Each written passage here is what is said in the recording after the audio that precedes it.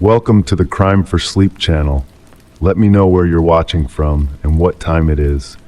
And don't forget to like, comment, and subscribe. Story 1, the paperwork was clear. She had bought the house fair and square, but the night she moved in, she found a suitcase by the door, clothes still folded inside, a toothbrush in the bathroom. Assuming the previous owner had forgotten it, she called the real estate agent. The answer made her stomach drop. That's impossible. No one lived there before you.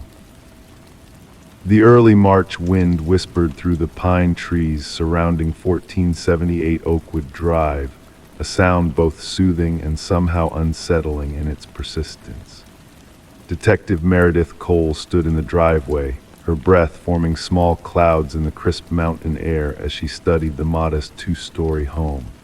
There was nothing particularly remarkable about the structure: pale blue siding, white trim, a covered porch with a swing that creaked softly with each gust of wind. Just another house in the quiet neighborhood of Pine Haven, Colorado. Except this house had somehow acquired two owners. The case file in Meredith's hands was thin, almost disappointingly so.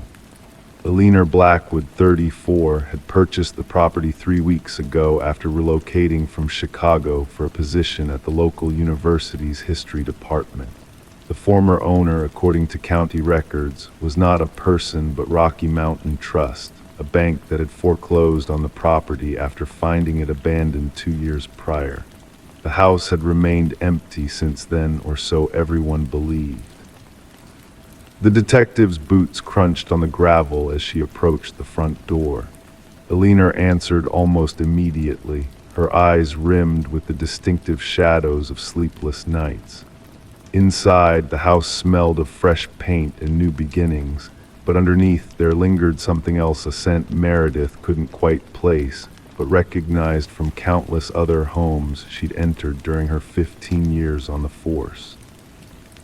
It was the subtle fragrance of someone's life, an olfactory fingerprint that persists even after they're gone. "It's still here," Eleanor said quietly, leading Meredith to a small room off the kitchen that had been converted to a makeshift home office. The suitcase sat open on a folding table, a weathered brown leather piece with brass fixtures that had seen better days. Inside were men's clothes, neatly folded, jeans, flannel shirts, a worn leather wallet containing no identification, just a faded photograph of a lake surrounded by mountains that Meredith recognized as Crescent Lake, about 30 miles north. "And you found this the night you moved in?" Meredith asked, her voice intentionally measured and calm. "Yes, but that's not all." Eleanor's voice trembled slightly as she led the detective through the house. The toothbrush in the master bathroom, coffee in the kitchen cabinet, not mine, and sometimes I hear footsteps upstairs when I'm down here alone. Meredith nodded, making notes in her small spiral notebook with practiced detachment. She had heard similar stories before, usually explained by old pipes, settling foundations, or the overactive imagination of someone living alone for the first time. But the suitcase, that was something tangible, something that couldn't be dismissed as easily as creaking floorboards. "Have you noticed anything missing, anything out of place besides these items?" Eleanor shook her head, then hesitated. "No, but sometimes when I come home, things are not exactly where I left them. A book moved slightly on the shelf, my coffee mug on a different counter than where I'm certain I left it." The windows in the living room provided a perfect view of the dense woods behind the property, beautiful in the daylight, but undoubtedly isolating after dark. Meredith made a note to check if there were any reports of squatters or break-ins in the area, though that wouldn't explain why someone would bring possessions in rather than take them out. Back at the station, Meredith spread the contents of the case file across her desk. The property's history was unremarkable until she reached the foreclosure documents. The previous owner before the bank took possession was listed as James Thornfield, a name that triggered no immediate recognition. According to the paperwork, Thornfield had simply stopped making payments 2 years ago, and when bank representatives visited the property, they found it vacant with no forwarding address. A search through the department database revealed no missing persons report for anyone named James Thornfield. No criminal record, no death certificate filed in the county. It was as if the man had simply vanished, leaving behind only a suitcase and the lingering impression of his presence. 3 days later, Meredith returned to the house with a photograph she'd obtained from the DMV. Alina confirmed she had never seen the man in the image, a 40-something male with dark hair graying at the temples and eyes that seemed to look through the camera rather than at it. "What happened to him?" Alina asked, her voice hushed as if they were discussing something sacred. "That's what we're trying to determine," Meredith replied, though privately she was beginning to wonder if they ever would. The detectives' next stop was Crescent Lake, following the only lead they had the photograph in the wallet. The lakeside community was small, primarily vacation cabins and a few year-round residents. At the general store, the elderly proprietor studied the DMV photo with narrowed eyes before recognition flickered across his weathered face. "That's Jim Thornfield, all right. Used to come up here fishing most weekends, had a special spot on the north side of the lake." The man leaned across the counter, lowering his voice. "Haven't seen him in a couple years, though. Figured he moved on like most folks eventually do." "Did he ever mention any problems, financial troubles maybe, or anyone who might have wished him harm?" The store owner shook his head slowly. Jim wasn't much for talking about personal matters, quiet type, always paid cash for his supplies. "Last time I saw him, he mentioned something about finally finding what he was looking for. Thought he meant a particularly elusive trout he'd been after. Now I wonder." Back in Pine Haven, Meredith expanded her search. Bank records showed Thornfield had withdrawn nearly all his savings just over $42,002 days before the last mortgage payment was made. His credit cards hadn't been used since. His cell phone service had been disconnected due to non-payment. It was the typical pattern of someone who had either chosen to disappear or been made to. Meanwhile, Alina reported that the unexplained phenomena in the house had continued. A radio turning on by itself, the distinct smell of coffee brewing early one morning when she was certain she hadn't set the timer, and most disturbingly, a notebook she didn't recognize appearing on her bedside table, containing hand-drawn maps of what appeared to be cave systems, though no locations were specified. When Meredith examined the notebook, something fell from between its pages, a small key attached to a tag with the numbers 1216 handwritten in fading ink. The detective's experience told her this was likely a storage unit key. 3 days of calling every storage facility within a 50-mile radius finally yielded results. Mountain Vista Storage, 15 miles outside of town, had a unit 1216 rented by James Thornfield. The manager informed her that the payments were made annually and the unit was paid through the end of the year. With a search warrant in hand, Meredith stood watching as the heavy padlock was cut away. The door rolled up to reveal a space that was meticulously organized plastic bins labeled by content, a small desk with a chair, walls covered with maps and photographs connected by red string in the classic style of an investigation board. But this wasn't a police investigation. This was something else entirely. "He thought he found something," the detective murmured as she carefully examined the materials. newspaper clippings about local legends, geological surveys, historical accounts of indigenous peoples who once inhabited the region, and at the center of it all, multiple references to something called the Threshold, apparently a cave system rumored to exist somewhere beneath the mountains surrounding Pinehaven. Among the papers was a journal, the final entry dated 2 years ago, just days before Thornfield had withdrawn his savings and disappeared. I've found it. After all this time, the threshold is real. The entrance is exactly where the Blackwood papers suggested. Tomorrow I make my descent.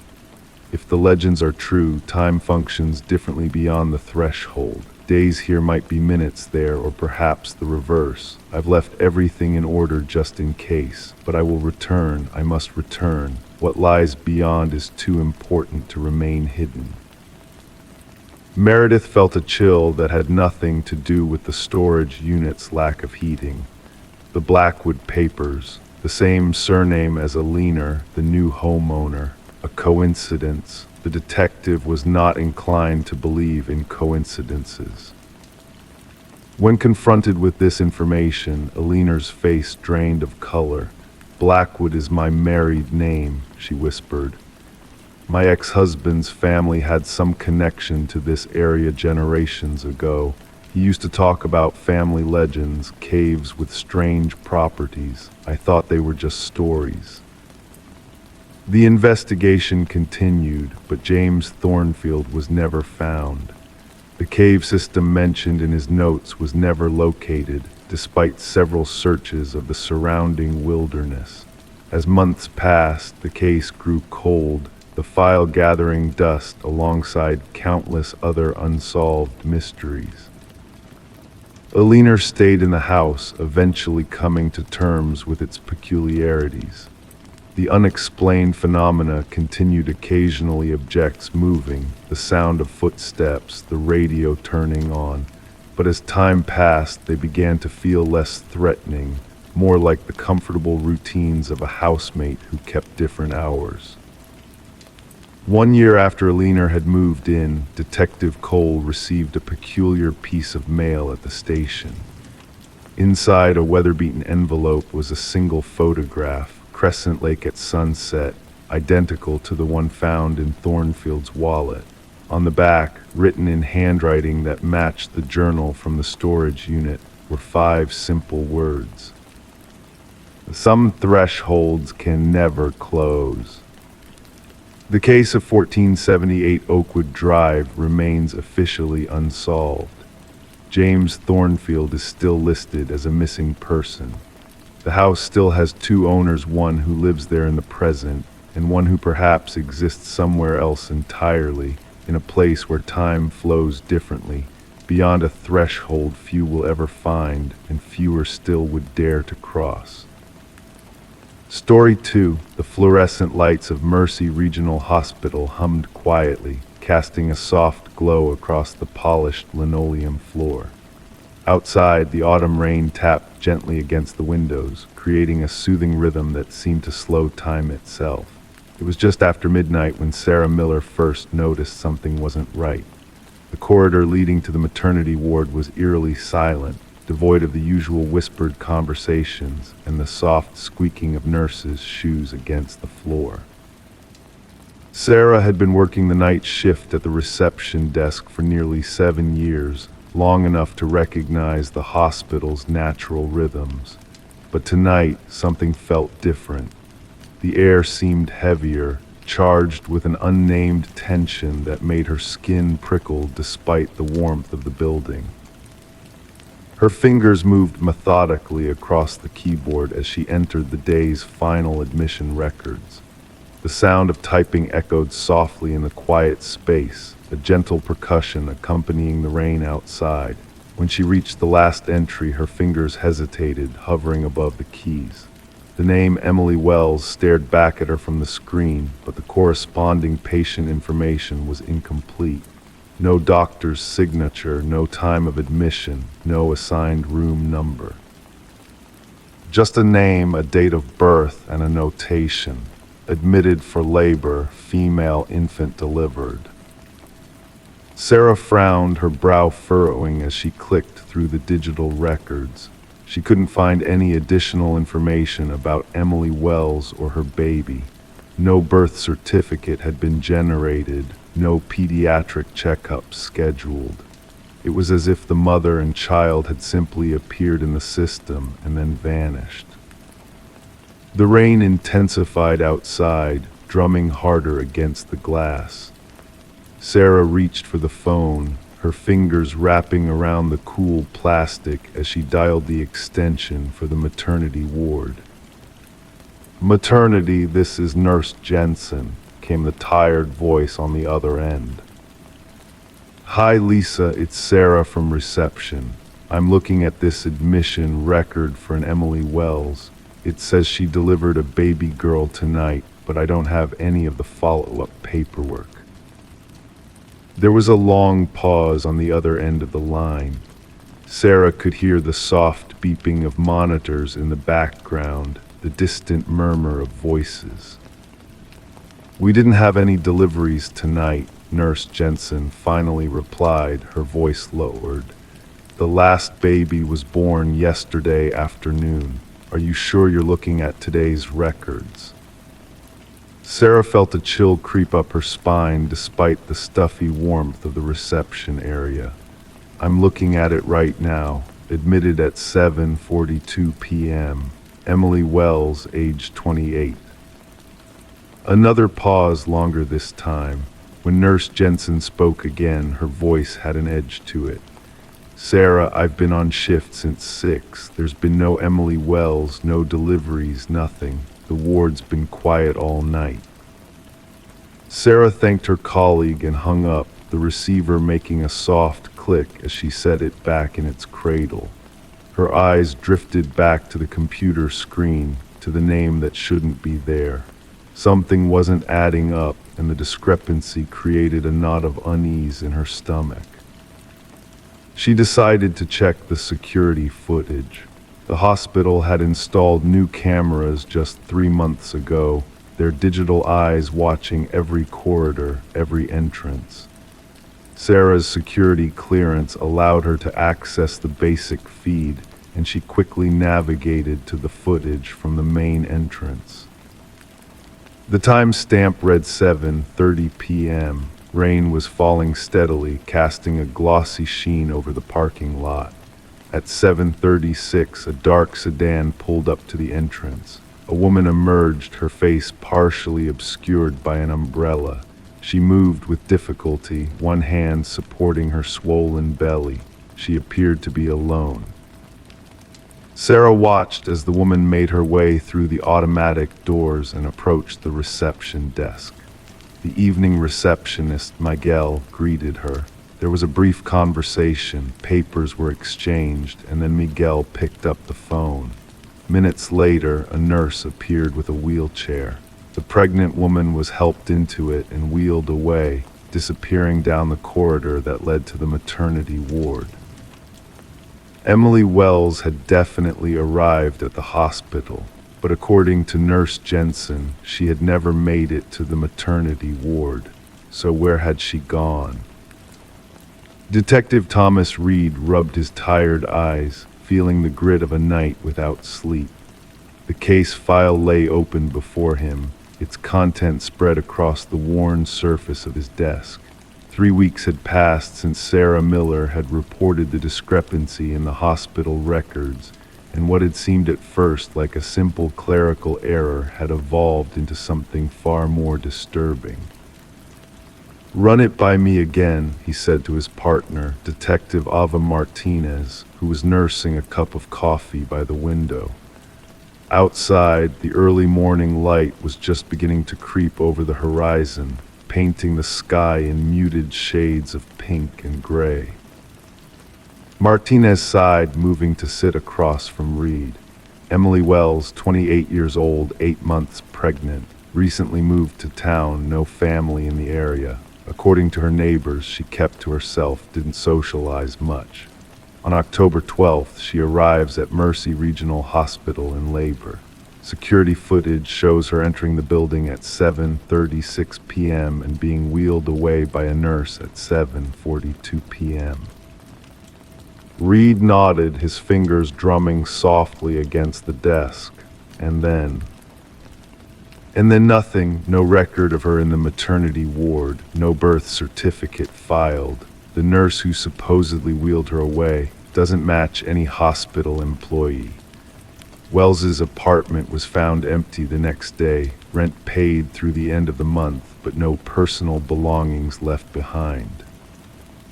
Reed picked up a photograph from the File A still from the security footage showing the woman they believed to be Emily Wells.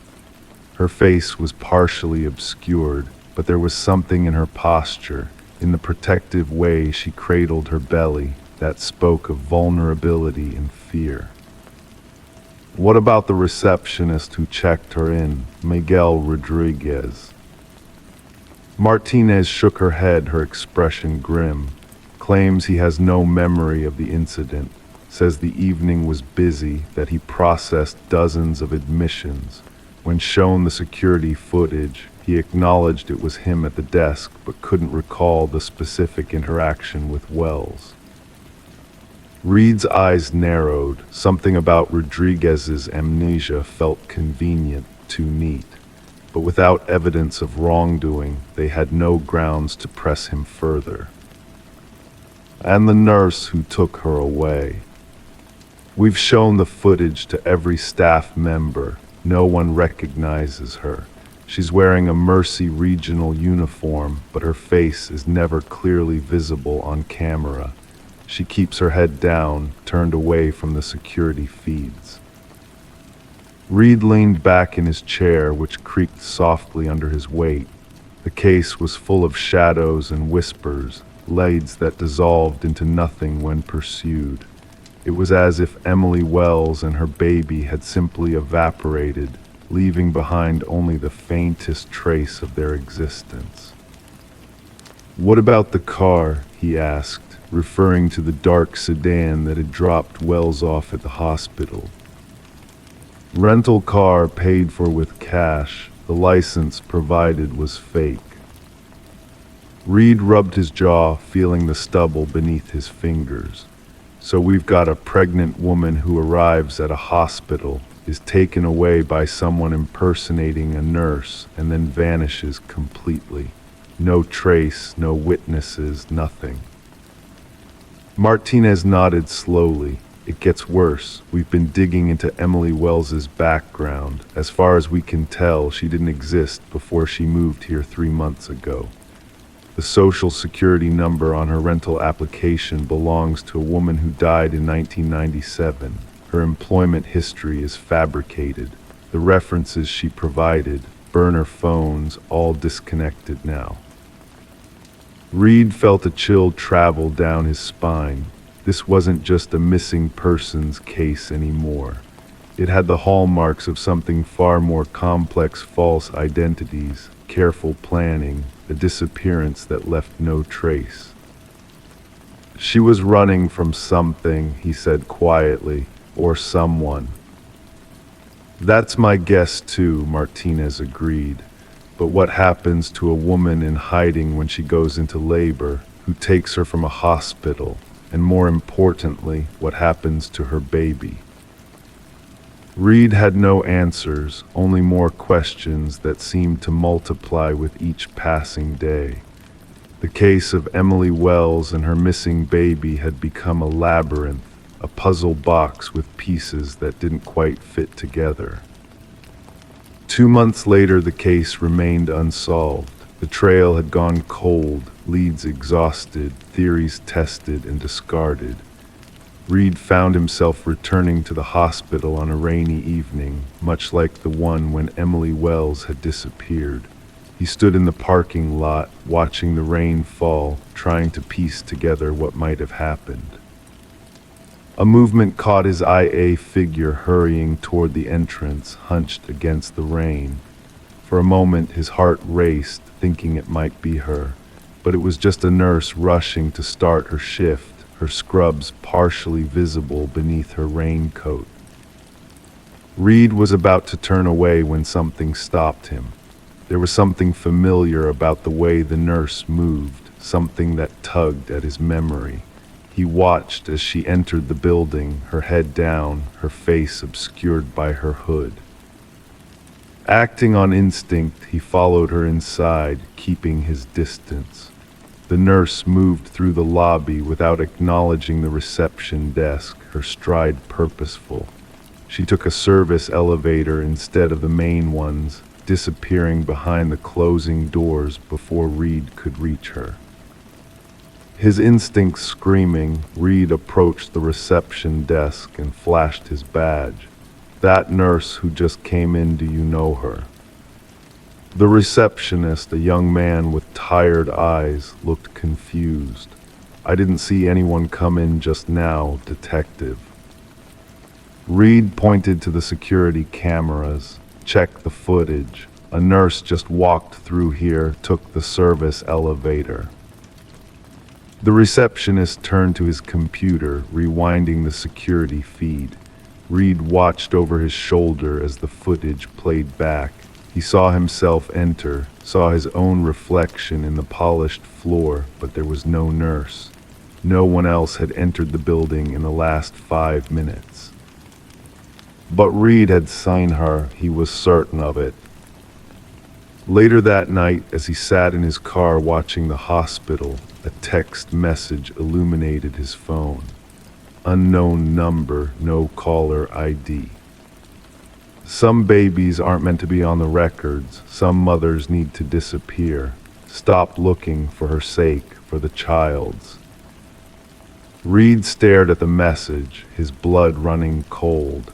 Before he could respond or trace the number, the message deleted itself, leaving his screen blank. In the days that followed, the case of Emily Wells and her missing baby was officially classified as inactive. The file was archived, the investigation suspended indefinitely. On paper, it appeared to be just another unsolved mystery, another case that time and circumstance had rendered impenetrable. But Detective Reed couldn't let it go. In quiet moments, when the office was empty and the night pressed against the windows, he would open the file again, studying the grainy image of Emily Wells as she entered the hospital. He would think about the nurse he had seen but couldn't prove existed, about the text message that had vanished as quickly as it had appeared.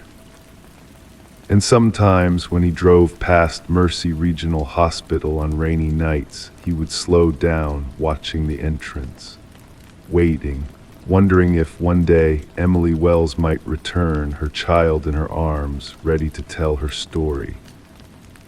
But some stories remain untold, some mysteries persist, defying resolution.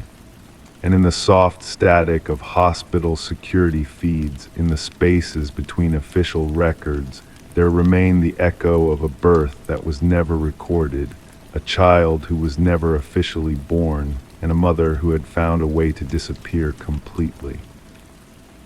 The baby that wasn't on the records would grow up without a history, without a paper trail. Perhaps that was by design. Perhaps, in some cases, invisibility was the greatest protection of all. Story 3, he picked up the rental, adjusted the seat, and started the engine. The GPS flickered to life with a preset route. The last location entered was his own home. The late afternoon sun cast long shadows across the airport parking lot as Jonathan Mills pulled the white sedan onto the main road.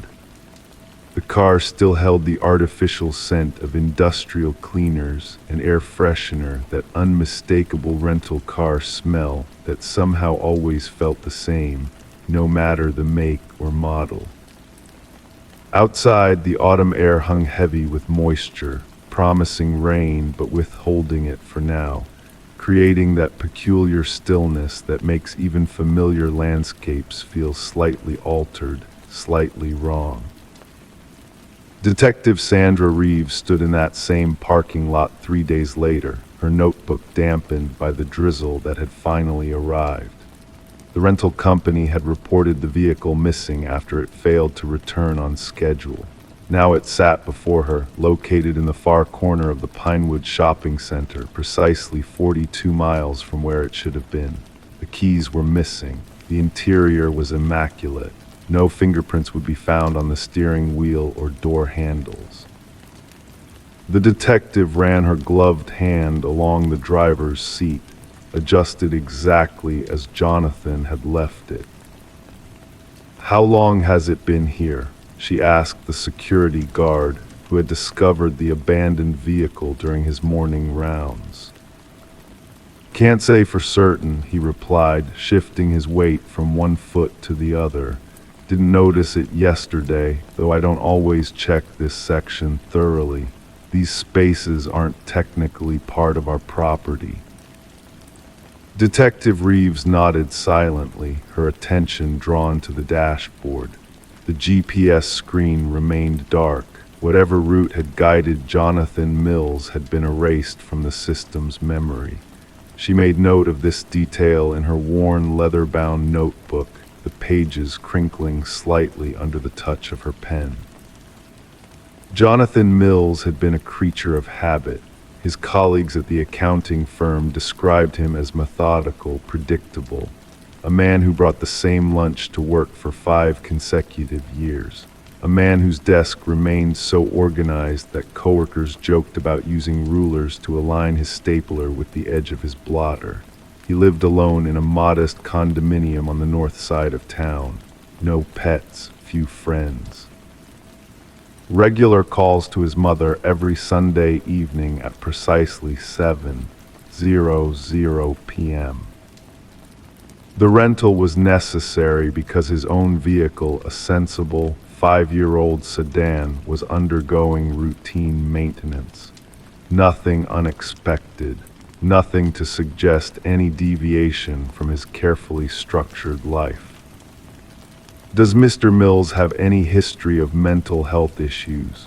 Detective Reeves asked his supervisor, a nervous man with thinning hair who kept adjusting his tie as they spoke in the fluorescent-lit conference room of Mills Accounting and Tax Services, no relation to Jonathan, despite the coincidental name. "Not that I'm aware of," the supervisor replied.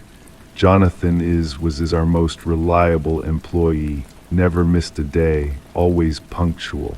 Clients request him specifically for their tax preparation." The detective nodded, making another note, present tense shifting to past, then back again. The uncertainty of status that accompanies disappearances, neither confirmed alive nor confirmed deceased, existing in linguistic limbo.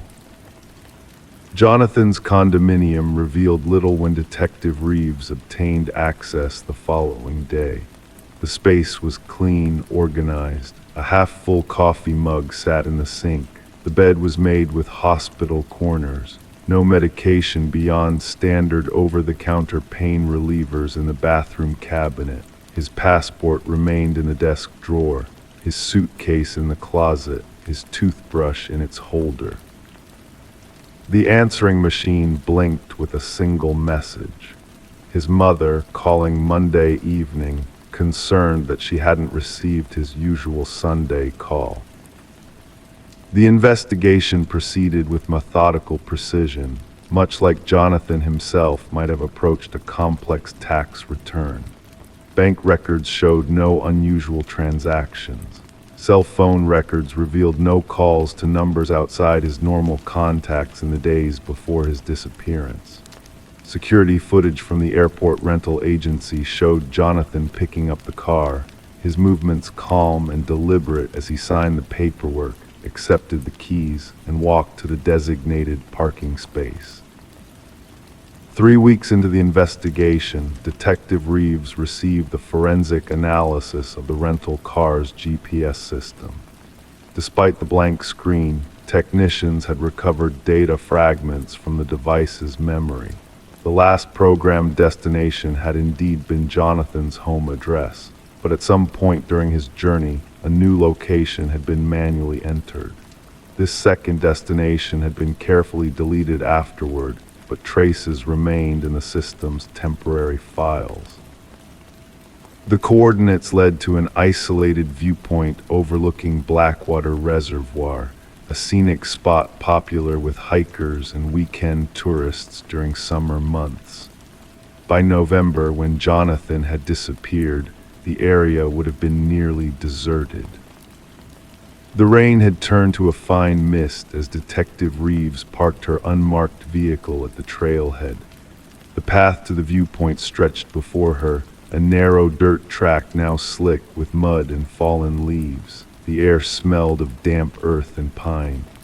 The sound of her footsteps seemed unnaturally loud in the surrounding stillness, punctuated only by occasional bird song and the distant whisper of water. The viewpoint itself was unremarkable, a small clearing with a wooden bench facing the expanse of the reservoir below. No barriers separated visitors from the steep drop to the water. No signs warned of danger beyond the standard cautions about wildlife and littering. Detective Reeves stood at the edge, her eyes scanning the dark surface of the water far below. The search team had already examined this area 3 days earlier. No body had been recovered. No personal effects had been found. Just this empty bench and the vast, unblinking eye of the reservoir revealing nothing. As she turned to leave, something caught her attention. A small pile of stones, arranged with obvious deliberation at one end of the bench. 5 stones stacked upon each other in decreasing size. The type of marker hikers sometimes use to indicate a trail, except this formation served no such purpose here on the established viewpoint. Carefully, Detective Reeves photographed the stones before examining them more closely. The bottom stone, largest of the 5, had something etched into its surface.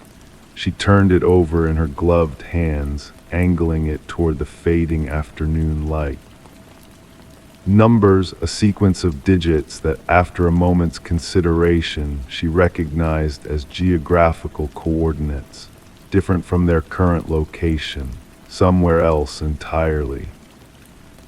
2 days later, those coordinates led Detective Reeves to a small private airport in a neighboring county, a facility catering to charter flights and wealthy individuals with their own aircraft.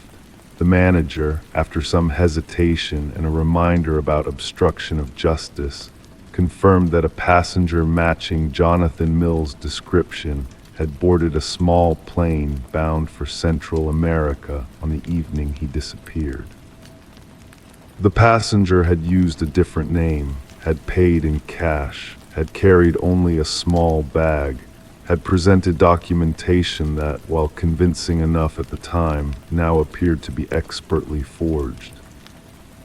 He seemed perfectly calm, the manager recalled, reviewing the security footage with Detective Reeves. Nothing about his behavior suggested any distress or urgency. On screen, the figure who might be Jonathan Mills moved with the same methodical precision that had characterized his life. Shoulders straight, steps measured, no hesitation as he approached the waiting aircraft. Further investigation revealed a series of subtle financial maneuvers over the preceding 2 years. Small amounts expertly concealed within legitimate transactions. Nothing that would trigger automatic alerts, nothing that would appear suspicious to casual observation. In total, however, they amounted to a considerable sum, over $700,000, transferred through a complex network of accounts before disappearing entirely from the traceable financial system. 6 months later, an international banking alert identified a man matching Jonathan's description, opening an account in a small coastal town thousands of miles away. The photograph attached to the account showed subtle differences of beard, longer hair, tanned skin, but facial recognition software calculated a 92% probability match. By then, Detective Reeves had moved on to other cases. The Mills investigation remained officially open but inactive. She kept the file in her desk drawer, occasionally reviewing the notes during quiet moments between more pressing matters.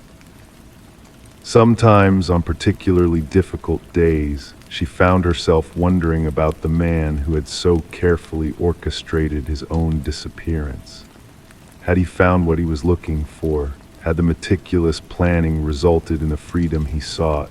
Or had he discovered that one cannot escape oneself, even after traveling thousands of miles under a new identity? The rental car remained in police impound for 1 year before being released back to the company. It was thoroughly cleaned, serviced, and returned to the airport fleet. Its GPS system was reset to factory settings, erasing all traces of its previous journeys. Within days, another traveler adjusted its seat, started its engine, and drove away with no awareness of the role this ordinary white sedan had played in an extraordinary disappearance. The stone with the etched coordinates remained in an evidence box, one small puzzle piece in a mystery that would never be fully solved. A deliberate breadcrumb left by a man who wanted someone, eventually, to understand that he hadn't vanished, he had simply chosen a different destination. Story 4. The afternoon sun filtered through the blinds of Olivia Mason's kitchen, casting tiger-striped shadows across the granite countertop. She moved with the unhurried rhythm of someone without pressing concerns, her fingertips tracing the edge of her empty coffee cup. The local news hummed softly in the background, a familiar anchor's voice rising and falling like gentle waves against the shore of her attention. Outside, the wind rustled through the maple trees that lined her quiet suburban street in Millfield, Connecticut. Olivia's day had been unremarkable until that moment. Now, as she held the small plastic card between her trembling fingers, time seemed to slow to a crawl. Her driver's license reflected the kitchen light, making the laminate surface gleam. Everything about it was familiar: the blue background, the identification number, her name printed in black sans serif font. But the face staring back at her belonged to someone else entirely. A woman with sharp features and dark eyes gazed at the camera.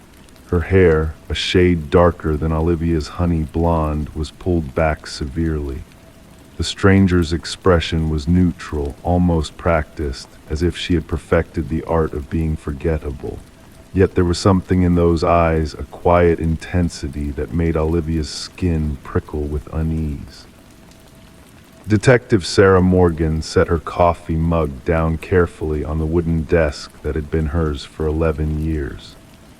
The station hummed with the subdued energy of a Tuesday morning phones ringing distantly, the soft murmur of conversation from the break room, the occasional squeak of shoes against the linoleum floor.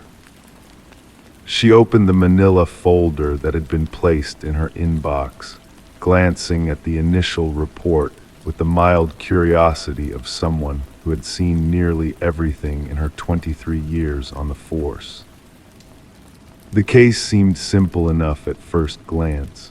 A woman reported her wallet stolen from Lucia's, an upscale Italian restaurant downtown. The wallet was returned the next day through the restaurant's lost and found. Nothing appeared to be missing: credit cards, cash, membership cards, all accounted for. But the driver's license had been replaced with a counterfeit bearing a different person's photograph. Sarah's interest deepened as she read further. The victim, Olivia Mason, 34, worked as a data analyst at MedTech Solutions, a mid-sized healthcare software company. No criminal record, no known enemies. Single, lived alone in a house she'd inherited from her grandmother 3 years ago. Nothing about her life suggested she would be the target of such a peculiar crime. The detective's fingers hovered over her keyboard, the gentle tapping of keys punctuating the quiet of the morning as she began to search databases for similar incidents. Something about this case tugged at her a loose thread that, if pulled, might unravel into something more significant than a simple theft. 3 similar cases had been reported across the state in the past 8 months. In each instance, the victim had their wallet briefly stolen, only to have it returned with a driver's license featuring a different person's photograph. The faces were always different, but the modus operandi remained consistent. None of the victims knew each other, and none had any obvious connections.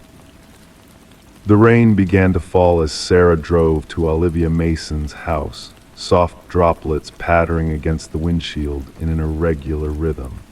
The detective's mind processed the information she had gathered, trying to form connections between disparate pieces.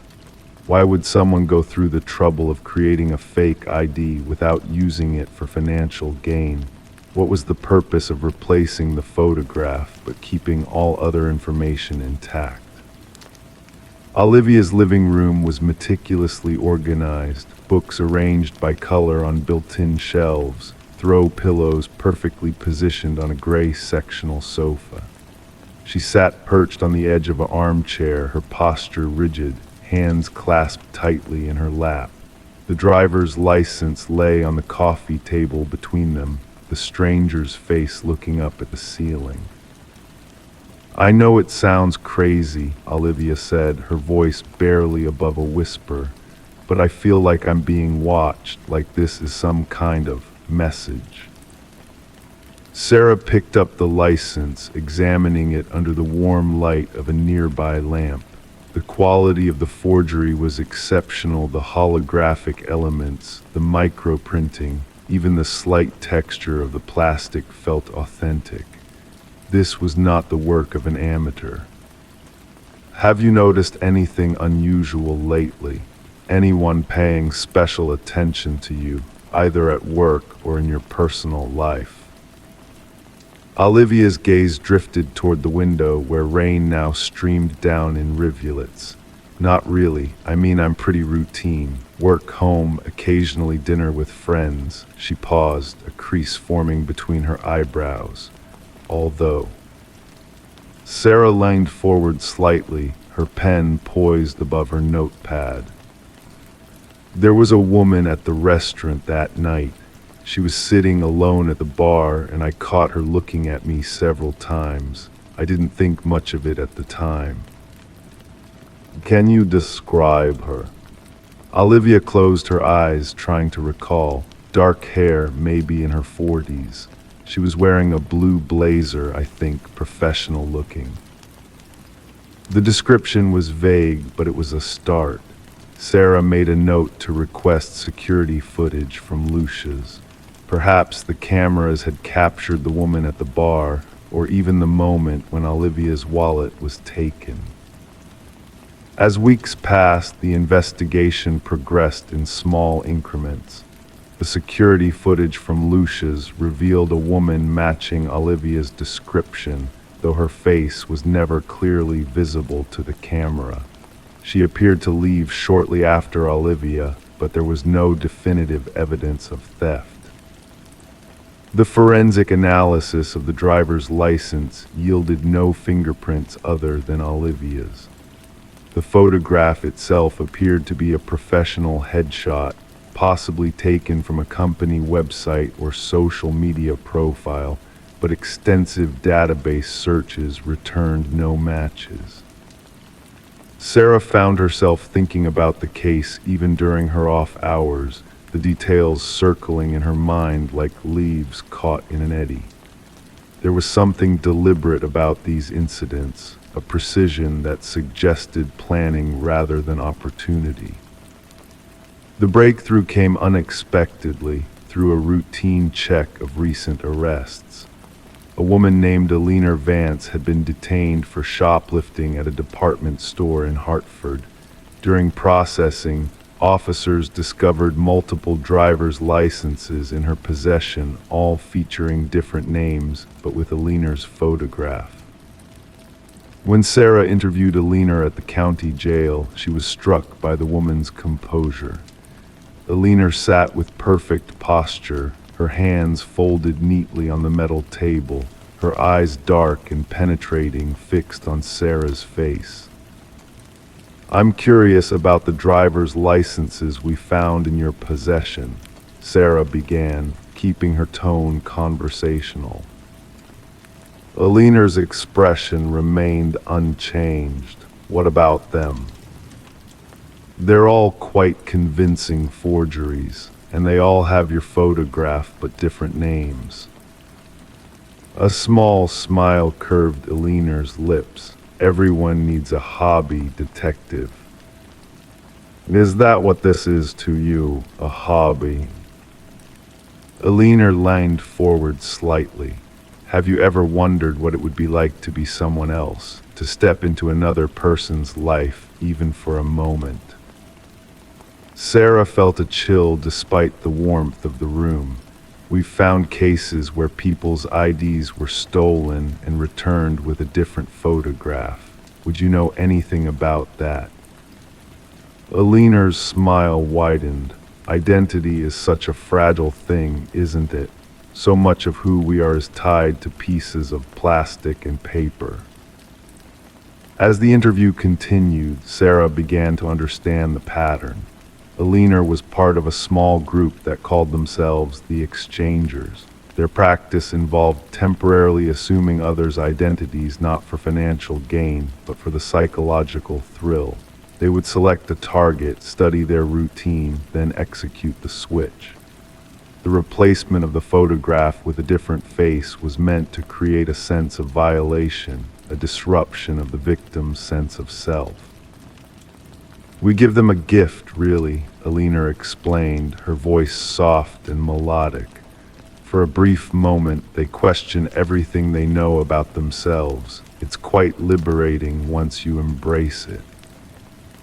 The investigation eventually identified 5 members of the Exchangers, including the woman who had targeted Olivia Mason. They were charged with identity theft, forgery, and conspiracy, though their motives remained incomprehensible to those outside their circle. For Olivia, the resolution of the case brought a mixture of relief and lingering unease. The knowledge that she had been selected, studied, and deliberately targeted left her with a persistent feeling of vulnerability. She installed new locks, changed her routines, and began the process of reclaiming her sense of security. Detective Sarah Morgan filed her final report on a Thursday afternoon, the case officially closed. Yet as she placed the folder in the cabinet, she couldn't shake the memory of Alina Vance's parting words during their last interview. "We all wear masks, detective. Some are just more visible than others." In the quiet of her kitchen, Olivia sometimes found herself taking out her new driver's license, the one with her own face restored, and studying it in the fading light. She would trace the outline of her features with her finger, reassuring herself of her own identity. But occasionally, just for a moment, she would catch a glimpse of her reflection in the window and wonder if the person looking back was really her at all. Story 5. The gravel crunched softly beneath her tires as Sarah Morgan's car wound its way up the narrow mountain road. Autumn leaves spiraled down in the amber light of late afternoon, dancing across her windshield before disappearing into the dense forest that pressed in from both sides. The rental cabin, a secluded A-frame nestled in the Blue Ridge Mountains of North Carolina, was supposed to be her sanctuary for the weekend, a place to decompress after months of grueling work deadlines and the messy aftermath of her divorce. The property management company had been clear in their instructions. Check-in was at 4 p.m., no earlier. The cleaning crew would be finishing up until then. Sarah had timed her 3-hour drive perfectly, pulling into the small clearing that served as a driveway at precisely 4:05 p.m. The cabin stood silent before her, its dark wooden exterior blending into the surrounding pines, large windows reflecting the dying sunlight. She stepped out of her car, breathing in the crisp mountain air that carried the faint scent of pine needles and wood smoke. Something felt off immediately, a stillness that seemed too complete, too intentional. The cleaning crew's vehicle was nowhere to be seen, which struck her as odd given that they should have just finished. Perhaps they had already left. Sarah retrieved her weekend bag from the trunk and made her way up the stone path to the front door. The key was where it was supposed to be, hidden in a small lockbox attached to the railing. She punched in the code the management company had provided, and the box clicked open. The metal key was cold against her fingertips as she slid it into the lock. The door swung open with a gentle creak. Sarah reached for the light switch, and warm light flooded the open concept living area.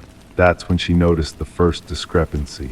The cabin wasn't just clean, it was lived in. A plush throw blanket was draped casually over the arm of the leather sofa. A novel lay open, face down on the coffee table, its spine creased from use. The fireplace contained the gray ashes of a recent fire, a few embers still glowing faintly orange in the grate. "Hello," Sarah called out, her voice sounding unnaturally loud in the quiet space. No response came. She moved cautiously into the kitchen area, where the sight that greeted her made her stop short. The refrigerator door stood slightly ajar, a soft light spilling out from inside. When she pulled it open, she found it fully stocked fresh produce, milk, eggs, a bottle of white wine, and containers of what looked like home-cooked meals. On the counter beside the refrigerator sat a mug, steam still rising from what appeared to be freshly brewed coffee. Sarah reached out to touch the ceramic surface. It was warm. Someone had been here, someone might still be here. The revelation sent a chill down her spine. She pulled out her phone to call the property management company, but the screen showed no service. The cabin's listing had mentioned spotty cell reception, with a landline available for emergencies. Sarah's eyes darted to the corner of the kitchen counter where a vintage rotary phone sat. She picked up the receiver and pressed it to her ear. The line was dead. Detective James Harmon arrived at the cabin 2 days later, on Monday morning. The early October sun filtered through the trees, casting dappled shadows across the crime scene tape that now surrounded the property. He had been called in from Asheville after a cleaning service arrived to find the cabin in disarray and Sarah Morgan missing. Harmon was a methodical man, known in the department for his attention to detail and calm demeanor. 23 years on the force had taught him that most mysteries had logical explanations, though they were often harder to uncover than television shows would have you believe. He stood in the cabin's kitchen, notepad in hand, surveying the scene. "Walk me through it again," he said to Officer Collins, the first responder who had secured the scene. Collins flipped open his own notebook. Property management company received a complaint on Saturday morning from Ms. Morgan, saying someone else seemed to be using the cabin. They told her there must be some mistake, that no one else was booked for the weekend. They offered to send someone out to check, but she declined, saying she'd be fine. "And that was the last contact?" Harmon asked, his pen hovering above his notepad. "Yes, sir. The cleaning service came in this morning to prepare for the next guests and found the place like this. No sign of Ms. Morgan, but her car is still here, and so is her luggage." Harmon moved slowly through the cabin, taking in the details. The coffee mug still sat on the counter, though empty now. The refrigerator remained stocked with food. The novel on the coffee table was gone, but in its place was a folded newspaper from 3 days prior. Most concerning was the small smear of what appeared to be dried blood on the bathroom doorframe, about waist height. "Did the management company say when the cabin was last occupied?" Harmon asked. "That's the thing," Collins replied, shifting his weight from one foot to the other. "According to their records, it hadn't been rented in 2 weeks. The cleaning crew came through after the last guests, and the place should have been empty until Ms. Morgan arrived." Harmon nodded slowly, processing this information. He moved to the bedroom, where Sarah's suitcase lay open on a luggage rack, clothes neatly folded inside, seemingly untouched. The bed was made with crisp linens, corners tucked with hotel precision. On the nightstand lay a leather-bound journal that hadn't belonged to Sarah, according to the property manager. Harmon slipped on latex gloves before carefully opening it. The journal contained handwritten entries dating back 6 months. The handwriting was neat, almost methodical, clearly not hurried or distressed. The entries detailed observations about the cabin, the surrounding woods, and occasional visitors. The final entry was dated the day before Sarah's arrival. "New guest coming tomorrow. Will observe from a distance this time." Detective Harmon felt the subtle shift in the case beneath his feet. What had appeared to be a possible missing persons situation was transforming into something more calculated, more disturbing. Someone had been watching the cabin, perhaps living in it between rentals, moving out temporarily when guests arrived, only to return once they departed.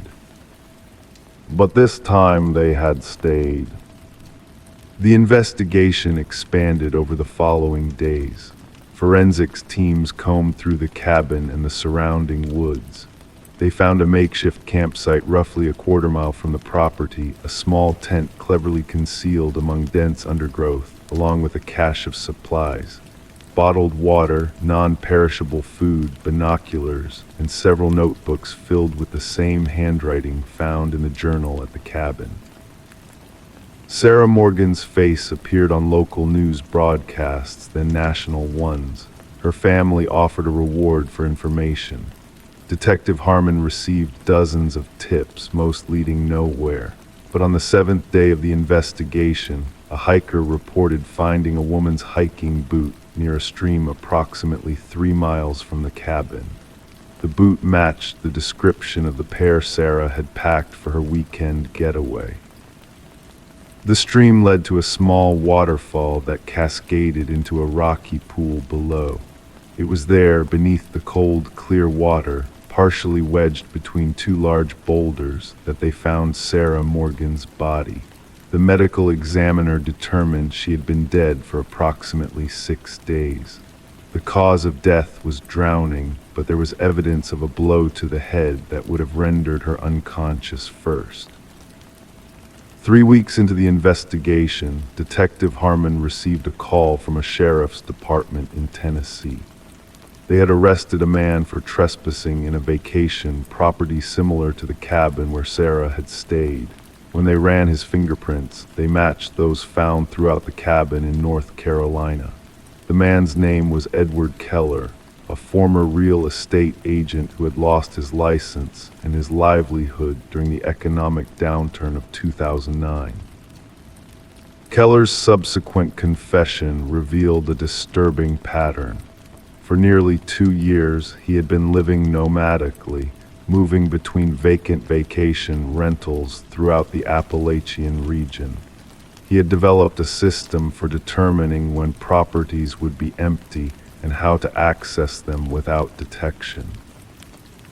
He kept meticulous notes on the cleaning schedules, management check-ins, and booking calendars, which he accessed through various means, including dumpster diving for discarded information and impersonating potential renters to gather details. What he hadn't planned for was Sarah Morgan's early arrival on that Friday afternoon. According to Keller, he had been in the process of clearing out his temporary residence when she pulled up. He hid in the bedroom closet, intending to slip out when she was distracted. But Sarah had sensed another presence in the cabin and began searching room by room. When she discovered him, he panicked and struck her with a heavy flashlight he had been carrying. Detective Harmon sat in the witness box 15 months later, testifying at Keller's trial. As he recounted the details of the investigation, his eyes occasionally drifted to the empty chair where Sarah Morgan's family sat day after day, seeking closure and justice for a weekend getaway that had ended in tragedy. The cabin still stands in the Blue Ridge Mountains, though it no longer appears on rental websites. Locals say it remains vacant, its windows dark even on the brightest days. Some claim that on quiet nights, when the wind blows just right through the trees, you can hear the soft clink of a coffee mug being placed on a counter, a sound that echoes through the empty rooms, a ghostly reminder of an uninvited guest who stayed too long. Story 6. It was her first night in the new place, and everything seemed fine until she noticed a closet door slightly open. Inside, hanging neatly, were men's jackets, freshly pressed. The landlord had told her the last tenant had moved out, so why were his things still there? The quiet hum of the refrigerator was the only sound in Rebecca Larson's new apartment as she unpacked her final box of belongings. Outside, the autumn dusk had settled over the small New England town of Millfield, casting long shadows through the half-dressed windows. A gentle rain had begun to fall, creating a soothing patter against the glass that seemed to whisper welcome to the newest resident of the Parkview Apartments. Rebecca had moved to Millfield for a teaching position at the local community college. The apartment was perfect, affordable, close to campus, and with just enough character to feel like home. The hardwood floors creaked pleasantly beneath her feet as she moved from room to room, arranging her possessions and imagining the life she would build here. Detective Thomas Mercer would later note in his official report that Rebecca's first 24 hours in apartment 4B passed without incident. It was only on the second evening, as she was hanging her clothes in the bedroom closet, that she first sensed something wasn't quite right. The closet was unusually deep, extending back farther than seemed necessary for a one-bedroom apartment. As Rebecca pushed her summer dresses toward the back to make room for her winter coats, her fingers brushed against something that shouldn't have been their fabric that wasn't hers. Pushing aside her clothes, she discovered 3 men's suit jackets hanging neatly on wooden hangers. They were expensive-looking, well-maintained, and smelled faintly of cedar and cologne. Rebecca stood motionless, her hand still touching the sleeve of one jacket. The landlord, Mr. Kavanaugh, had assured her that the previous tenant had vacated the property completely. She had even received the apartment professionally cleaned before her arrival, so why would someone's clothes remain? That night, Rebecca called her sister in Boston. Maybe they were just forgotten, her sister suggested reasonably. Call the landlord tomorrow and ask him to remove them. Rebecca agreed, but something about those jackets, the way they were positioned so deliberately, not forgotten but placed, left her feeling unsettled. She closed the closet door firmly before going to bed, but found herself waking several times during the night, certain she had heard it creaking open. The following morning, Rebecca called Mr. Kavanaugh. "Previous tenant's clothes, no, that can't be right," he said, his voice crackling through the phone. "James cleared everything out when he left. I supervised the move myself." "James?" Rebecca asked. It was the first time she'd heard the previous tenant's name. "James Whittaker," Mr. Kavanaugh said. "Nice young man, quiet, kept to himself. Lived here for about 3 years before moving out west for work. California, I think he said. Rebecca described the jackets, and Mr. Kavanaugh promised to stop by that afternoon to remove them. But when he arrived and Rebecca led him to the closet, the jackets were gone. "Are you sure they were here?" Mr. Kavanaugh asked, peering into the now empty back section of the closet. Rebecca felt a chill travel up her spine. Yes, 3 suit jackets, they were right here. Mr. Kavanaugh's expression shifted from confusion to concern. "Look, Miss Larson, moving can be stressful. Sometimes our minds play tricks on us when we're in new surroundings." But Rebecca knew what she had seen. After Mr. Kavanaugh left, she searched the entire apartment, looking for any sign of the missing jackets or where they might have been moved to.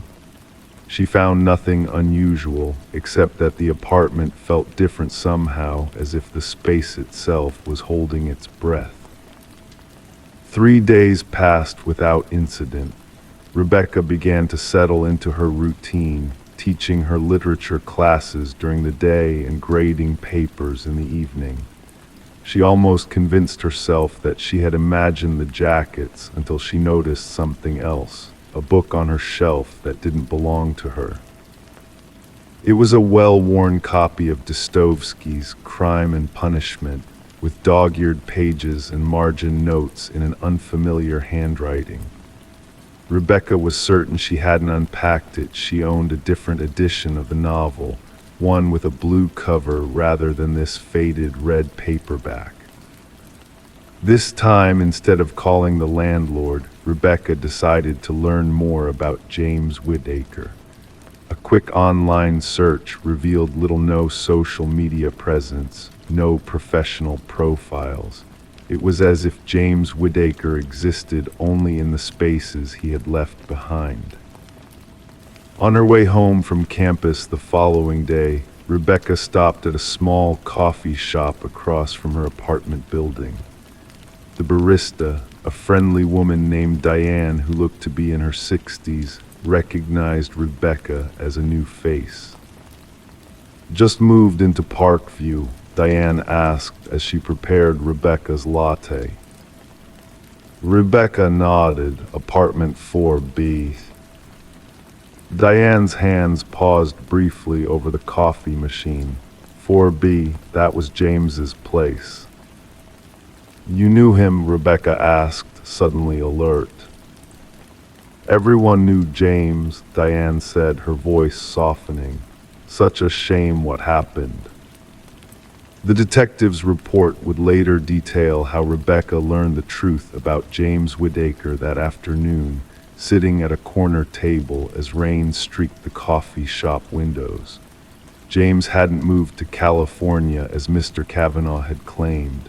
6 months earlier, James Whittaker had been found dead in his car at the bottom of Miller's Creek, just outside of town. The official ruling was suicide, but there were whispers around town, whispers about a man who had no reason to take his own life, about inconsistencies in the investigation, about how quickly the case was closed. "The strangest thing," Diane said, leaning closer across the table, "was that they never found his wallet or his phone. And James always carried 3 things with him: his wallet, his phone, and his house keys." That night, Rebecca couldn't sleep. She sat in her living room, James's living room, with the lights on until dawn.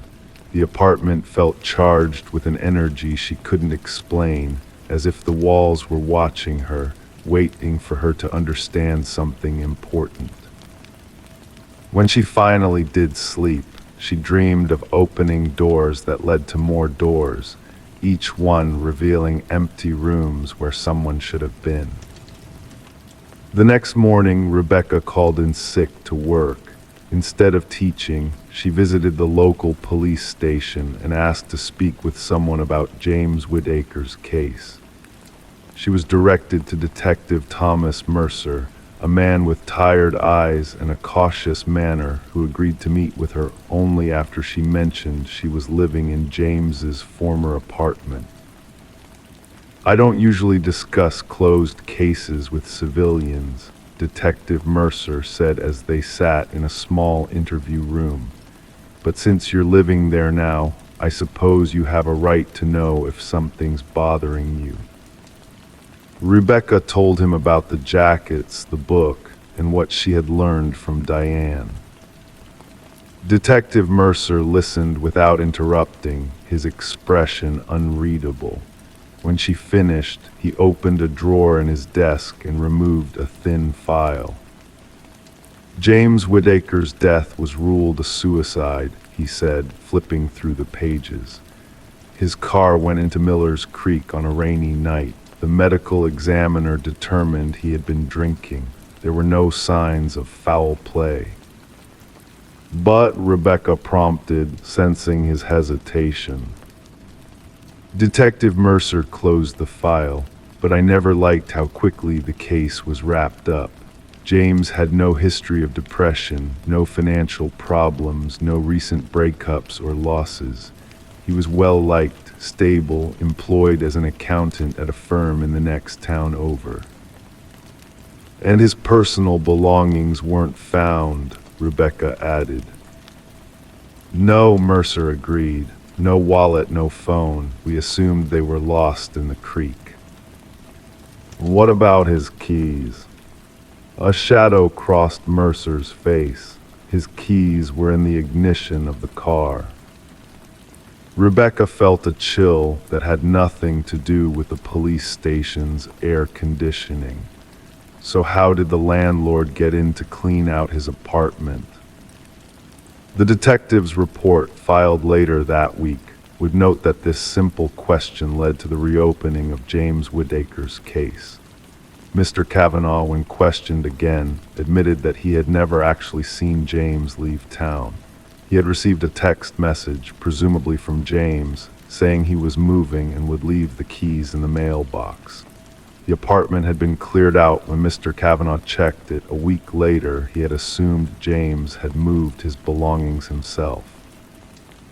Forensic technicians returned to apartment 4B, where Rebecca had been staying with a friend since her meeting with Detective Mercer. They found traces of blood, microscopic amounts that had seeped between the floorboards and had been missed in the initial cursory inspection of the apartment after James was found dead. They also found something else, James's wallet and phone, hidden in a small compartment behind a loose baseboard in the bedroom closet, the same closet where Rebecca had first seen the jackets. The phone contained text messages sent after James's death, including the one to Mr. Kavanaugh about moving away. It also contained photos of James with a man named Eric Folsom, a coworker at the accounting firm who had been helping James investigate financial irregularities in one of their major clients' accounts.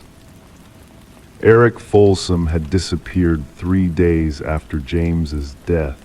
His credit card was last used to purchase a plane ticket to Mexico. He was now the primary suspect in what had been reclassified as a homicide investigation. As for the jackets and the book that had appeared and disappeared in Rebecca's apartment, Detective Mercer had no explanation to offer. The official report made no mention of them at all. 6 months later, Eric Folsom was apprehended trying to cross the border back into the United States. Evidence found on James's phone led to the discovery of a large-scale money laundering operation that had been running through the accounting firm. Eric confessed to killing James in apartment 4B after James had threatened to go public with what they had discovered. Rebecca never moved back to apartment 4B sometimes, on rainy evenings when the wind blows a certain way through the trees of Millfield.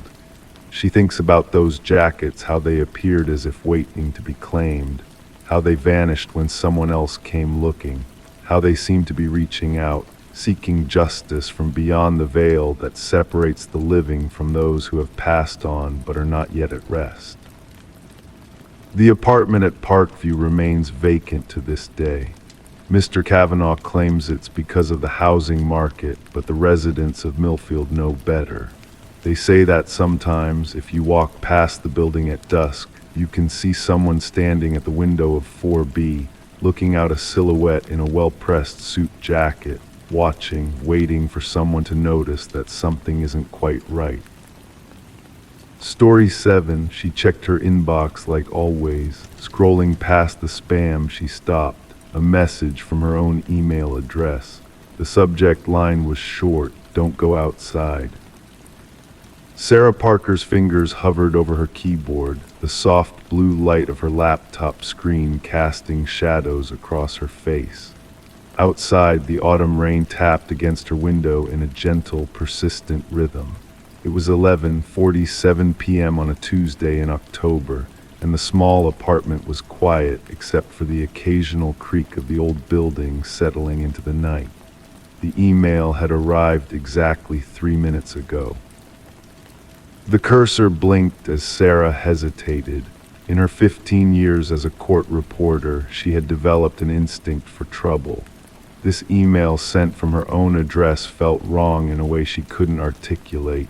She glanced at her phone, considered calling someone, then looked back at the screen. With a deep breath that seemed to fill the silent room, she clicked. The message contained only 5 words. They know what you transcribed. Detective Marcus Reed rubbed his tired eyes as he reviewed the case file the next morning.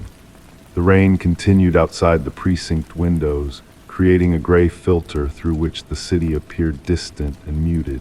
The desk lamp cast a warm circle of light on the scattered papers before him. Sarah Parker's statement lay on top, written in the precise handwriting of someone who had spent years capturing other people's words.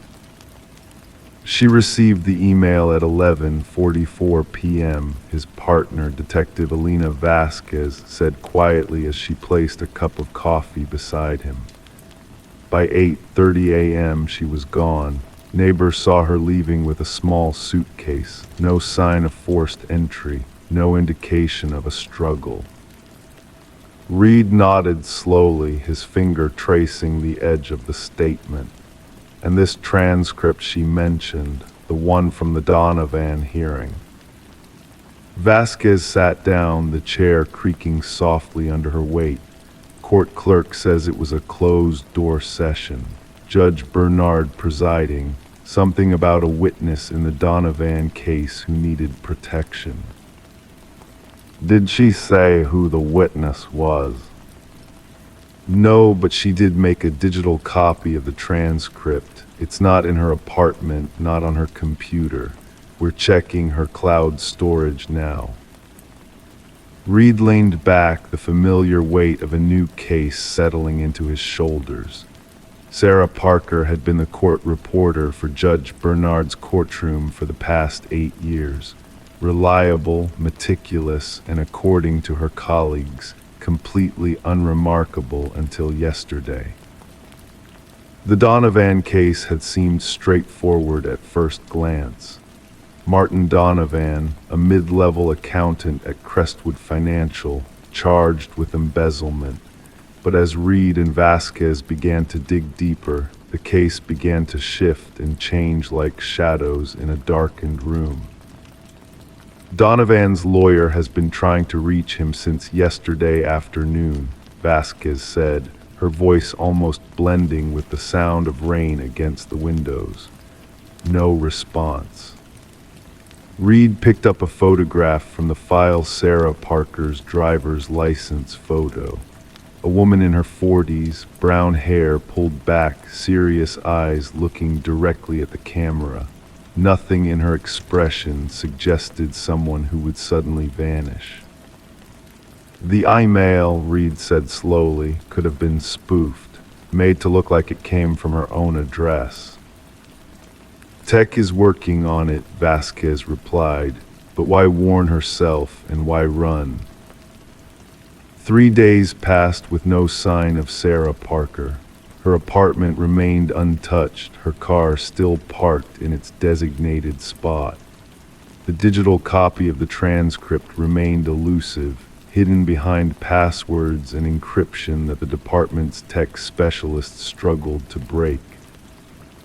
On the fourth day, as the rain finally cleared and weak sunlight filtered through the precinct windows, Reed received a call. A package had arrived at the front desk, addressed to him personally. Inside was a USB drive and a handwritten note, "The truth is in what wasn't said." The drive contained a single audio file, the raw recording from the Donovan hearing. As Reed and Vasquez listened, the voices of Judge Bernard, the lawyers, and Martin Donovan filled the small conference room. The conversation followed the expected pattern of a routine hearing until there was a pause, a moment of silence that lasted just long enough to be noticeable. "Play it again," Reed said, leaning forward. "That section right after the judge asks about the evidence." They listened again. In the silence, almost imperceptible, was the sound of paper being passed across a table. Words exchanged too quietly for the microphone to catch. "Something happened off the record," Vasquez said, her voice barely above a whisper.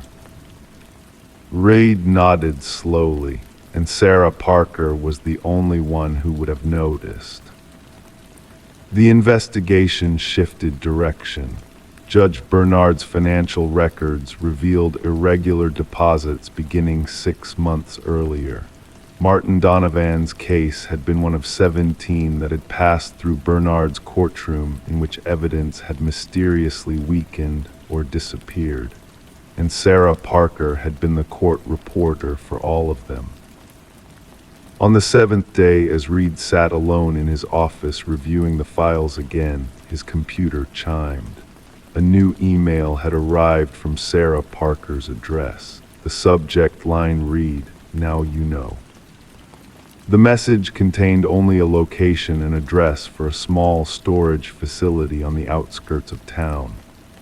Inside Unit 247, they found a carefully organized collection of evidence, copies of the altered transcripts, recordings, and a journal detailing Sarah's gradual realization that Judge Bernard was systematically obstructing justice in cases involving certain defendants. Sarah Parker herself was nowhere to be found. Her bank accounts remained untouched. Her passport had not been used. It was as if she had simply dissolved into the autumn air. 2 weeks later, Judge Bernard was arrested on charges of obstruction of justice and accepting bribes. Martin Donovan agreed to testify against a network of financial criminals who had been paying to have their cases handled by Bernard's courtroom. The careful system of corruption unraveled slowly, revealing threads that led to places higher than anyone had anticipated. As winter approached, Reed continued to search for Sarah Parker. Her name appeared on no passenger manifests, no hotel registrations, no rental agreements. The only trace of her existence was the occasional email sent from her address, always brief, always containing a new piece of evidence that helped build the case against the corruption she had uncovered. "Do you think we'll ever find her?" Vasquez asked one evening as they closed another day of investigation. Reed looked out at the city lights, now reflected in the puddles left by the season's first snow. "I think she doesn't want to be found," he said quietly. "I think she knew exactly what she was doing when she disappeared." The last email arrived on the day of Judge Bernard's arraignment. It contained no text, only an image, a newspaper clipping about the case, photographed against the background of a cafe table. In the blurred reflection of the window beside the table, a woman with brown hair pulled back could be seen, her face turned away from the camera. Sarah Parker had become a ghost, present only in the evidence she had left behind and the justice she had set in motion. Sometimes, Reed thought, the most powerful witness is the one who disappears, leaving only the truth in their wake. The case file remained open, but as the months passed, it gathered dust on a shelf in the precinct storage room. The story of the court reporter who exposed a corrupt judge became a whispered legend among the courthouse staff. And somewhere, perhaps, Sarah Parker was starting a new life, carrying with her the knowledge that sometimes the most important words are the ones that are never spoken aloud. The emails from her own address had stopped, but the echo of her warning, "Don't go outside," had transformed into something else entirely. A reminder that sometimes the most dangerous truths are the ones we carry within ourselves. Story 8. After a long day at school, her son walked in, dropped his backpack, and went straight to his room. Routine, normal, but when she called out to him, something in his voice felt off. She peeked into his room, her heart pounding. The boy sitting on the bed looked exactly like her son, but his eyes weren't the same.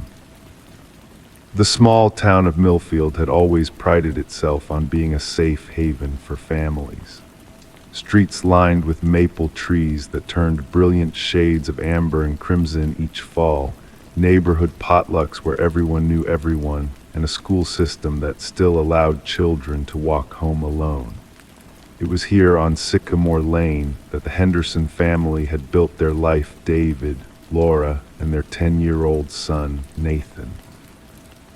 October in Millfield brought with it a gentle chill, leaves crunching underfoot and the faint scent of wood smoke hanging in the air. Laura Henderson stood at her kitchen window, absently stirring a pot of homemade soup, watching the neighborhood children making their way home from school. The light was beginning to soften, casting long shadows across her freshly polished hardwood floors. She checked the clock hanging above the refrigerator. 3:15. Nathan would be home any minute now. The familiar sound of the front door opening and closing echoed through the house. The thump of a backpack hitting the floor in the entryway followed, then footsteps padding down the hallway. Laura smiled to herself, comforted by the predictable rhythm of their daily routine. "Hey, sweetie," she called out, her voice warm and maternal. "How was school today?" "Fine," came the reply, slightly muted as Nathan passed by the kitchen doorway and continued toward his bedroom. Laura paused, the wooden spoon hovering above the pot. Something in his voice didn't sound quite right, a subtle difference in pitch perhaps, or a cadence that seemed just slightly off. It was probably nothing, she told herself. Maybe he was tired or coming down with a cold. "I made your favorite soup," she called out again. "It'll be ready in about half an hour." "Okay," the voice replied from down the hall. Laura set down her spoon and wiped her hands on a dish towel.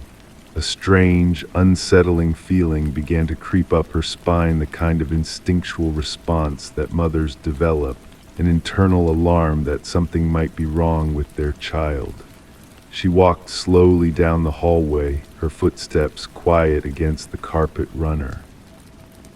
Nathan's door was partially open. Through the gap, she could see him sitting on the edge of his bed, still wearing his blue jacket and red sneakers.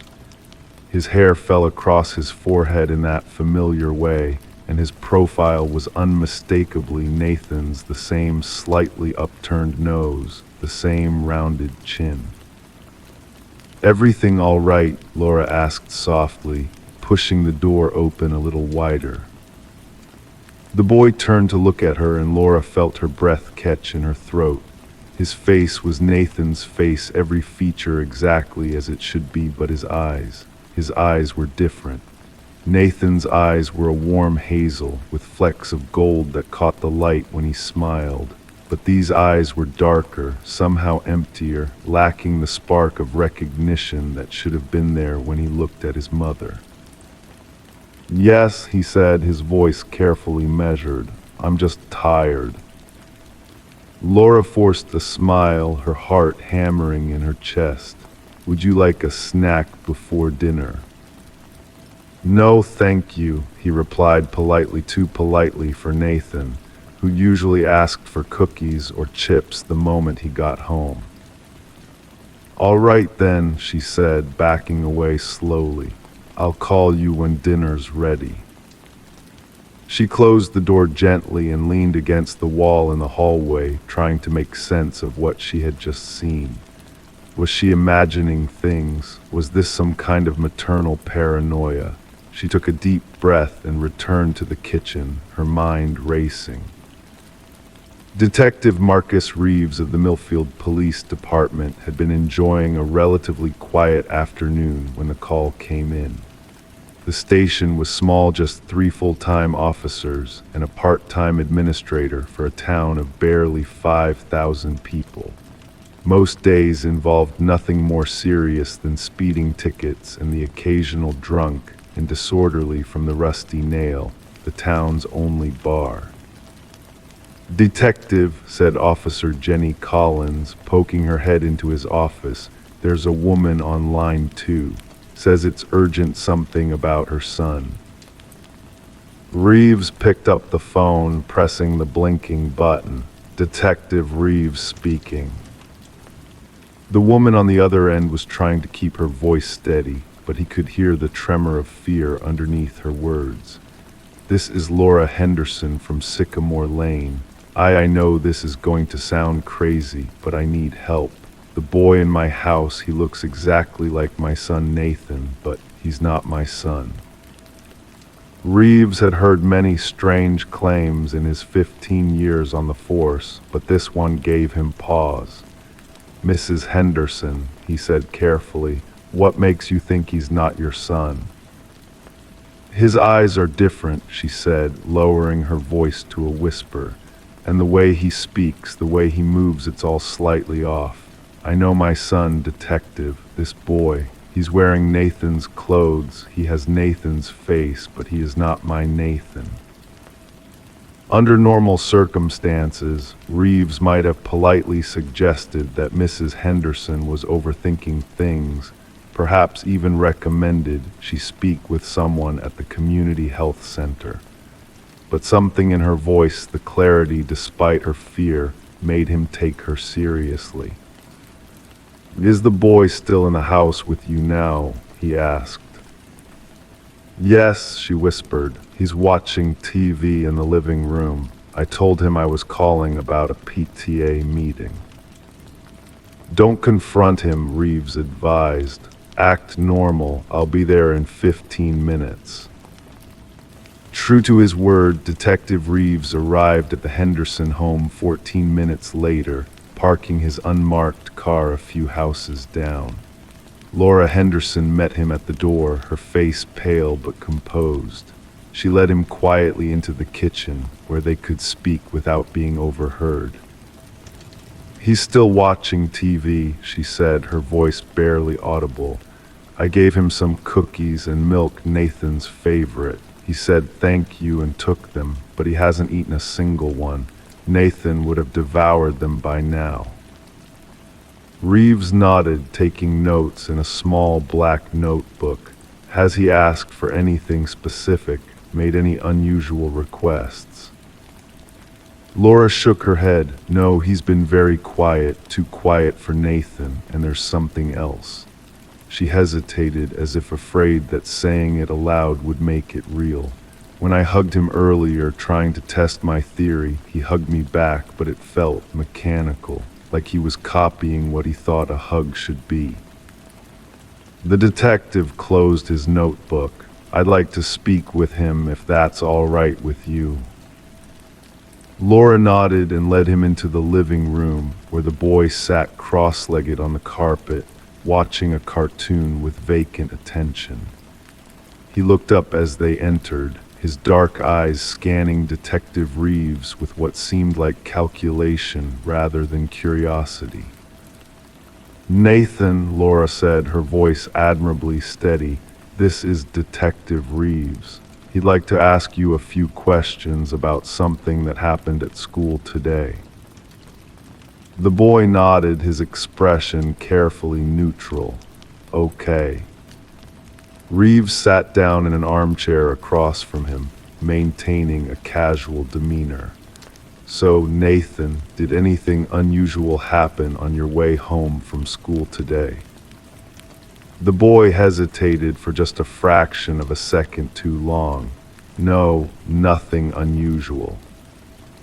Are you sure? Mrs. Wilson from down the street thought she saw someone talking to kids near the playground. I didn't see anyone, the boy replied smoothly. Reeves nodded, then asked suddenly, "What's your dog's name again?" The boy blinked. Rex. Laura's hand flew to her mouth. They had never owned a dog. Over the next 48 hours, the Millfield Police Department, with assistance from state authorities, pieced together a disturbing sequence of events.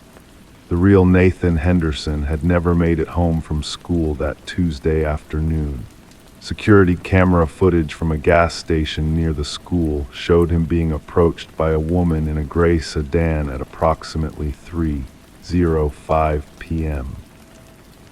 The woman appeared to show him something in her hand, possibly a phone or a photograph, before Nathan reluctantly got into her car.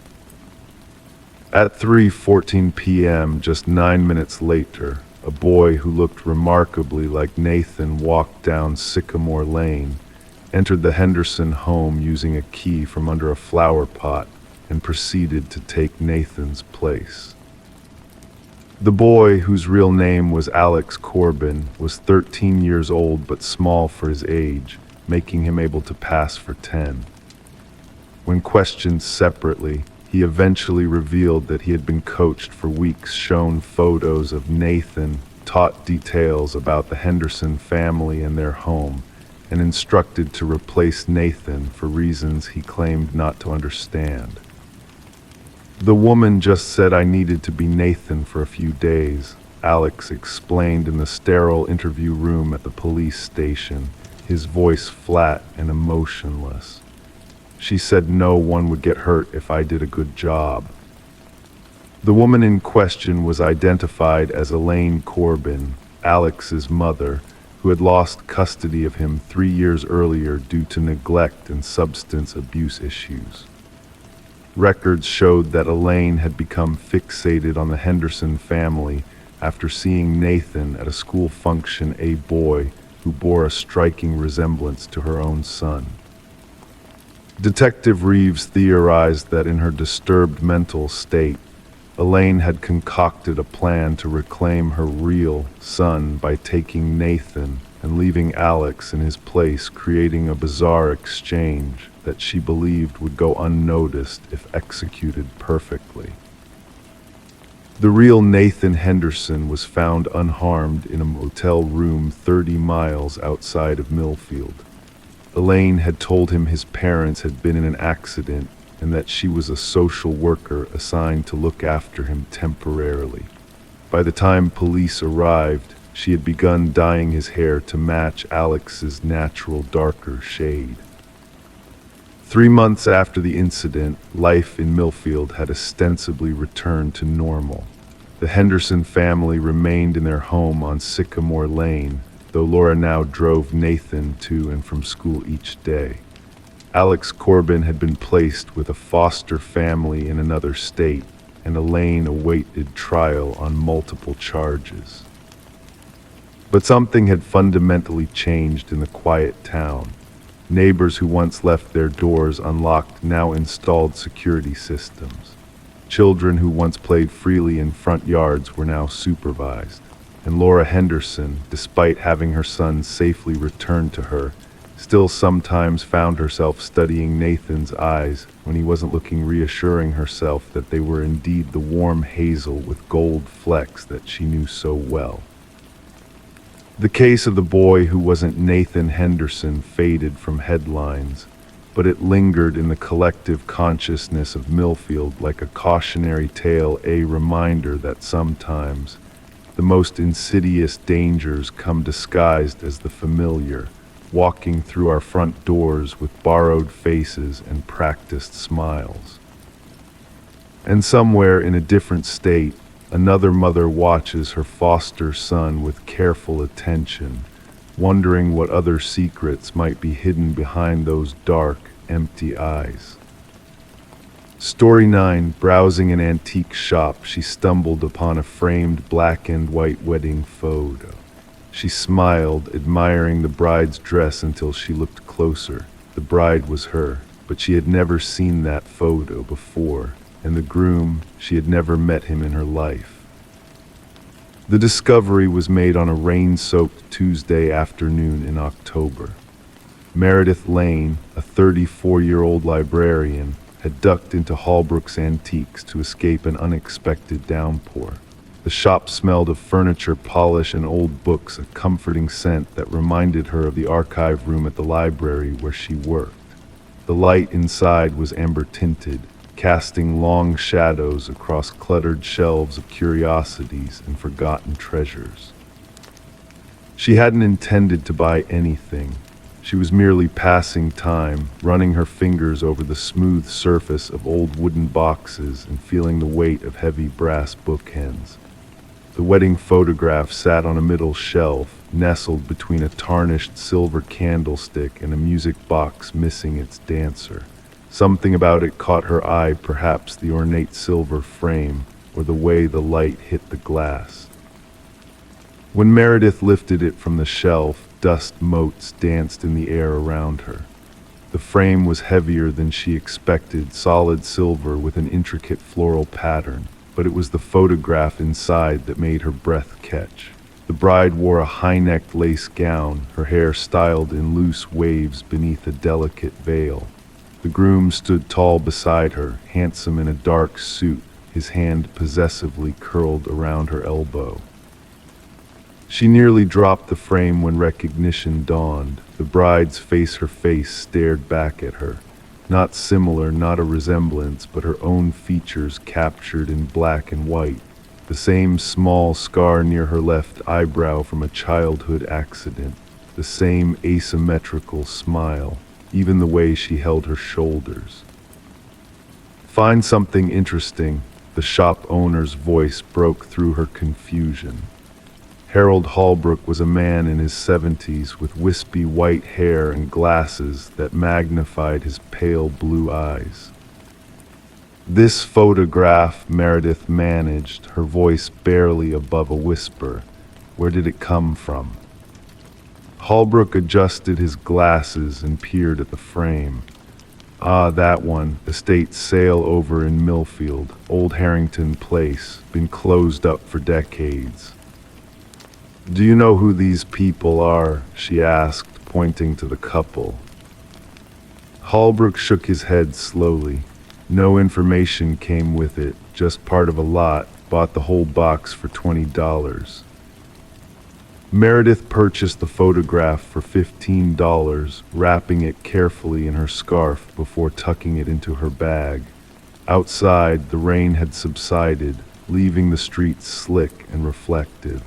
She walked home with a strange weight settling in her chest, a mixture of curiosity and unease. Detective James Morty was accustomed to unusual requests, but the woman sitting across from him at the precinct had a story that made him lean forward in his chair. She had brought a photograph, an old wedding portrait, and a peculiar claim.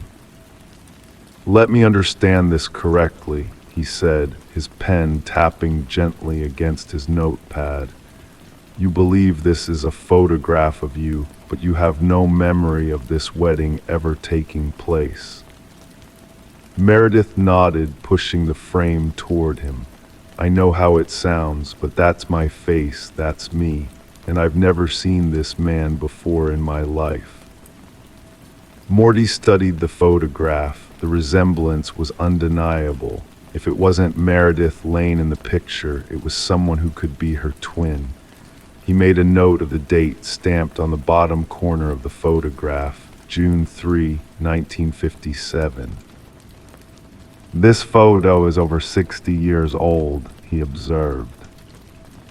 I know, Meredith replied. It could be my grandmother, but it's not. I've seen all her wedding photos, and this. She pointed to the small scar by the bride's eyebrow. I got this when I was 7 years old, fell off my bike. The detective leaned back in his chair, the leather creaking softly beneath him.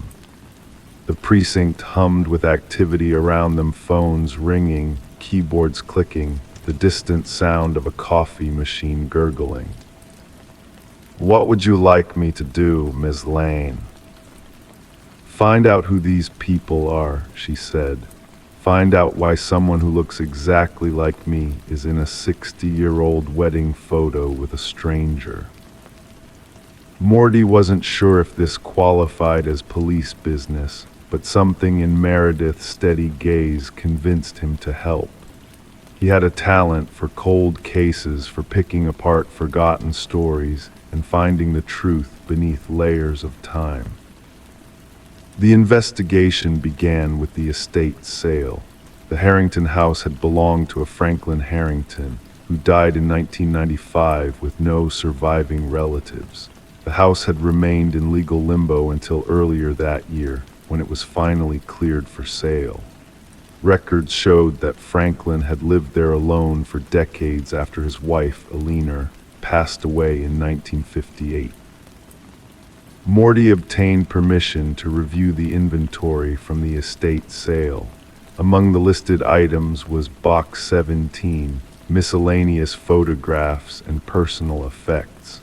The wedding photograph had been part of that lot. While he worked on tracing the photograph's origins, Meredith conducted her own research.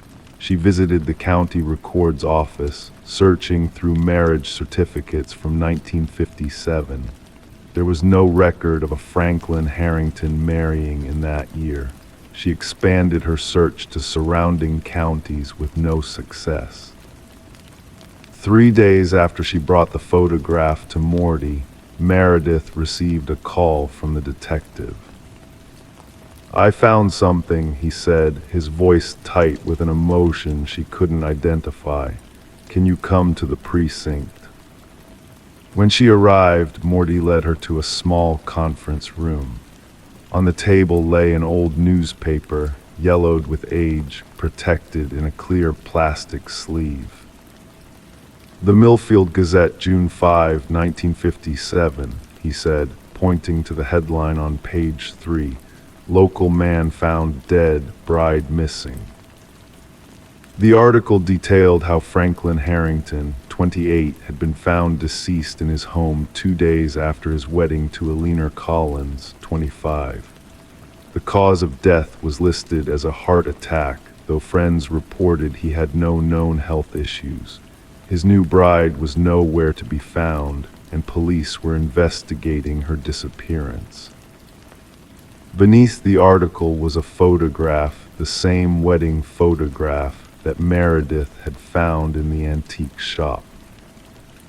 Eleanor Collins, Morty said quietly, the missing bride. Meredith stared at the face in the newspaper, her face. What happened to her? She whispered. That's what I've been trying to find out, Morty replied. He slid another document across the table, a missing persons report filed for Eleanor Collins. She was never found. There's more, he continued, his voice dropping lower. I looked into your family history. Your maternal grandmother's maiden name was Margaret Collins. Yes, Meredith confirmed. She died before I was born. She had a sister, Morty said, Eleanor Collins, who disappeared in 1957. The revelation sent a chill through the room. Meredith's hand trembled as she reached for the newspaper. My great-aunt, but why do I look exactly like her? Sometimes family resemblances can be strong, Morty offered, though his tone suggested he wasn't entirely convinced by this explanation. Over the next few weeks, they pieced together more of the story. Eleanor Collins had been a librarian just like Meredith. She had met Franklin Harrington at a community dance 3 months before their wedding. Friends described their courtship as rushed and intense. Some mentioned that Eleanor had seemed nervous in the days leading up to the wedding. The most troubling discovery came when Morty located a diary belonging to Franklin's mother. In it, she had written about her concerns regarding her son's obsession with Eleanor, noting that he had episodes where he would become controlling and possessive. She feared for the young woman's safety, but never voiced these concerns publicly. After Franklin's death, a thorough search was conducted for Eleanor. Police at the time suspected she might have fled, perhaps out of fear. Others whispered that she might have had something to do with Franklin's death, though the medical examiner had confirmed it was indeed a heart attack. As Meredith delved deeper into the mystery of her great aunt and doppelganger, strange events began to occur. She would return home to find lights on that she was certain she had turned off, books rearranged on her shelves. Once, she found a vintage lace glove similar to one visible in the wedding photograph lying on her pillow. Morty suggested setting up a camera in her apartment which captured something unexplainable. At precisely 2:17 a.m. each night, the wedding photograph would shift slightly in its frame, as if someone had picked it up and then replaced it. "What do you think it means?" Meredith asked Morty as they reviewed the footage in her apartment. The detective had no official explanation, but the unease in his eyes matched her own. "Whatever happened to Eleanor," he said carefully, "I don't think her story is finished." The final piece of the puzzle arrived unexpectedly. While cleaning out an old filing cabinet at the library where she worked, Meredith discovered a letter tucked inside a book about local history. The letter was dated June 4, 1957, and signed Eleanor. "If anyone finds this, know that I did not leave willingly. Franklin is not who he appears to be. I discovered his secret photographs of other women who look just like me. Women who have disappeared. I fear I am next. If I do not survive, my spirit will not rest until the truth is known." Meredith and Morty returned to the Harrington house, now vacant and awaiting new owners. With permission from the real estate agent, they searched the property, focusing on areas that might not have been thoroughly examined during the estate sale. In the basement, behind a false wall that had been concealed by an old bookshelf, they discovered a small room. Inside were photographs, dozens of them of women who bore a striking resemblance to Eleanor Collins. Newspaper clippings detailed missing persons cases dating back to the 1940s. Each woman had disappeared without a trace. The discovery led to a reopening of Franklin Harrington's case. Modern forensic techniques revealed that his heart attack had been induced by a rare poison. Eleanor Collins hadn't fled, she had fought back against a predator who had targeted women who looked like her for years. The final question remained unanswered. What had happened to Eleanor after that night? No trace of her was ever found, despite an extensive search of the property and surrounding areas. It was as if she had vanished into thin air, leaving behind only a photograph and a warning. Meredith returned the wedding photograph to the basement room of the Harrington house before it was sealed as a crime scene. She felt it belonged there, with the truth that had been hidden for so long. As she placed it on a shelf, she thought she caught a glimpse of movement in the glass, the bride's solemn expression softening, just slightly, into something like peace. The case of Eleanor Collins was officially closed, classified as a presumed homicide with the victim acting in self-defense. But for Meredith Lane, the story of the woman in the old wedding photo, her gray tint and mirror image, would never truly end. It lived on in her face, in her bloodline, and in the strange, unsettling legacy of a bride who had vanished on her wedding night, taking her secrets with her into the shadows of time. In the months that followed, Meredith would sometimes wake at exactly 2:17 a.m. with the inexplicable feeling that someone was standing at the foot of her bed watching, waiting, remembering. And in those moments between sleeping and waking, she could almost hear a woman's voice whispering, "Some stories refuse to be forgotten." Story 10. The apartment had been empty for months. The new tenants weren't expecting much when they moved in, just dust, maybe some forgotten furniture. But one door wouldn't budge. It was a closet locked from the inside. When the landlord finally forced it open, they expected old coats or junk. Instead, they found something chilling. The walls were covered in scratches, deep, uneven lines carved desperately into the wood. And in the corner, an old flip phone, its battery long dead, except for the single unread message still glowing on the screen. Detective Morgan Shaw had seen many disturbing scenes throughout her career. This one, however, made the hairs on her neck stand up, not because of any blood or obvious signs of violence, but because of what those scratch marks implied. Someone had been trapped inside that small space, fighting, desperate. "We need forensics here now," she said to her partner, Officer Reed, who was already photographing the scratches, "and get me the previous tenant records." The message on the phone simply read, "I know what you did."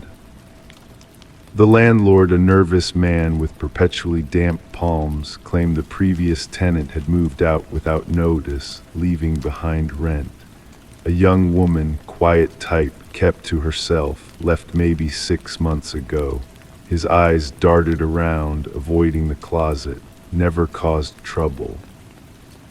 Forensics revealed multiple blood samples embedded in the wall scratches. Most matched a single person, presumably the previous tenant, Emma Caldwell, aged 28, reported missing by her workplace when she stopped showing up. But 2 other DNA samples were found. One remained unidentified in the system. The other belonged to someone who had supposedly been dead for 2 years. "This can't be right," Shaw muttered, staring at the lab report. Derek Mercer, convicted of assault 5 years ago, had reportedly died in a car accident. His dental records had confirmed the identification, yet his DNA was fresh on the closet walls.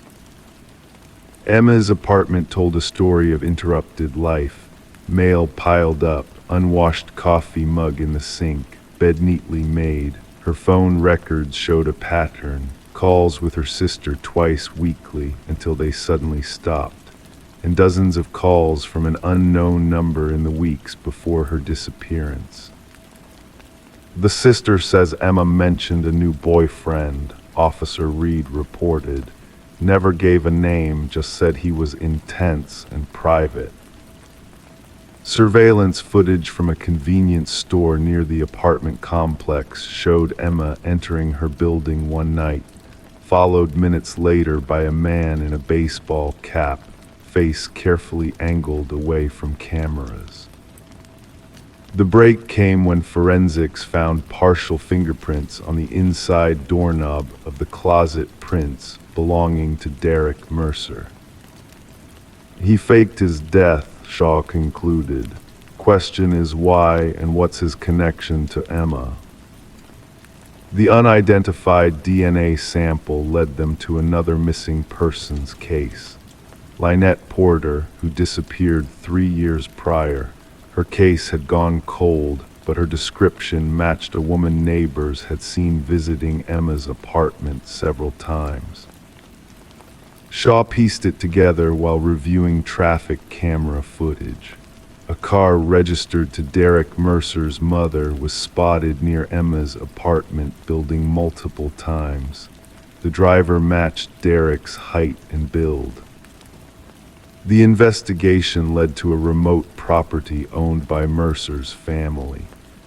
Behind heavy basement doors, they found Lynette Porter alive but severely malnourished, kept in conditions mirroring the closet where Emma had been trapped. "He made me watch," she whispered, eyes vacant, "said I needed to learn what happens to girls who try to leave." Evidence mounted, journals detailing Mercer's obsession with control, photographs of women who matched Emma and Lynette's appearance, and most damning video recordings of Mercer forcing Emma into the closet. "She thought she could tell people about me," his voice said on the recording. "About us, nobody reveals my secrets."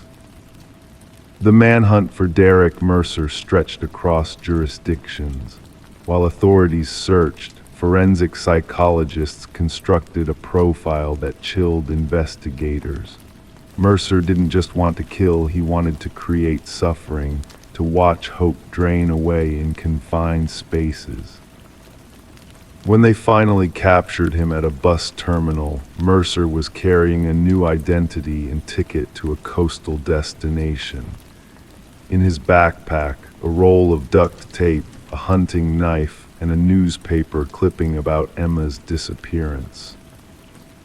During interrogation, Mercer maintained a calm, almost pleasant demeanor. "She sent that text message herself," he said about the phone.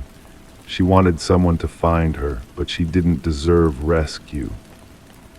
The trial revealed the elaborate scheme Mercer had created to fake his death, using dental records from a homeless man who matched his physical description.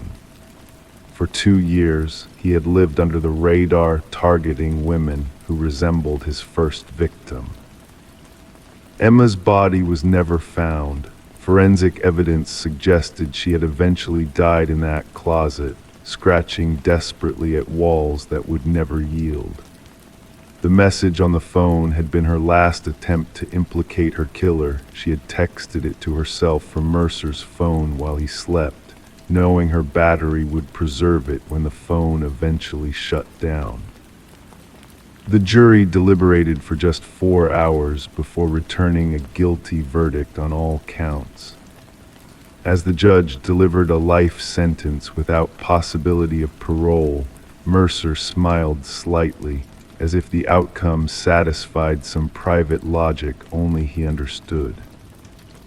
At the sentencing, Lynette Porter addressed the court. "He locked us in small spaces because that's where his mind lives, trapped in darkness. But while he rots in his cell, I'll be standing in the sun." The case transformed department protocol for missing persons investigations, particularly focusing on relationship patterns and rental property searches. Detective Shaw kept the closet door from Emma's apartment mounted on her office wall, a reminder that sometimes the most terrifying crime scenes aren't covered in blood, but in the desperate marks of someone fighting to survive. Story 11. The old box was buried under decades of junk in the attic, a forgotten relic of the house's previous owners. Inside were faded Polaroids, mostly of birthdays and family gatherings, normal, innocent, until she reached the last photo. It was taken in her living room, the same couch, the same curtains, but the family sitting there wasn't hers. And behind them, barely visible in the dim light, was a man standing in the hallway watching. Rebecca felt a chill creep up her spine as she studied the photograph. Her fingers trembled slightly, causing the edges of the Polaroid to vibrate. The family in the image, a woman with honey blonde hair, a man with thick glasses, and 2 children, smiled at the camera, unaware of the figure lurking in the shadows behind them. Their expressions frozen in a moment of happiness while danger stood just feet away. She carried the photo downstairs, the wooden steps creaking beneath her weight. The house had always felt too big, too empty since she'd moved in 4 months ago, but now it felt suffocating. Rebecca placed the photograph on her kitchen counter and stared at it under the harsh fluorescent light. The similarity was undeniable: the archway leading to the hallway, the distinctive crown molding, the bay window that let in the morning sun. This was her house, but these people were strangers. The detective arrived wearing a weathered leather jacket that had seen its fair share of crime scenes.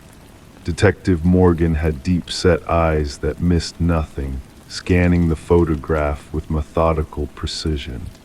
He ran a gloved finger along the edge of the Polaroid, flipping it over to examine the blank back. "The family that sold you this house, the Nelsons, how much do you know about them?" he asked, his voice a low rumble. "Almost nothing," Rebecca admitted. "The sale went through a realtor. They had already moved out of state." Morgan nodded, his expression giving nothing away. "Mind if I take this? Our team might be able to identify the family in the photo." The investigation began quietly. Rebecca learned the Nelsons had purchased the house from a family named Crawford. The Crawfords had lived there for 7 years before moving suddenly. Before them, the Mornos had owned the property for nearly a decade. Detective Morgan worked backwards through property records, interviewing former neighbors and building a timeline of occupants. The break came unexpectedly. A former mail carrier recognized the family in the photo. "That's the Sutherlands," he said with certainty. "They lived in that house for only about a year, then they just disappeared. Mail piled up for weeks before being returned. Everyone assumed they moved without telling anyone." The Sutherland family had vanished without a trace. 4 people gone, no change of address, no records of enrollment in new schools for the children. Their cars were never found, bank accounts untouched, as if they had simply ceased to exist. Forensic analysis dated the Polaroid to approximately 15 years earlier. The technician pointed to small details in the image: the distinctive pattern of dust particles in the air, the unnatural stillness of the subjects. "This was taken with a timer," she explained. "See how they're all positioned perfectly? Someone set up the camera and then had to rush into position." But if the Sutherlands had set up the camera themselves, who was the figure in the hallway? Enhanced imaging revealed more details about the shadowy presence. Tall, male, wearing what appeared to be dark clothing. His face remained obscured, but his posture suggested he was watching intently. He stood perfectly still, as if he belonged there, as if he had every right to be in that house. Detective Morgan discovered a pattern. Before the Sutherlands, another family had lived in the house for exactly 1 year before disappearing, and before them, another. 5 families over a span of 5 years, all vanishing without explanation, always after exactly 1 year of residency. Rebecca had been in the house for 4 months. The investigation uncovered building records from decades earlier. The house had been built by a renowned architect with a sterling reputation, but the project manager had disappeared near completion. His replacement, a man named Samuel Whitfield, had finished the job. Police archives contained a single photograph of Whitfield, a tall, slender man with hollow cheeks and penetrating eyes. When digitally aged and compared to the figure in the Polaroid, the match was undeniable.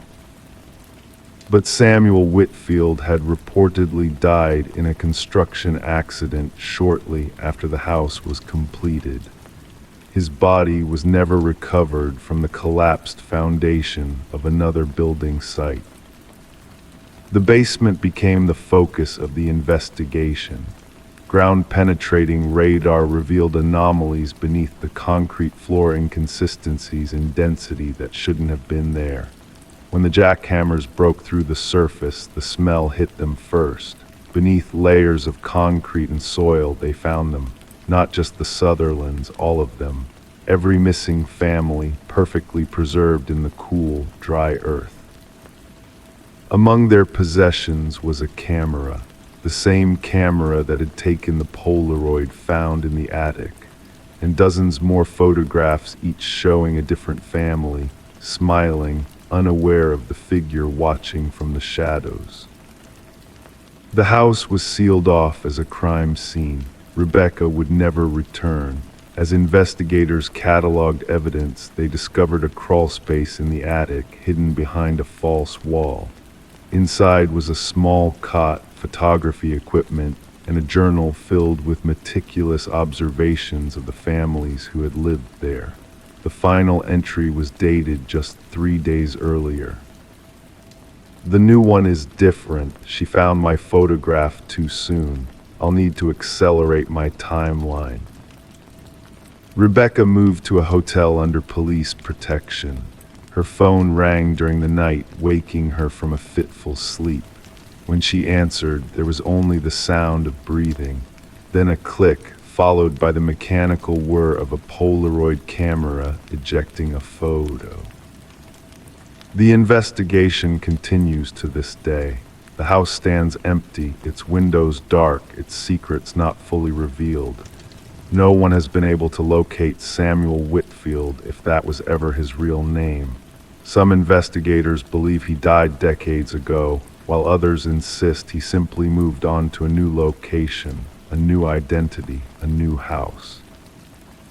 And somewhere in a darkened room, photographs are developing new families, new homes, new watchers in the shadows. The only certainty is that those who seek the truth about the man in the photograph are now being watched themselves. Story 12.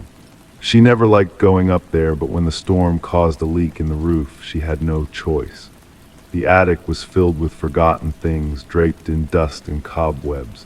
In the farthest corner sat an old dollhouse, eerily detailed, its tiny furniture meticulously placed. But as she peered inside, her stomach twisted. The figures inside weren't dolls. They were tiny, hand-carved replicas of her family, each figure positioned exactly where they had been sitting downstairs, except for one. The figure meant to be her was standing by the attic door. Rebecca Morgan ran her finger across the dollhouse roof, feeling the indentation where the small wooden figure stood.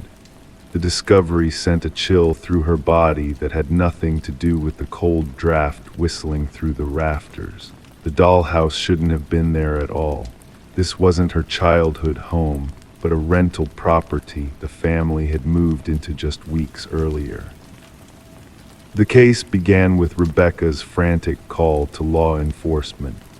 Officers arrived at the suburban residence to find a family in distress, huddled in their living room, refusing to return upstairs. The lead investigator, Detective Sarah Harmon, initially dismissed their concerns as an elaborate prank or perhaps the overactive imagination of a family adjusting to an unfamiliar house.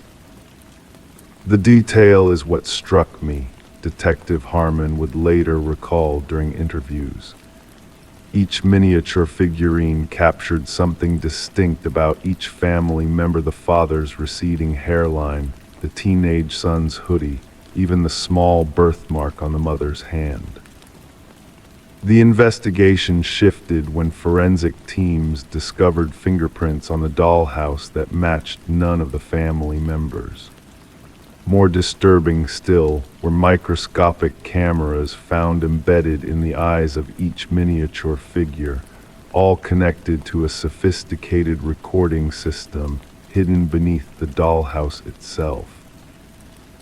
Analysis of the Morgan family's movements over preceding days revealed an unsettling pattern.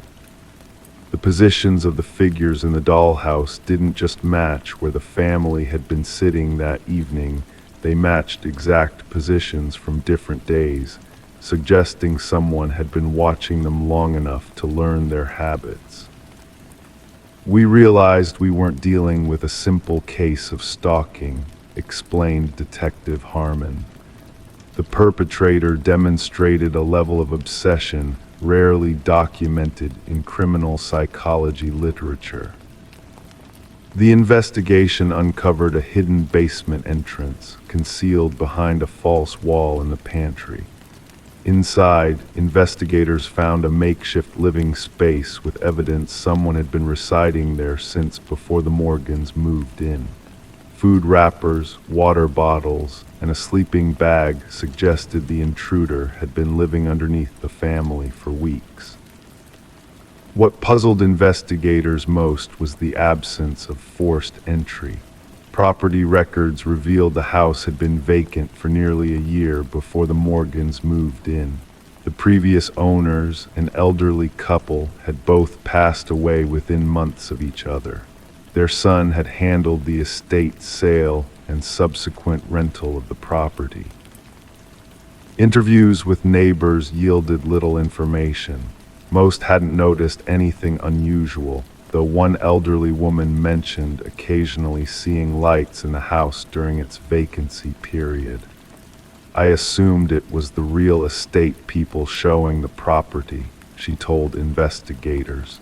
Never occurred to me someone might be living there without permission. The breakthrough came through digital forensics. Examining the surveillance system connected to the miniature cameras, analysts discovered the data was being transmitted to an external server. The IP address led investigators to a small apartment across town. Inside, they found walls covered with photographs of the Morgan family and previous occupants of the house. Journal entries detailed the daily routines of each family member with disturbing precision. The most chilling discovery was a workshop containing dozens of partially completed dollhouses, each representing different homes in the area. The apartment belonged to Martin Wells, the son of the previous homeowners. His financial records showed mounting debt after his parents' deaths. Rather than selling the house outright, he'd created the hidden living space, continuing to live there while collecting rental income from unsuspecting tenants. The dollhouse was his control center, explained the forensic psychologist assigned to the case. Each figure represented someone he watched. The figure of Rebecca by the attic door wasn't a threat, it was his way of acknowledging her discovery of his surveillance system. During interrogation, Wells remained eerily calm as he described his motivation. They were living in my house, sleeping in my parents' bedroom. I needed to make sure they were treating it with respect. When asked about the positioned figures, he simply stated, I wanted them to know I was always watching. The psychological evaluation revealed a complex case of possessive delusion. Wells couldn't emotionally process losing his childhood home and created an elaborate system to maintain control over it. The dollhouse had become his way of possessing both the property and its occupants. The Morgan family never returned to the house. Rebecca later recalled the moment that haunted her most wasn't finding the dollhouse, but realizing what it meant. Someone had been watching us all along, measuring our lives, turning us into playthings. The real horror wasn't the dollhouse itself, it was knowing that in his mind, we were just dolls to be positioned and observed.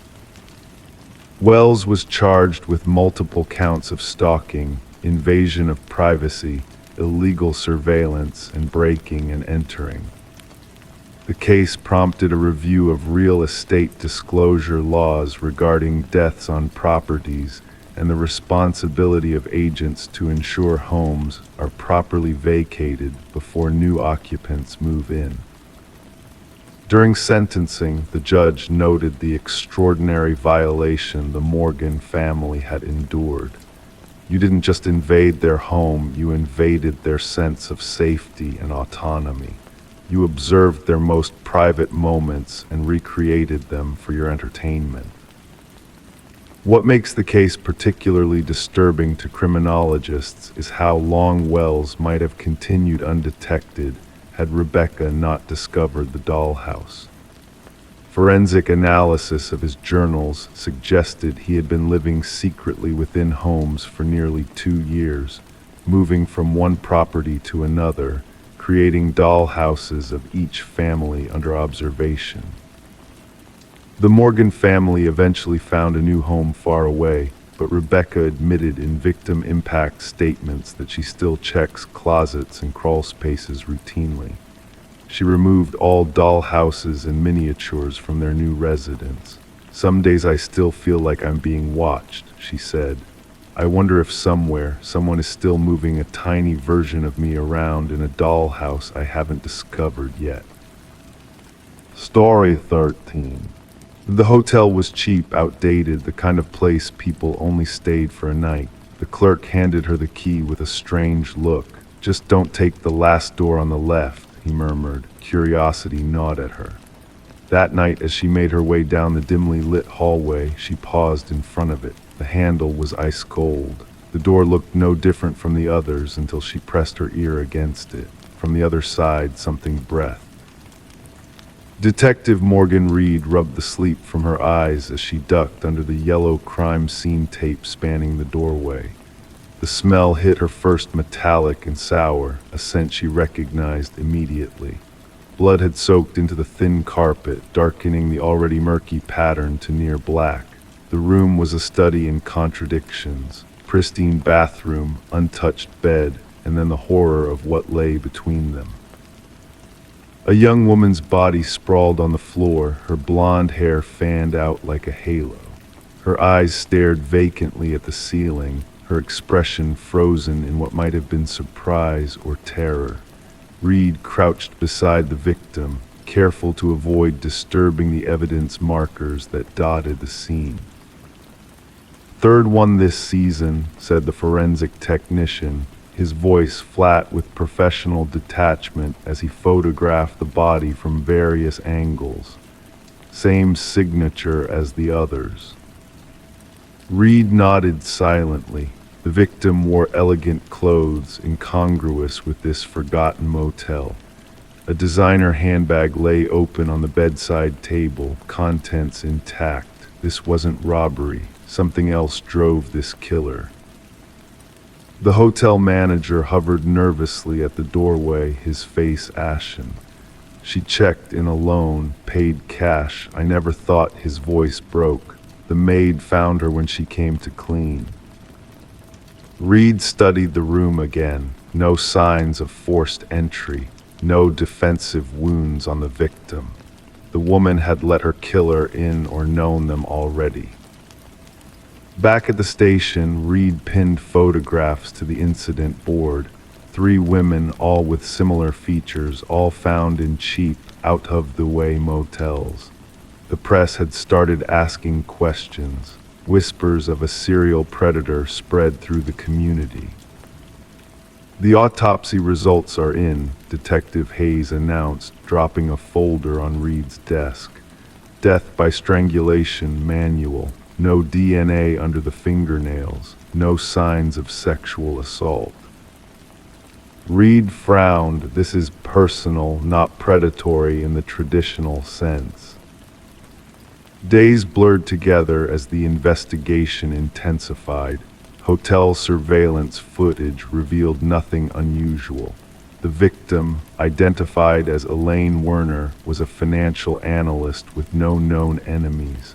Her friends described her as careful, meticulous, not someone who would stay in such a place willingly.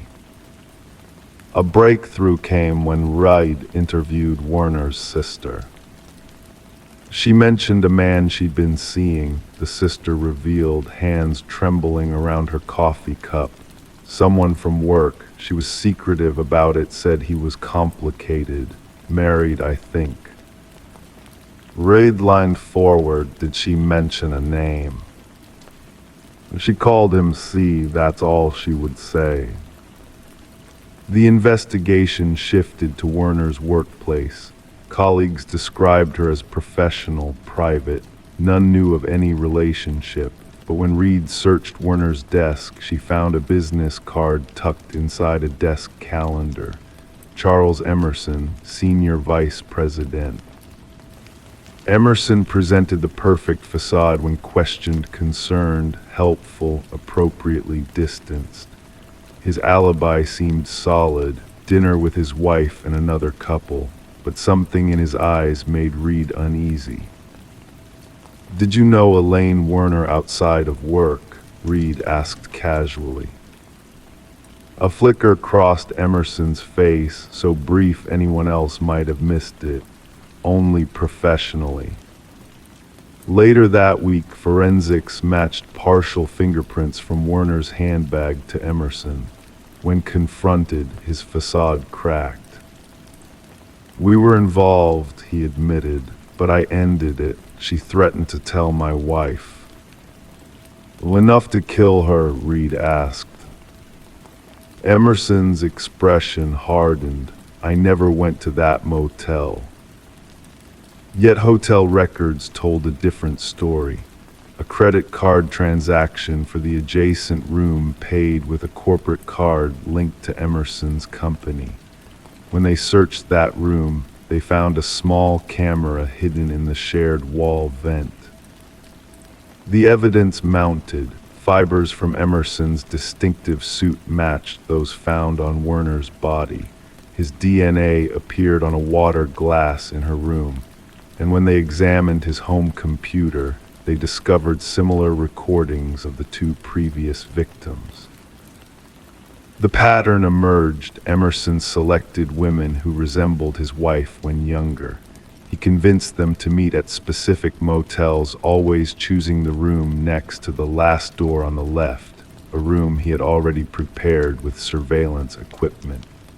He recorded their encounters, then returned later to eliminate the evidence, the women themselves. In the interrogation room, Emerson's composure finally shattered. "They were going to ruin everything," he whispered. "My reputation, my marriage, my life." The trial was brief but sensational. 3 families watched as justice unfolded in the sterile courtroom. Emerson never showed remorse, maintaining the blank expression that had served him well in the corporate world. The judge sentenced him to life without parole. As officers led him away, Reed caught his eye. For just a moment, she glimpsed something behind his mask, not humanity, but its absence, a void where empathy should have been. The media called it the door on the left case. Psychologists studied Emerson's pathology. True crime enthusiasts dissected every detail. But for Reed, the case never truly closed. Sometimes, walking down hotel hallways, she found herself counting doors, wondering what secrets might breathe behind them. In the evidence locker, locked away from public view, 3 identical hotel keys remained tagged and catalogued. Physical reminders that some doors, once opened, can never be closed again. Story 14. At first, it was just a flicker, a glitch in the baby monitor's feed. The mother dismissed it as interference, but then the audio crackled and a voice whispered, "SHHH, go back to sleep."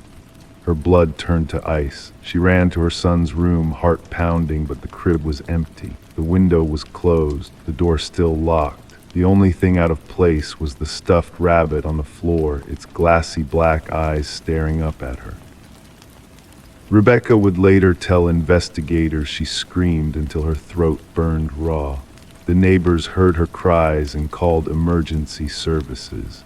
When authorities arrived, they found her clutching the stuffed rabbit, rocking back and forth on the nursery floor. The 4-month-old infant, Samuel, had vanished without a trace. The initial investigation yielded few leads. No signs of forced entry were discovered. The security system remained armed throughout the night. The recorded baby monitor footage showed nothing unusual until that mysterious voice and static. Investigators were baffled. How could an intruder enter a locked home, take a child, and leave without disturbing anything except a stuffed animal? Rebecca became the primary suspect. Her husband Daniel had been away on business. Their marriage had been strained since Samuel's birth. Medical records revealed Rebecca had sought help for postpartum depression. A detective noted her calm demeanor during questioning, describing it as unnervingly composed for a mother whose child had just disappeared. The community whispered behind closed doors. Then came the first breakthrough. The forensic team discovered microscopic fibers on the nursery windowsill that matched neither the household fabrics nor the family's clothing. These fibers belonged to a rare type of climbing rope, suggesting a skilled intruder might have accessed the second-floor nursery from outside. The investigation shifted. Security footage from neighboring homes revealed a dark figure moving between shadows during the night in question. A partial footprint in the garden soil matched a specialized boot used by military personnel and experienced climbers. Rebecca was no longer the focus. Daniel returned from his business trip, distraught and confused. During his interview, investigators noticed unusual calluses on his hands. When questioned, he mentioned rock climbing as a hobby he had recently taken up to manage stress. The detectives exchanged glances. Financial records revealed a troubling picture. Daniel had recently taken out a substantial life insurance policy on Samuel. Phone records showed multiple calls to an unknown number that ceased the day before the abduction. The case took a darker turn when investigators discovered Daniel had a second family in another community, a fact unknown to Rebecca. As the investigation deepened, the baby monitor became the central piece of evidence. Digital forensics revealed the device had been hacked. The signal had been intercepted and manipulated. The voice that whispered to go back to sleep wasn't coming from inside the nursery. It had been remotely broadcast to the receiver Rebecca kept by her bedside. The tracking of the digital intrusion led investigators to a residential basement where they made a shocking discovery. Samuel was found alive, being cared for by a woman named Elaine. She surrendered without resistance, her eyes vacant as she was handcuffed and led away. The connection emerged through old photographs and DNA testing. Elaine was Daniel's first wife who had suffered a miscarriage years earlier. Their marriage had dissolved after that tragedy, but Elaine had never recovered from the loss. She had been monitoring Daniel's life through social media, watching as he built a new family with Rebecca. Daniel denied any involvement, but digital evidence told a different story. His climbing equipment contained fibers matching those found on the windowsill. His specialized boots matched the partial print in the garden. Most damning of all, encrypted messages between Daniel and Elaine detailed their plan. He would provide access to the home security system. She would take the child they both claimed was rightfully hers, and the insurance money would support their new life together. During the trial, the courtroom fell silent as the prosecution played the enhanced audio from the baby monitor. Beyond the whispered words that had chilled Rebecca that night, forensic audio specialists had isolated another sound in the background: Daniel's distinctive cough. Placing him at the scene during the abduction he claimed to know nothing about. The jury deliberated for less than 5 hours. Daniel and Elaine received maximum sentences for kidnapping, conspiracy, and endangering a child. Rebecca and Samuel relocated to rebuild their lives away from the painful memories. The case transformed how investigators approach modern abductions. Baby monitors across the country were examined for security vulnerabilities. Parents implemented additional safeguards in nurseries. Security experts warned of the increasing sophistication of crimes that leveraged technology against the most vulnerable victims. Samuel would grow up never remembering the night he disappeared. Rebecca kept the stuffed rabbit locked away in a box in her closet. She couldn't bring herself to discard it, nor could she look at those glassy black eyes that had witnessed what truly happened when the baby monitor carried that whispered voice through the darkness. The monitor never lied. It had captured the truth, just not in the way anyone expected. Story 15. The realtor's listing mentioned no basement. The blueprints showed no record of it. And yet when the family pulled up the old carpet, they found a door hidden underneath. A heavy, rusted handle. It took 3 of them to pry it open. Stale air rushed up to greet them, thick with the scent of damp earth. Steps led downward into darkness. They expected storage. Instead, they found a chair, a single light bulb swaying above it, and on the wall behind, a row of photographs of them. Pictures taken from inside their own home. The Mercer family had moved into the suburban property during winter, when darkness fell early and the neighborhood trees stood bare against the cold sky. The 2-story structure with its faded siding and creaking floors had character, they'd told themselves, character and history. What they hadn't anticipated was exactly how much history the house contained, or how violently it would intersect with their present. Detective Sarah Connors arrived at the property with her partner, the crime scene unit already securing the perimeter with yellow tape that fluttered in the wind. The call had come in from Mrs. Mercer, her voice trembling as she described what they'd found beneath their living room floor. "We need to document everything before anyone else goes down there," Connors instructed, pulling latex gloves over her hands with practiced precision. The camera flashes illuminated the stairwell in bursts as the forensic team captured the scene. The wooden steps groaned under their weight. The basement itself was small, roughly the size of a standard bedroom, with concrete walls painted a flat gray. The single chair sat bolted to the floor in the center of the space. Above it, the bare bulb cast harsh shadows across the room, spinning slowly from an invisible draft. But it was the wall of photographs that commanded attention. 37 images in total, meticulously arranged in chronological order. These date back nearly 4 weeks, Connor's partner noted, examining the timestamps written on the backs of the prints. "Look at this one, Mrs. Mercer asleep on the couch, Mr. Mercer at the kitchen table, the kids in their bedrooms." The investigation revealed no signs of forced entry, no broken windows or picked locks. The security system had never triggered. Nothing had been stolen. Only privacy had been taken, along with any sense of safety the family might have felt. Forensics found multiple fingerprints throughout the basement space, most belonging to previous owners of the property. Records showed the house had changed hands 6 times in the past decade, each family staying less than a year before selling at increasingly lower prices. None had mentioned discovering a basement. "We need to talk to every previous owner," Connors directed, flipping through her notepad.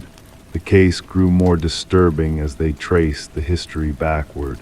The property records showed inconsistencies, blueprints altered between sales, permits filed then withdrawn, inspection reports with entire sections redacted. The breakthrough came when they interviewed the contractor who had renovated the house 7 years prior. His face drained of color when shown photos of the basement.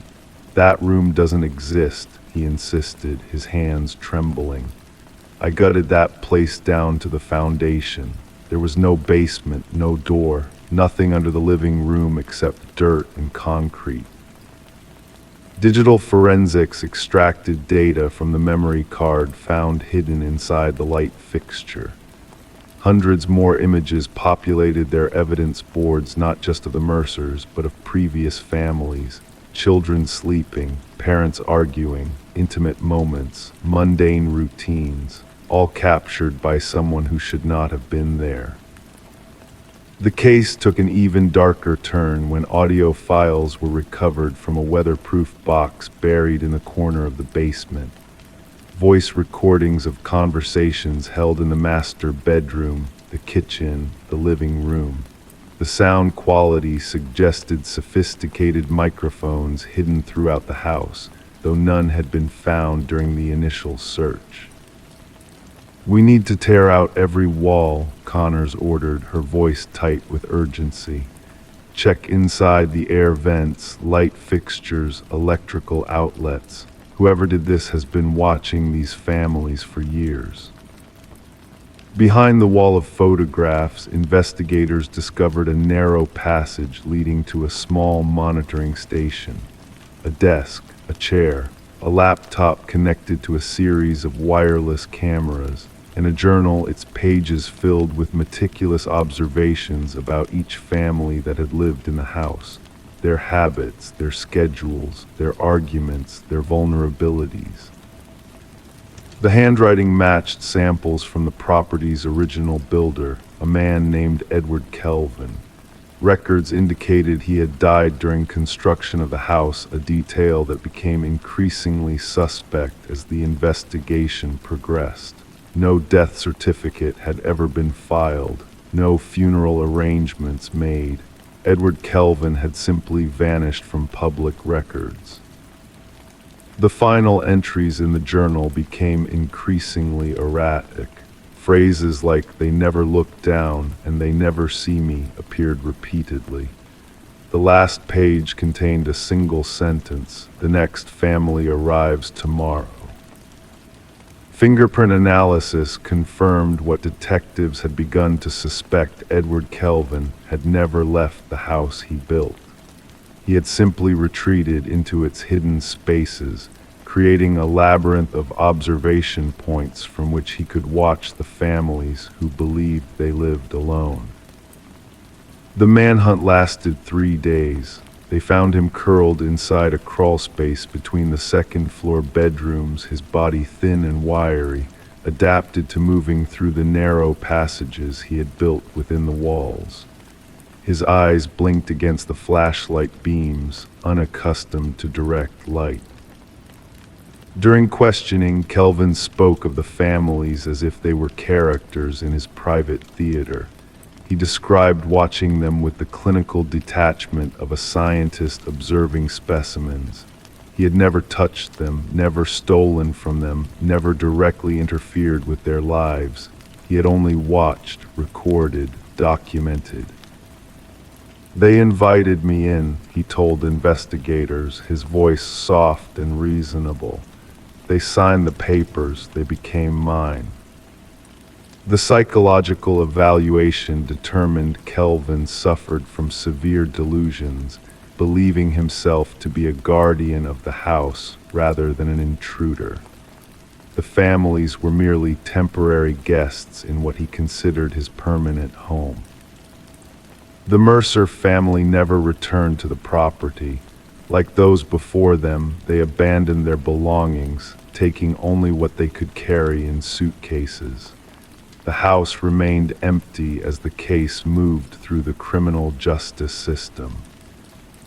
The trial revealed the true extent of Kelvin's surveillance network: hidden rooms accessible only through crawl spaces, observation points built into the structure itself, all meticulously planned before the first brick was laid. The house had been designed from the beginning as a viewing apparatus, its residents unknowing participants in Kelvin's obsessive documentation. When the jury delivered their verdict, Kelvin showed no reaction. He had already retreated into the architecture of his mind, where he could still move unseen through the passages of the house that existed now only in memory. The property was eventually demolished, the ground beneath it excavated and filled. But for the families who had lived there, the violation continued. They remained haunted not by what had been taken from them, but by what they had never known was their watching, listening, recording their most private moments from within walls they had trusted to keep them safe. Sometimes in quiet moments they found themselves glancing up at air vents, light fixtures, the corners where walls met ceilings, wondering if they were truly alone now, wondering if they ever had been. Story 16. The new homeowners thought it was just a quirk how the old intercom system crackled late at night, a relic from another time, rewired but long forgotten. Then one night the husband pressed the button out of curiosity. A whisper crackled through the speaker. "Why did you come back?" He jolted back, his hands shaking. His wife, standing behind him, whispered, "I never said that." The Victorian manor sat nestled among ancient oak trees, its weathered exterior belying the renovated modern interior. Daniel and Meredith Parker had purchased the property at a surprisingly reasonable price, despite the real estate agent's nervous demeanor during the walkthrough. The intercom system, a vintage feature connecting all rooms, had been one of the selling points for the history-loving couple. Detective Sarah Reeves pulled up to the property, gravel crunching beneath the tires of her unmarked vehicle. The call had come in as a potential break-in, but something in the dispatcher's voice suggested there was more to the story. The tall figure of Daniel Parker greeted her at the door, his pallor evident even in the dim porch light. "It started with the intercom," he explained, leading Detective Reeves through the grand foyer. "Just static at first, then whispers, then full sentences. My wife thought I was imagining things until she heard it too." In the living room, Meredith sat rigid on an antique sofa, hands clutching a steaming mug that remained untouched. "We found something behind the wall," she said without preamble. Daniel wanted to expand the kitchen pantry, and when he took down the drywall, her voice faltered. Behind the wall, wrapped in deteriorating plastic, they had discovered a small leather-bound journal. Detective Reeves donned gloves before carefully opening its brittle pages. The handwriting, elegant yet frantic, belonged to someone named Alina, the apparent previous owner. The entries detailed her growing suspicion that her husband Vincent was planning to harm her. The final entry was dated 30 years ago, Daniel explained. After that, nothing. The previous owners claimed they bought it from an elderly man who moved to a retirement community. The investigation uncovered that Vincent and Alina Blackwood had indeed owned the house. Property records showed Vincent had sold the house shortly after Alina allegedly left him. No divorce was ever filed, no change of address, no financial transactions in Alina's name after the date of the final journal entry. Detective Reeves assembled a team to examine the property thoroughly. Ground-penetrating radar revealed anomalies beneath the concrete foundation of the garden shed. As investigators broke through the decades-old concrete, the truth emerged in the form of human remains. Forensic analysis confirmed the skeleton belonged to a woman in her 40s, with evidence of blunt force trauma to the skull. A gold wedding band found among the remains bore an inscription, "To Alina, my eternal love." The case against Vincent Blackwood built rapidly. Now elderly and living in a care facility, his mind was sharp enough to understand the charges brought against him. When confronted with the evidence, his response chilled even the seasoned detective. "She wouldn't stop talking," Vincent said, his voice eerily calm. "Always chattering through that damned intercom, checking on me, questioning me. I disconnected it, but she rewired it herself. Said she wanted to always be able to reach me, no matter where I was in the house. He looked up, eyes vacant. I just wanted quiet. During his confession, Vincent revealed how he had carefully constructed the narrative of Alina abandoning him, even sending postcards to neighbors from various locations, written in forged handwriting. He had lived in the house for years afterward, walking daily over the concrete where his wife lay buried. The trial was brief, with Vincent pleading guilty to murder. The sentencing judge noted the calculated nature of the crime and the decades of deception that followed. Daniel and Meredith eventually sold the house, unable to remain after learning its dark history. Before leaving, they held a memorial service for Alina in the garden, now restored after the investigation. The intercom system was removed during renovations by the next owners. Workers reported hearing static and whispers during the removal process, though they attributed it to interference from their power tools. Detective Reeves visited the Blackwood case file one last time before it was archived. As she closed the manila folder, she reflected on how the house itself had seemingly reached across time to reveal its secret. The justice system had finally caught up with Vincent Blackwood, but only because Alina had found a way to make herself heard. The case became known among local law enforcement as the house that answered back. Detective Reeves would sometimes drive past the property on her way home. She never stopped, but she would slow down, window rolled down slightly, listening for whispers carried on the breeze. Story 17. The apartment was old, the heating system groaned, the pipes rattled. It was nothing unusual. At least that's what she told herself, until she heard it. A voice, faint but distinct, carried through the vents. It wasn't the usual murmurs of a neighbor on the phone. It was whispering, calling her name. She pressed her ear against the grate, heart pounding. A breath of cold air rushed past her cheek, and then softly, almost playfully, "I know you can hear me."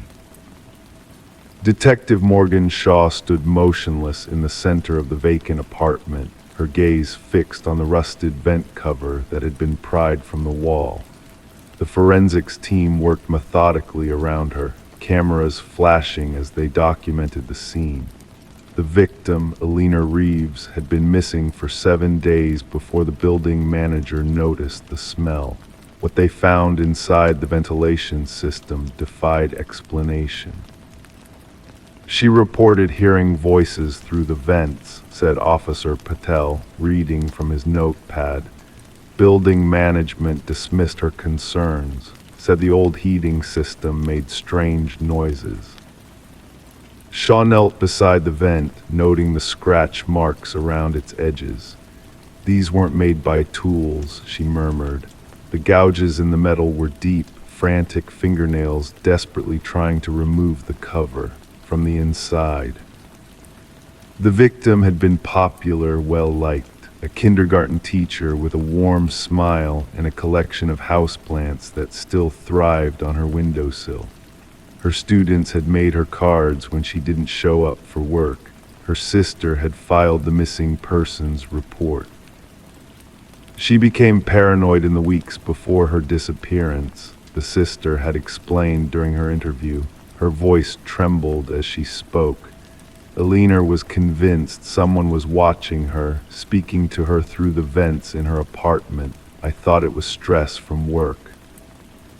Shaw studied the apartment with new eyes, the perfectly made bed, the unwashed coffee mug in the sink, the chair positioned directly beneath the vent, as if someone had been sitting there listening.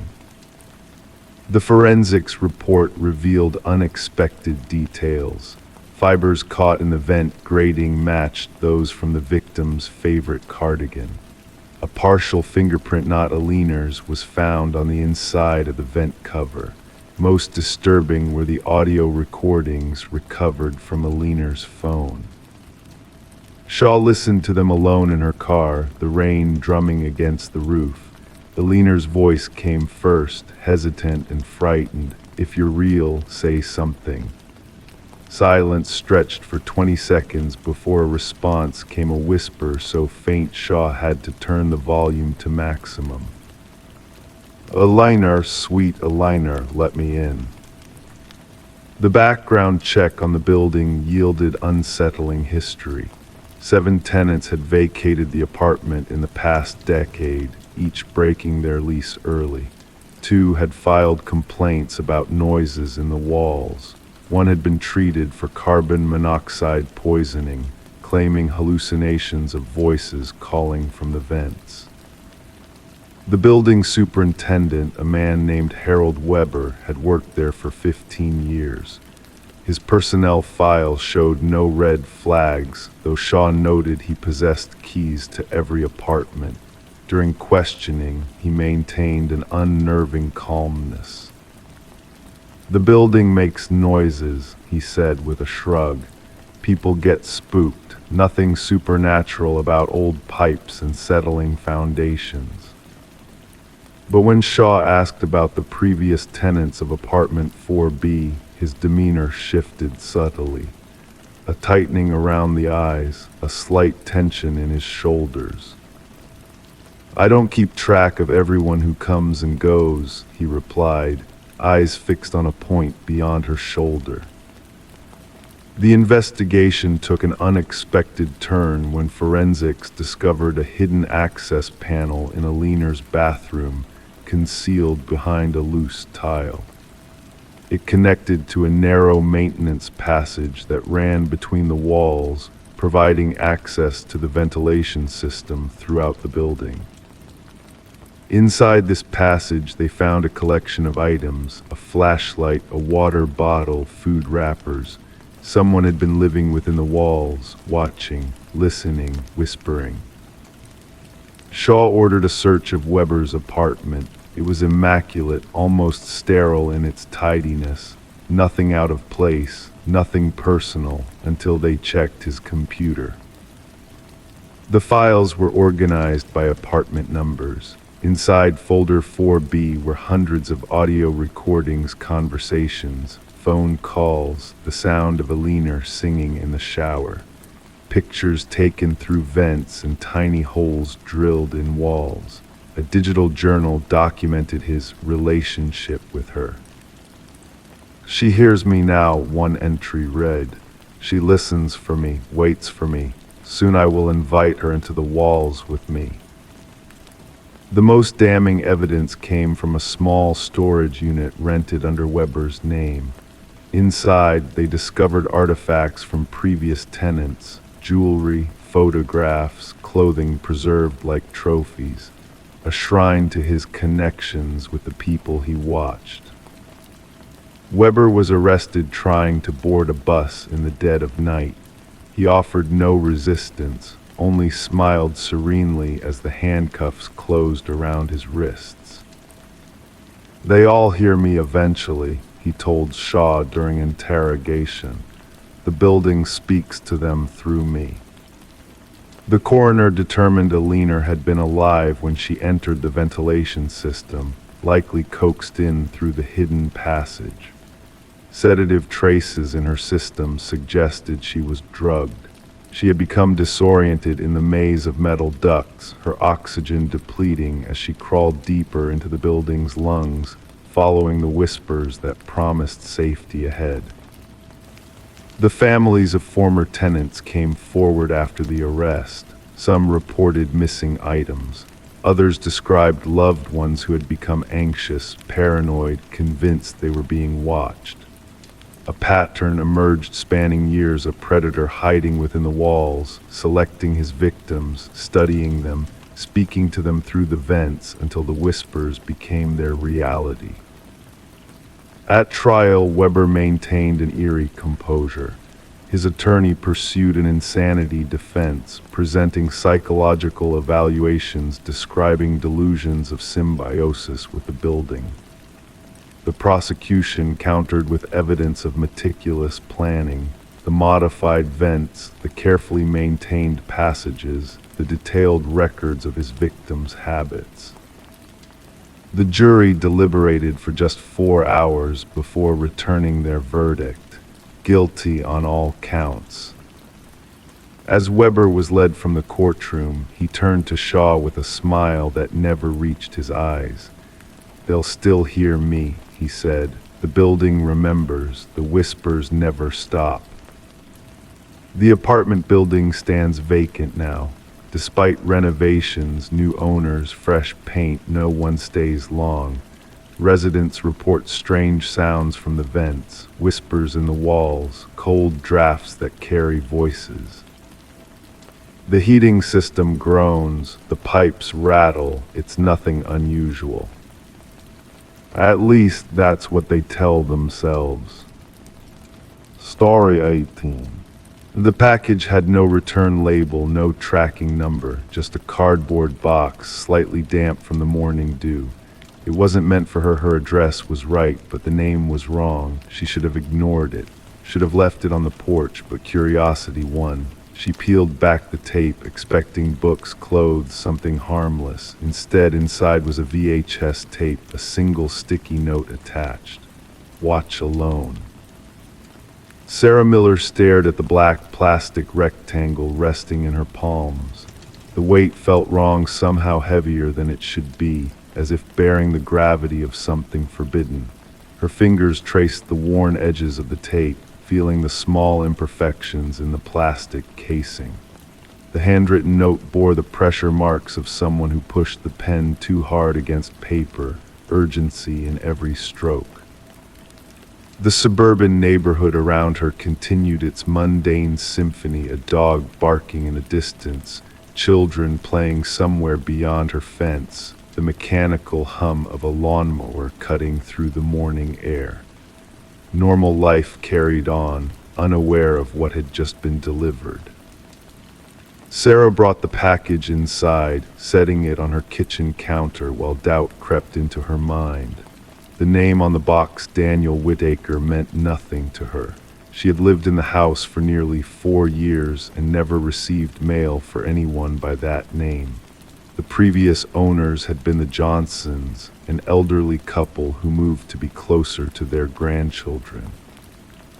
Curiosity and unease battled within her as she glanced at her VCR, a relic she kept mostly for nostalgia. Something about the tape called to her a mystery wrapped in worn black plastic. Against her better judgment, Sarah slid the tape into the machine. Static filled the screen, at first white noise that gradually sharpened into focus. A dark room appeared, dimly lit by a single lamp. The camera angle was low, slightly askew, as if hastily placed. A man sat in a wooden chair, his face initially obscured by shadow. "My name is Daniel Whitaker," the man spoke, his voice quiet but steady. "If you're watching this, someone found you, which means they'll find me too."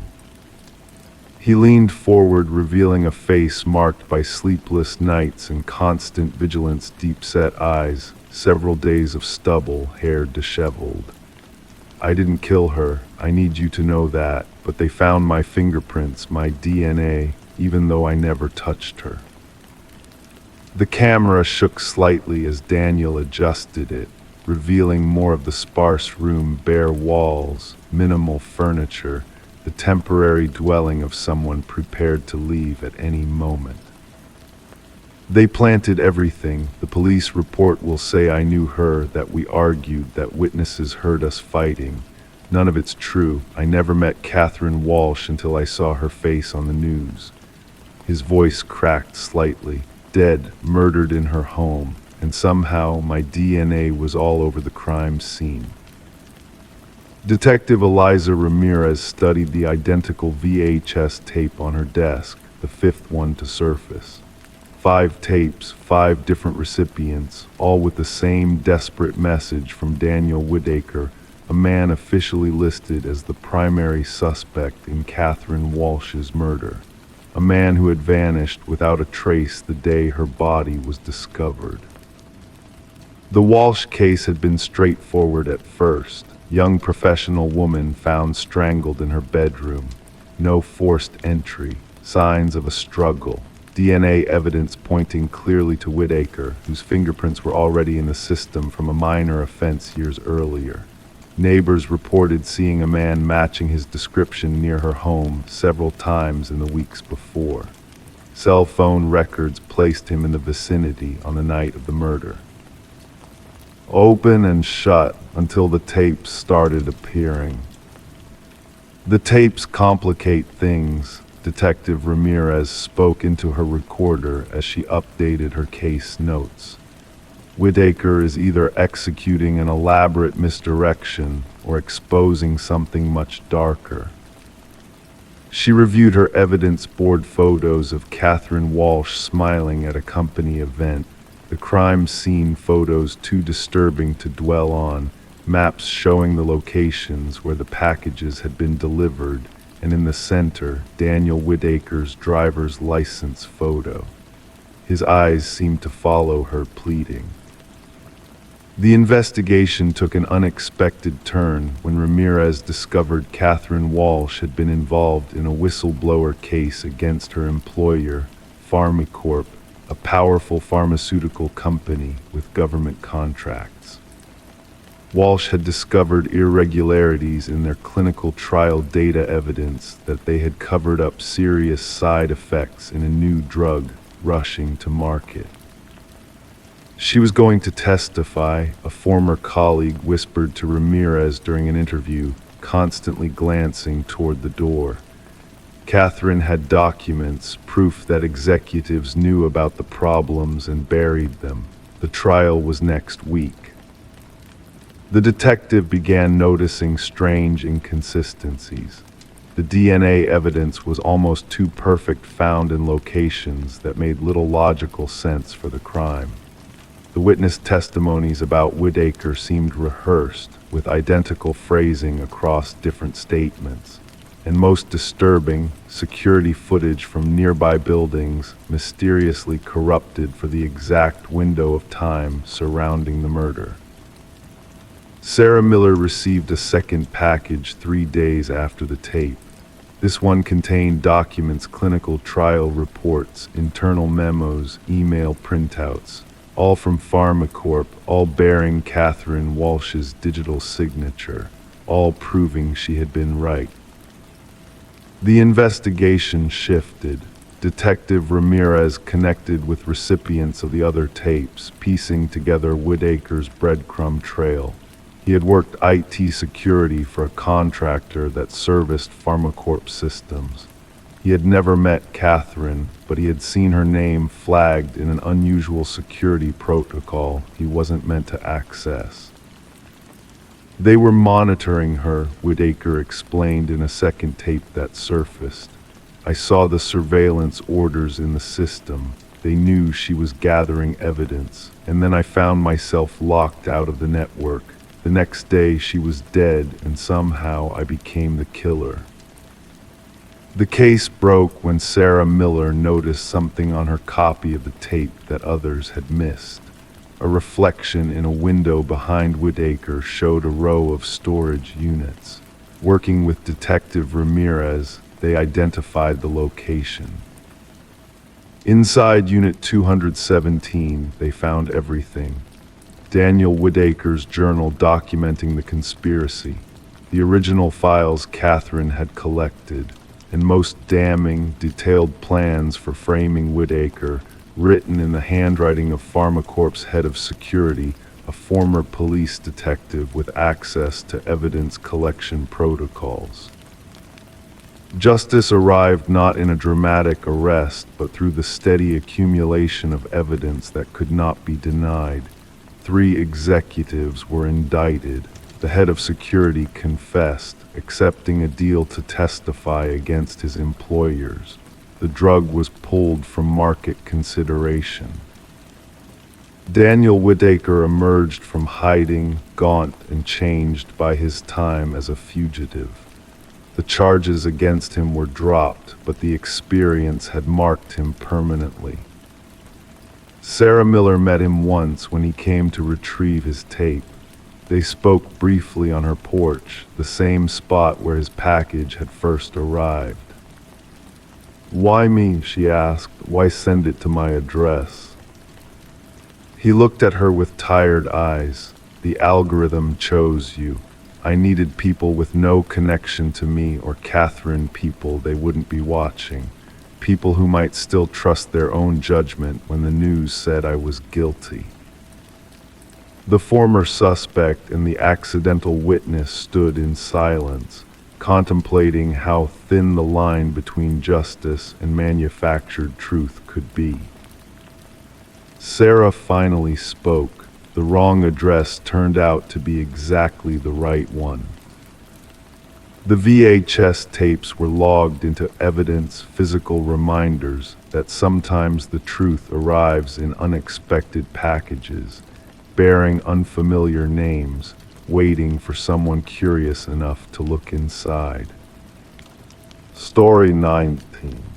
It arrived in the mail, wrapped in a plain envelope with no return address, a single brass key worn with time. The homeowner didn't recognize it, but something about it felt familiar. When she slid it into every lock she owned, nothing turned. It wasn't hers. But when she placed it on the coffee table, the old grandfather clock in the hallway let out a single, hollow chime despite having been broken for years. Sarah Miller reported the strange occurrence to authorities after finding the mysterious key. What seemed like an odd mishap soon unraveled into one of the most disturbing criminal investigations the quiet suburban neighborhood had ever witnessed. The responding officer initially dismissed her concerns. A key in the mail, perhaps a mistake, he suggested. But Sarah insisted something felt wrong.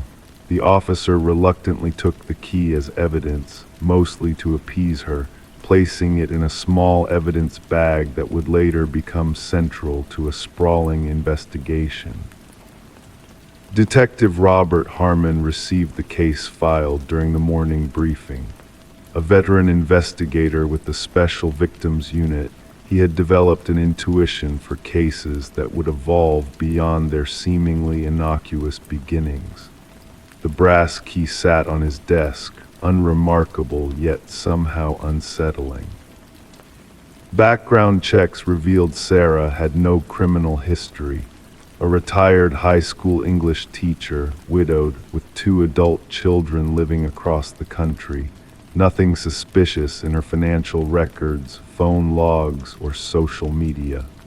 She appeared to be exactly what she claimed, an innocent recipient of something strange. The forensic team found no fingerprints on the key besides Sarah's. The envelope yielded nothing except a generic postmark from the regional distribution center. No DNA, no trace evidence. The key itself was a standard Schlage, available at any hardware store, though well-worn and at least several years old. The breakthrough came unexpectedly when Detective Harmon decided to run the key's unique bidding pattern through the department database. A cold case from 7 years prior had documented an identical key pattern belonging to a storage unit where investigators had found blood-stained carpet, cutting tools, and photographs of unidentified women. The original investigation had stalled without sufficient evidence to identify a suspect. Harmon pulled the dusty case files. The detective who had worked the case had since retired. The storage unit had been rented under a false identity, paid in cash. Surveillance footage had long been overwritten. The evidence collected had yielded partial DNA samples, but no matches in any criminal database. The photographs recovered from the storage unit showed 5 different women, all appearing unconscious. Only 3 had been identified during the original investigation, all reported missing but never found. Their cases remained open, classified as suspected homicides without bodies. Sarah Miller recognized none of the women when shown the photographs. She grew increasingly anxious as the investigation proceeded, installing new locks and a security system in her home. The question lingered, why had someone sent her this key? Harmon ordered a fresh analysis of the original evidence using newer techniques. The partial DNA sample was expanded and run through genealogical databases. This yielded a distant familial match, a second cousin twice removed from the suspect. Working backward through family trees, investigators narrowed their focus to Harold Jenkins, who had lived 2 streets away from Sarah Miller until moving away approximately 6 years ago. His current whereabouts were unknown. Further investigation revealed Jenkins had been a substitute teacher at the same school where Sarah taught, though they had minimal documented interaction. His employment records showed scattered work history, long unexplained gaps, and frequent relocations. His former residence yielded nothing unusual upon inspection. Neighbors described him as quiet, unremarkable, someone who kept to himself, the common refrain that often follows revelations about predators hiding in plain sight. The big question remained unanswered: why send the key now? Why to Sarah Miller? Harmon theorized it might be a trophy, a warning, or perhaps a macabre invitation. The search for Jenkins intensified. His driver's license hadn't been renewed, no credit card activity, no tax returns. The digital breadcrumbs people typically leave behind were conspicuously absent, suggesting an intentional effort to remain untraceable. The true horror of the case emerged when authorities investigated a small cabin registered to Jenkins' deceased mother. Beneath the weathered wooden floorboards, investigators discovered a concealed room accessible only through a trapdoor. Inside, meticulously organized shelves held dozens of identical brass keys, each with a name and date engraved on a small attached tag. 5 keys corresponded to the women from the photographs. The remaining keys, 27 in total, presented a horrifying implication of additional victims previously unknown to authorities. Buried behind the cabin, forensic teams recovered human remains. The excavation continued for weeks as investigators unearthed multiple bodies in varying states of decomposition. Sarah received round-the-clock protection as the manhunt for Jenkins expanded nationwide. Behavioral analysts suggested the key represented a twisted invitation, Jenkins selecting Sarah as someone to appreciate his work. The press dubbed him the Keymaster, a name that spread rapidly across national headlines. Fear permeated the community as residents questioned how such horror had existed among them undetected. Detection dogs tracked a scent from the cabin into the surrounding wilderness. Search teams combed dense forest areas. Thermal imaging drones scanned terrain too dangerous for ground teams. The manhunt became one of the largest in regional history. A wildlife photographer hiking in remote woods captured an image of someone matching Jenkins' description. The grainy photograph showed a bearded man with hollow eyes carrying a backpack, heading deeper into the wilderness. Authorities closed in on the area, establishing a perimeter. Tactical teams navigated difficult terrain while psychological profilers predicted Jenkins would not surrender. They anticipated he might have prepared for this contingency with hidden supplies and escape routes. The final confrontation occurred when a patrol officer encountered Jenkins attempting to cross a river. Rather than surrender, Jenkins retreated to higher ground, where he barricaded himself in an abandoned fire observation tower. Negotiators attempted communication for hours without response. When tactical teams finally breached the tower, they found Jenkins dead from a self-inflicted wound. Beside his body lay a journal containing detailed accounts of his crimes, alongside a single brass key identical to the one Sarah had received. Inside a waterproof container, investigators discovered additional evidence, including photographs, maps marking burial locations, and personal effects taken from victims, a methodically preserved record of atrocities spanning nearly a decade.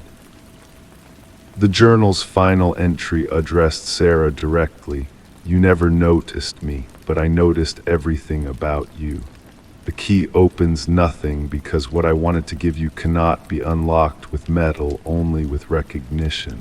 Now everyone will remember my name." The subsequent investigation identified 32 victims in total.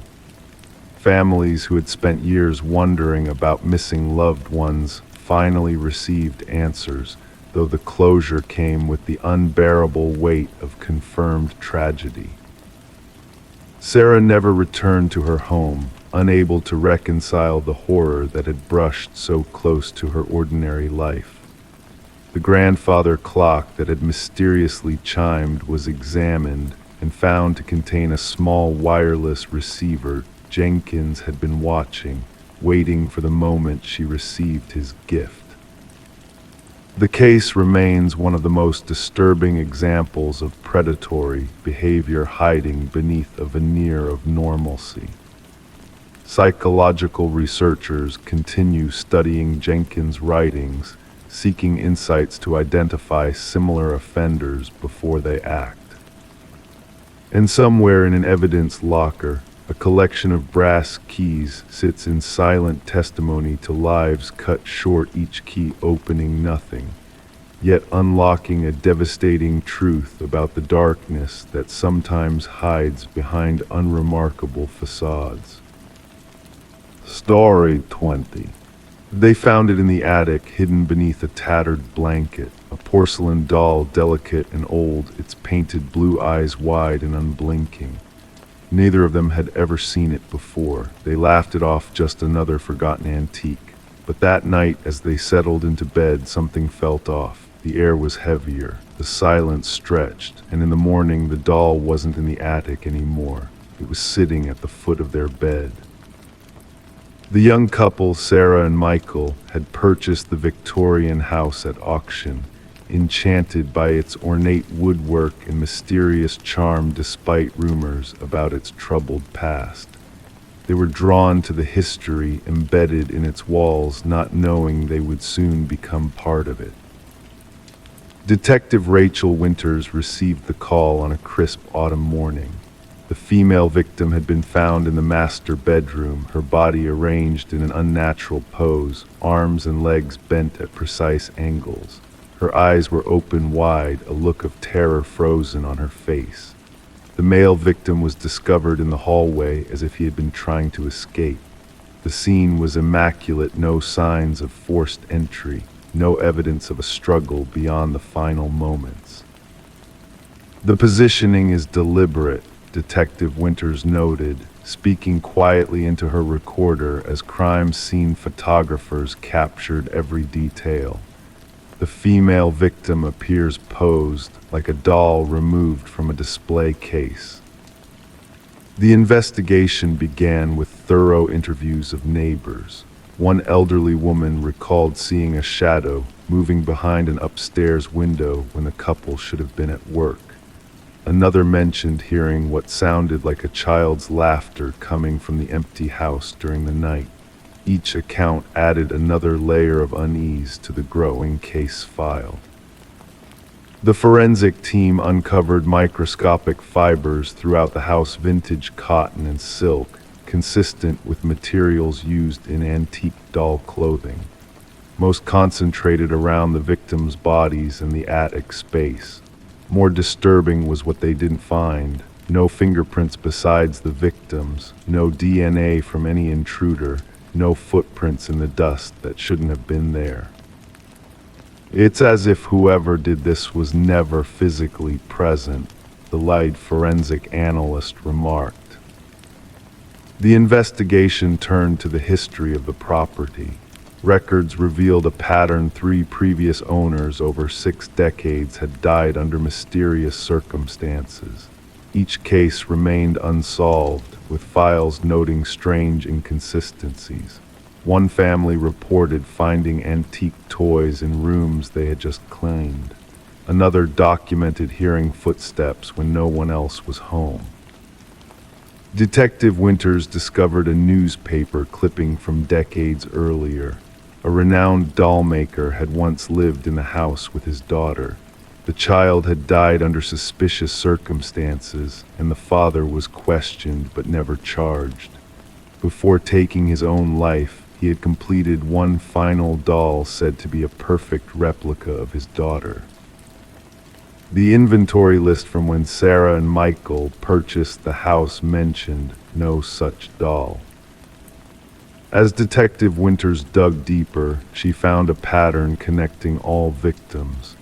Each had made modifications to the house, specifically to the attic space.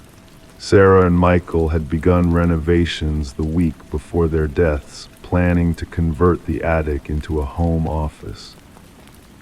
The breakthrough came when examining old photographs found in a hidden compartment beneath the attic floorboards. Black and white images showed the doll maker with his collection, but one doll stood out identical to the one described in initial police reports, the one found by Sarah and Michael. In the images, the doll appeared in different positions, sometimes seeming to move between photographs taken moments apart. Infrared scans of the walls revealed something chilling: tiny handprints, invisible to the naked eye, trailing from the attic to the master bedroom, along with a strange residue that analysis identified as porcelain dust mixed with organic material that couldn't be classified. The case took an unexpected turn when Detective Winters interviewed a distant relative of the doll maker. The woman shared family rumors about the doll maker using unorthodox materials and techniques, supposedly incorporating human elements into his most prized creations to give them life. She spoke of rituals performed to bind spirits to objects, knowledge the doll maker had acquired during travels abroad. The most perfect dolls, she whispered, were never meant to be just toys. The investigation stalled after that revelation. No suspects could be identified. No conventional explanation fit the evidence. The case remained active but grew cold. Detective Winters requested to keep the doll as evidence, securing it in a locked cabinet at the station. The morning after, officers found her office door ajar, the cabinet empty. The detective herself was discovered seated at her desk, unharmed but disoriented, with no memory of the night before. The security cameras showed nothing but static during the hours in question. The house was sold again at auction, its troubled history driving the price down despite its architectural value. The new owners found the attic empty, except for a tattered blanket folded neatly in the corner.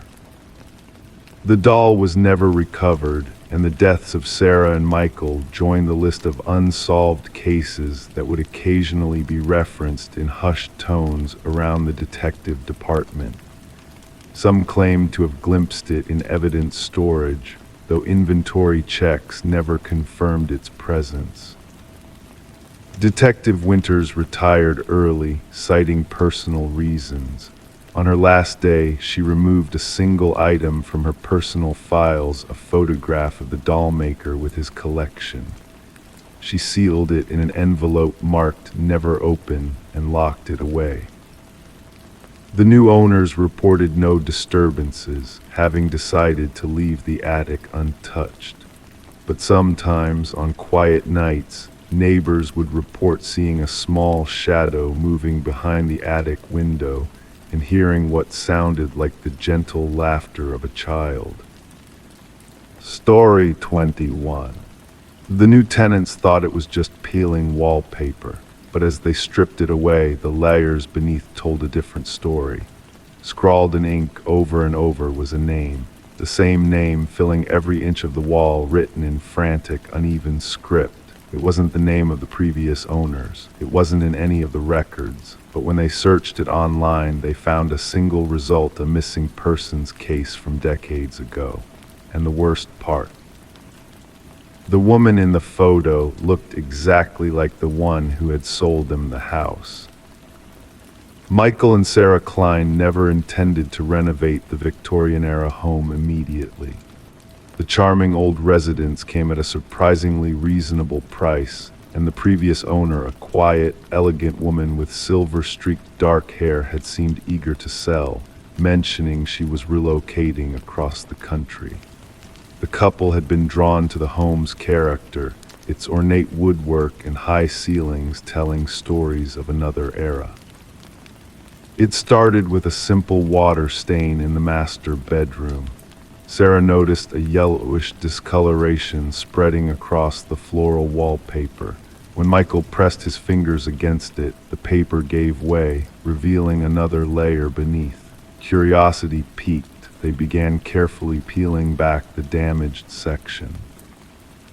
The first layer revealed outdated paisley patterns from what they guessed was the 1970s. Beneath that, striped paper from an earlier decade. But as they continued, something unexpected emerged in the third layer down. Writing, dark ink against faded beige paper. Not random scribbles, but a name, Elena Winters, written over and over, the handwriting becoming increasingly desperate and erratic across the wall. "Who's Elena Winters?" Sarah whispered, her fingers tracing the manic script. The discovery unsettled them both. That night, Michael sat at their kitchen island, laptop open, searching property records. The house had changed hands several times over the decades. No Elena Winters appeared in any documentation. The woman who sold them the house was listed as Margaret Cavendish. Sarah joined him, coffee mug in hand. Try searching just the name. The internet search yielded sparse results until they found an archived newspaper article, digitized from microfiche. Elena Winters, age 27, reported missing during winter months. The black and white photograph showed a young woman with dark hair and distinctive eyes that matched those of Margaret Cavendish, the woman who had sold them the house. "This article is from 30 years ago," Michael said, voice barely audible above the hum of the refrigerator. "Margaret would be about the right age now, but..." Sarah swallowed hard. The missing woman never had closure. No body found, no suspects named. Their curiosity evolved into an obsession. Sarah contacted the previous homeowners, working backward through county records. The renovation halted as they devoted evenings to their makeshift investigation. They learned that Margaret Cavendish had owned the house for only 7 months before selling to them, unusual considering the extensive paperwork and inspection process they'd endured. The detective assigned to the cold case had retired years ago. When Michael tracked him down, the man remembered the case immediately. His voice crackled over the speakerphone as he described the investigation. Elena Winters was reported missing by her roommate. No signs of struggle at her apartment. Her car found abandoned near the highway. The case went cold fast, no witnesses, no evidence of foul play, just vanished. Michael hesitated before asking, "Did you ever interview a Margaret Cavendish?" Silence hung heavy on the line. "Number name doesn't ring a bell. Why?" When they explained their discovery and showed him photos of both women side by side via email, the retired detective promised to make some calls. Within days, a detective from the current force contacted them, requesting permission to examine the wall. Their home became an active investigation scene. Forensics teams carefully documented and removed sections of the wallpaper. Analysis revealed that the ink dated back approximately 30 years. Handwriting experts compared the wall writings to samples of Aliner's handwriting from old journals provided by her family. The results were inconclusive. Meanwhile, Sarah discovered a hidden space beneath the floorboards in the bedroom closet. Inside lay a driver's license belonging to Aliner Winters, alongside several other identification cards bearing different names. All featured the same face with subtle variations: hair color, glasses, expressions. The final ID, Margaret Cavendish, matched their home cellar. When police attempted to locate Margaret using the forwarding address she'd provided, they discovered it non-existent. Her phone number no longer worked. The bank account that received their payment had been closed. Margaret Cavendish had disappeared, much like Aliner Winters had decades earlier. Then came the revelation that fundamentally altered the investigation. DNA analysis of hair strands recovered from deep within the wall cavity matched Aliner Winters. But fingerprints lifted from the writing itself matched another profile entirely, one belonging to a psychiatric patient named Rebecca Eldridge, who had been committed to a mental institution shortly after Aliner's disappearance. Rebecca Eldridge had been diagnosed with severe dissociative identity disorder. She had escaped from the institution multiple times over the years. Her medical records revealed something chilling. One of her documented alternate personalities called herself Aliner. The investigation uncovered that Rebecca had been Aliner's childhood friend, obsessed with her to the point of emulation. When Aliner rejected her increasingly disturbing advances, something in Rebecca fractured. She had taken Aliner's identity literally and figuratively, and created an elaborate web of personalities to maintain the illusion. The scrawled name represented Rebecca's desperate attempt to maintain her grip on reality, to remember who she truly was beneath the assumed identities. The wall had become both confession and prison, a physical manifestation of her fractured psyche. Sarah and Michael watched from their front porch as forensic teams excavated specific sections of their backyard, guided by ground-penetrating radar that had detected anomalies beneath the surface. The cold case had suddenly become very warm. The remains recovered from beneath the garden belonged to Aliner Winters. Rebecca Eldridge, known to Michael and Sarah as Margaret Cavendish, was eventually apprehended attempting to cross the border with yet another identity. When confronted with evidence, the personality presenting as Margaret collapsed, and another emerged, one who confessed to killing Aliner in a jealous rage. The names on the wall had been both memorial and manifestation of guilt, written by a fractured mind trying to hold onto fragments of truth despite itself. For Aliner's family, justice arrived 3 decades late. For Michael and Sarah, their dream home became infamous, a footnote in true crime history, forever known as the house where the walls themselves confessed to murder. Story 22. The wooden plank came loose when she stepped on it, just a small shift, but enough to catch her attention. She crouched down, running her fingers along the edges, feeling the gap. The floor wasn't solid, it was hiding something. With careful hands, she pried up the boards, revealing a dark, narrow space beneath the house. At first she saw nothing but dust and cobwebs. Then as her eyes adjusted, she realized there was something down there, a mattress, a chair. And in the corner, a tattered notebook, filled with pages of a name, her name written over and over again. Detective Morgan Reed stood behind Sarah Coleman as she stared into the darkness beneath her newly purchased home. The terror in her eyes reflected something deeper than just finding a hidden room. It was the violation of safety, the intrusion of something sinister into what should have been her fresh start. "Don't touch anything else," Detective Reed instructed, her voice calm but firm. She clicked on her flashlight, illuminating more of the concealed space. The beam revealed walls covered with photographs, surveillance photos of Sarah walking to her car, entering buildings, talking with friends, a shrine to obsession that had existed right beneath her feet. Sarah had purchased the small cottage from the estate of an elderly man named Walter Green, who had died without any known relatives. The property had been vacant for several months before going on the market. The real estate listing had described it as charming and in need of minor renovations.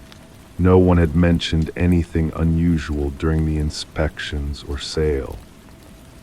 "I never met him, the previous owner," Sarah whispered. "The neighbors said he kept to himself. I thought that basement access was sealed off decades ago. That's what the inspection report said." The crime scene investigators arrived, their equipment cases thudding against the wooden floors as they entered. They photographed everything, cataloged evidence, and eventually extracted the mattress, chair, and notebook from the hidden chamber. Forensic analysts later discovered countless fingerprints throughout the space, all belonging to Walter Green. What disturbed investigators most was the timeline they pieced together. Based on utility records and dated photographs in the chamber, Walter had been watching Sarah for at least 3 years before his death. He had attended the same community events, shopped at the same grocery store, and even patronized the cafe where she sometimes worked. Yet Sarah had no recollection of ever meeting or noticing him. This level of fixation typically escalates, the department psychologist explained during a briefing. The subject moves from fantasy to planning. The hidden room suggests he was preparing for something more direct. Detective Reed's investigation took an unexpected turn when she interviewed Walter's former coworker from the maintenance department at the local shopping center. The man seemed nervous, fidgeting with his wedding band throughout their conversation. "Walter talked about her sometimes," he admitted. "Said she reminded him of someone. I thought it was just an old man with a crush. I never thought," he trailed off, staring at his hands. "Did he ever mention any plans involving her?" Reed pressed. "Not exactly plans, but he had this thing he'd say about how she belongs with me. I thought it was just talk." Reed obtained a warrant to search Walter's workplace locker, which had remained untouched since his death. Inside, they found a key that didn't match any locks in Walter's home. The serial number led them to a storage unit registered in his name. The metal door of the unit rolled upward with a grating sound. Inside, neatly arranged, was furniture that matched Sarah's old apartment replicas of her bed, her desk, even her living room couch. Walter had created a perfect copy of her living space, down to the throw pillows and wall art. A mannequin with a wig matching Sarah's hairstyle sat at the replica desk. Most disturbing of all was the calendar marked with a date just 1 week after Walter's unexpected death from a heart attack. The date was circled in red with a single word written across it: together. The investigation uncovered that Walter had been institutionalized in his youth after becoming obsessed with a female teacher. His records indicated treatment for erotomania, a delusion where the subject believes another person is in love with them despite evidence to the contrary. Walter had been released and lived decades without incident until something about Sarah triggered his old patterns. At the police station, Reed spread crime scene photos across the conference table. He died believing they had some special connection. In his mind, they were destined to be together. Could she have encountered him somewhere, something that sparked this fixation? Another detective asked. Reed shook her head. Nothing we can find. Sometimes these obsessions don't need much. A smile from a stranger. Eye contact that lasts a second too long. For someone with his history, that could be enough. Sarah decided to sell the house, unable to feel safe there again. During final walkthrough with her realtor, she stood in the living room, arms wrapped around herself.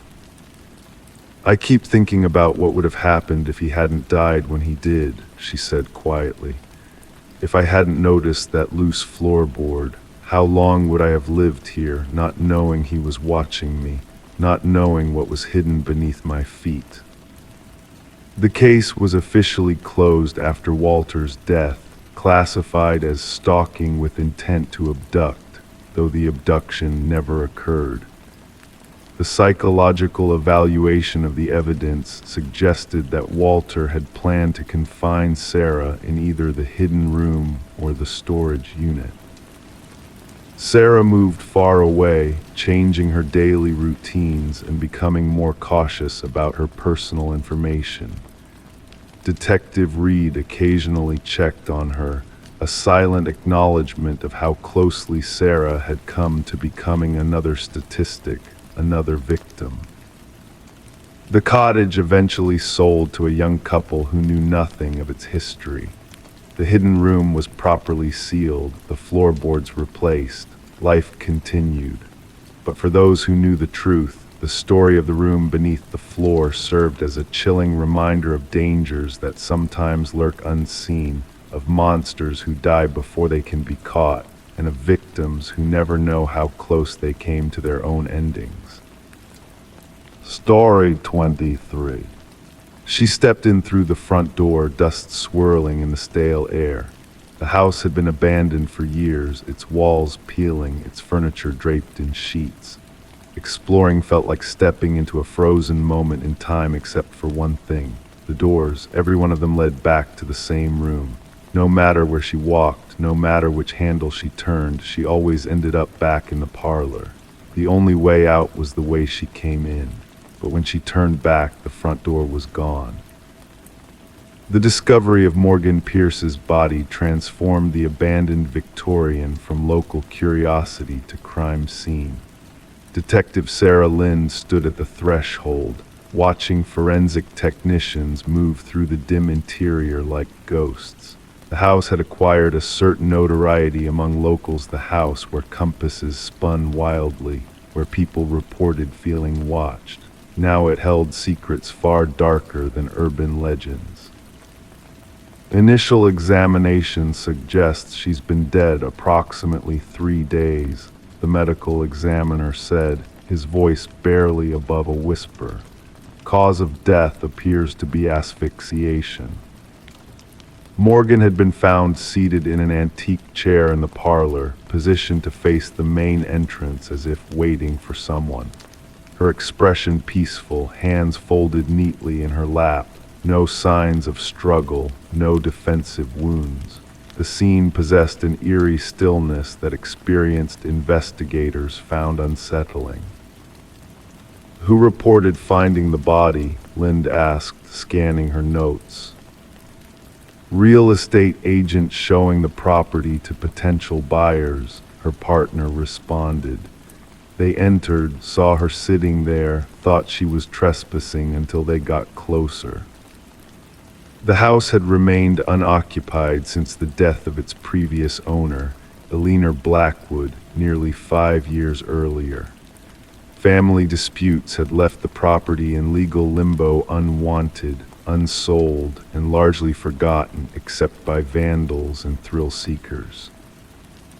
Morgan Pierce was 26, a graduate student researching architectural anomalies for her thesis. Friends described her as methodical, ambitious, and fascinated by spaces that defied conventional design. The abandoned Victorian, with its reputation for disorienting visitors, would have been irresistible to her. Her roommate reported her missing 2 days ago, Lind noted. Said Morgan mentioned visiting the house where people get lost for her research. The investigation revealed Morgan had visited the house multiple times in the weeks before her death. Her journal entries described strange acoustic properties, unexpected cold spots, and doors that seemed to lead to different rooms each time she opened them. In her final entry, she wrote of bringing specialized equipment to document what she called spatial inconsistencies. That equipment was nowhere to be found. The autopsy revealed an unexpected detailed trace amounts of a rare alkaloid in Morgan's system, derived from a plant used in certain shamanic rituals. The substance was known to cause disorientation and vivid hallucinations, but not in quantities sufficient to be lethal. She wasn't a recreational drug user, her boyfriend insisted during questioning. Morgan was rigorous about her research methods. She wouldn't have compromised her perception deliberately. Digital forensics recovered fragments of deleted messages on Morgan's phone, conversations with someone who shared her fascination with the house, someone who claimed to understand its secrets. The messages grew increasingly intimate and cryptic. The house remembers what happened there, one message read. It wants someone to know. The investigation led detectives to Adam Reeves, an architectural historian who had corresponded with Morgan. His expertise in rare spatial phenomena had drawn her attention, and their professional relationship had evolved into something more personal. When questioned, Reeves appeared genuinely devastated by her death. "The house has a reputation," he explained. "The original architect incorporated optical illusions and false perspectives. He designed it to confuse and disorient. Morgan believed there was something more to it, something beyond tricks of design." But Reeves had an alibi for the estimated time of death. Security footage showed him giving a lecture at a university symposium several hours away. The breakthrough came from an unexpected source, Eleanor Blackwood's grandson, now living abroad. When contacted by investigators, he revealed a family secret kept buried for generations. "My grandmother wasn't the only Blackwood to die in that house," he said. "There were others, always found in the parlor, always looking peaceful. The family called it the claiming." He provided investigators with journals dating back decades, documenting deaths initially ruled as heart failure or stroke. The pattern was unmistakable. Individuals who spent significant time in the house eventually succumbed to what the family euphemistically called the influence. A secondary search of the property revealed a hidden compartment behind the parlor fireplace. Inside, investigators found Morgan's missing equipment and something else. A small chamber containing artifacts from numerous indigenous cultures, arranged in a precise geometric pattern. At the center sat a carved figurine, its features worn smooth by handling across generations. Analysis identified the carving as representing a deity associated with liminal spaces, thresholds between worlds. Residue on the artifacts matched the alkaloid found in Morgan's system. The case took another turn when forensic analysis of dust patterns in the house indicated someone else had been present when Morgan died. Partial fingerprints not matching Morgan's or any known visitors were recovered from doorknobs throughout the house. 3 weeks into the investigation, Adam Reeves was found dead in his apartment. Like Morgan, he was seated facing the entrance, expression peaceful, with the same alkaloid in his system. Clutched in his hand was a key that matched no lock in his apartment but fit perfectly into the hidden compartment in the Victorian. In his final email sent to himself as if preserving a record, Reeves wrote, "The house doesn't trap you physically, it traps your perception. Morgan was right, the doors led where they've always led, but something makes you think you're going in circles. Once you realize the truth, you can leave any time, but by then you don't want to." The case officially remains open, classified as suspicious deaths under investigation. The Victorian has since been condemned, access restricted by authorities. Yet rumors persist of lights seen inside during certain nights and of visitors who enter but are never seen leaving. Some locals insist the house claims those who understand its secrets too well.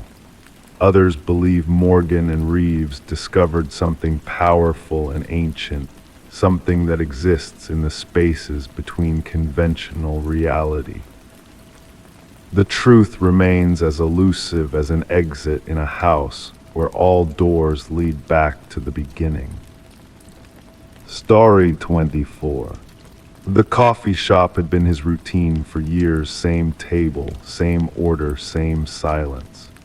The barista knew his face, but no one knew his name. One day he didn't show up. When the police checked his usual seat, they found a wallet left behind. Inside was a driver's license with a photo, but no name, no address, just a blank space where his identity should have been. When they pulled security footage, they saw something impossible. He had walked in, he had sat down, but he had never left. Detective Sarah Mercer pressed her fingertips against the cold metal table as she reviewed the security footage again.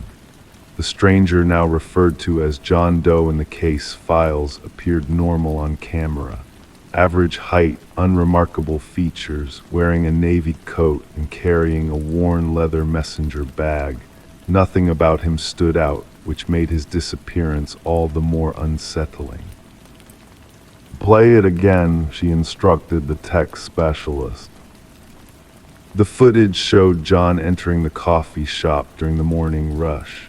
He ordered his usual black coffee, no sugar, and made his way to the corner table partially hidden by a decorative plant. He sat down, opened his bag, removed a notebook, and began writing. Occasionally he would sip his coffee and look out the window. Then came the crucial moment. He placed his wallet on the table, stood up, and walked toward the restroom hallway. But he never returned to his table. He never exited through any door. He simply vanished. "And check the bathroom footage," Mercer said. "That's the thing," replied the specialist. "He never entered any bathroom. We've checked every camera angle. It's like he dissolved into thin air." Back at the station, Mercer spread the contents of the wallet across her desk. The driver's license photo matched their mystery man, but where personal information should have been, there were only blank spaces. The credit cards bore no names, just 16-digit numbers that, when run through the system, connected to no existing accounts. Cash in various denominations, neatly organized. A receipt from the coffee shop dated 3 days prior. And a single business card blank on both sides, except for a phone number printed in faint gray ink. When Mercer dialed the number, the line connected, but no one spoke. She could hear what sounded like paper rustling, perhaps pages turning. After 30 seconds, the call disconnected. The barista who had served John for years couldn't provide much information. He never talked much, always polite though, tipped well. I think he might have had an accent, but he spoke so softly it was hard to tell. Did he ever meet anyone here, have conversations? Mercer asked. Never, always alone, always writing in that notebook.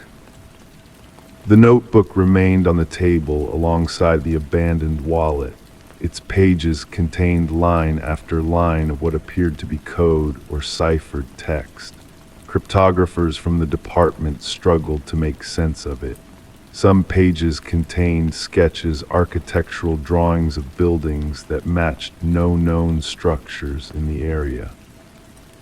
Mercer assigned officers to canvass the neighborhood with photos of John Doe. No one recognized him.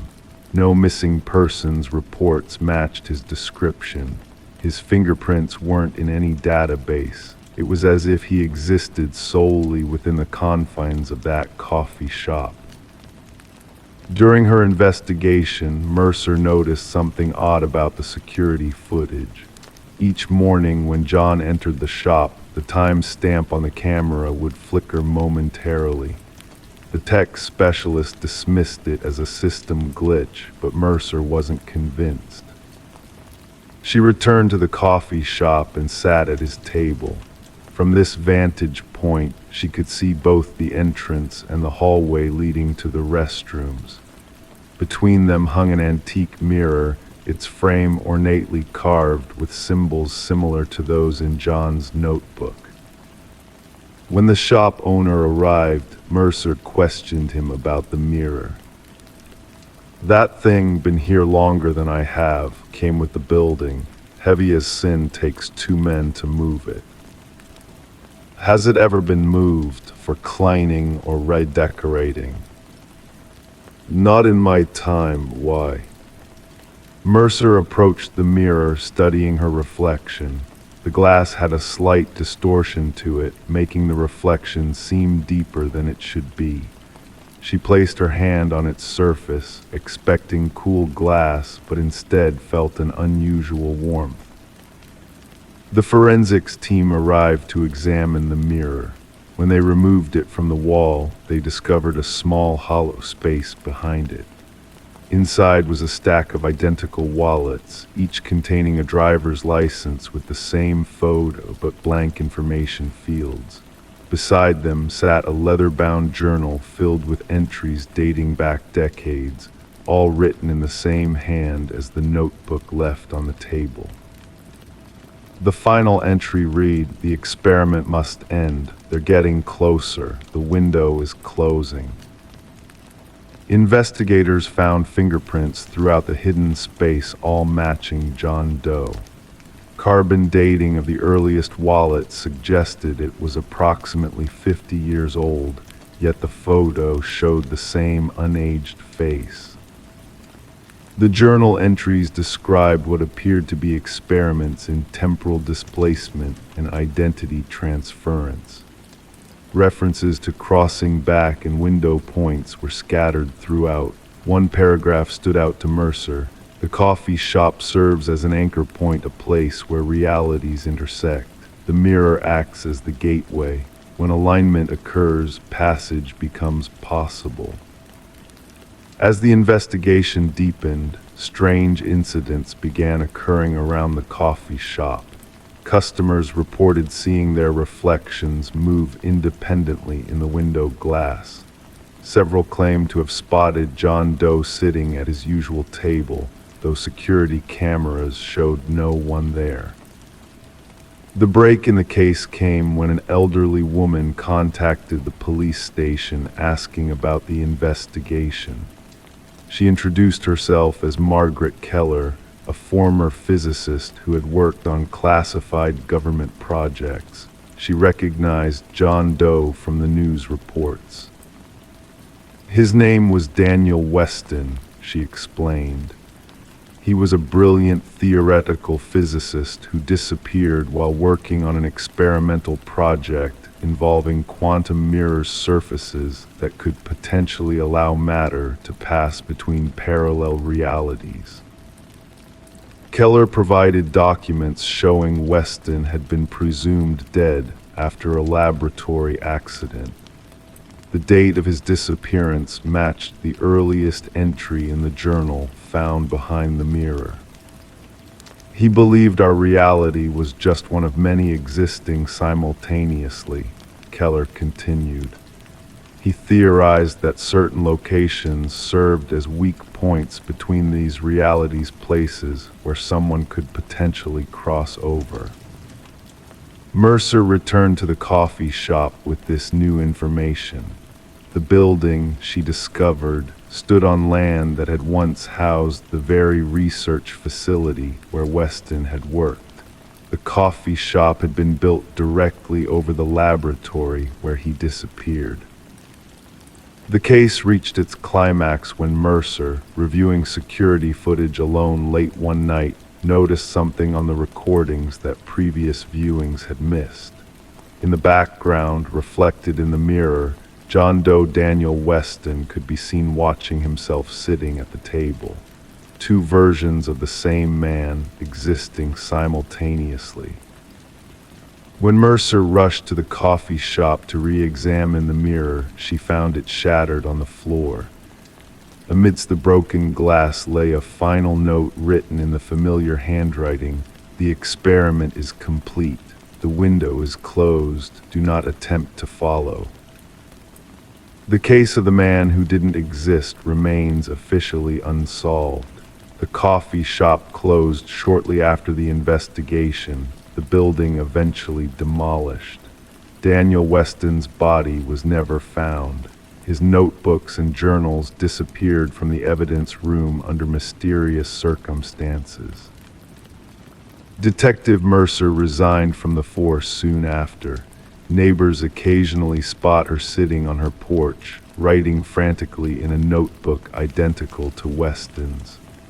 On her wall hangs a fragment of an antique mirror, its surface sometimes appearing to ripple when no one is watching. Story 25. The costume shop was closing down, selling off old inventory. A woman picked up a mask from a dusty shelf, its features delicate but unsettlingly lifelike. The cashier hesitated when she placed it on the counter. "That's not ours," he muttered. Confused, she checked the tag. There wasn't one. Shrugging, she took it home. That night she woke up to a soft sound, a whisper of fabric shifting. The mask was no longer on the dresser where she had left it. It was sitting on her nightstand, facing her. The woman, Catherine Reed, was found by her neighbor. The front door stood ajar, morning light spilling across the threshold into the otherwise dark home. The neighbor had come to return a borrowed book, but instead discovered a scene that would haunt investigators for years. Catherine lay motionless on her bedroom floor, the mask nowhere to be found. Detective Morgan arrived as forensics photographed the scene. The shutters clicked rhythmically against the backdrop of hushed voices. No signs of forced entry, an officer noted, writing in his notepad. The detective nodded, gaze traveling across the room, taking in details others might miss. A single drawer partially open, a water glass on the nightstand, lipstick on the rim. Everything seemed ordinary except for the woman who would never wake again. The medical examiner bent over the body, face grave. Cause of death unclear at first inspection. No visible wounds, no signs of struggle. He pointed to her face. Noticed the expression terror frozen in her features. The detective crouched for a closer look. "Something scared her to death," she whispered.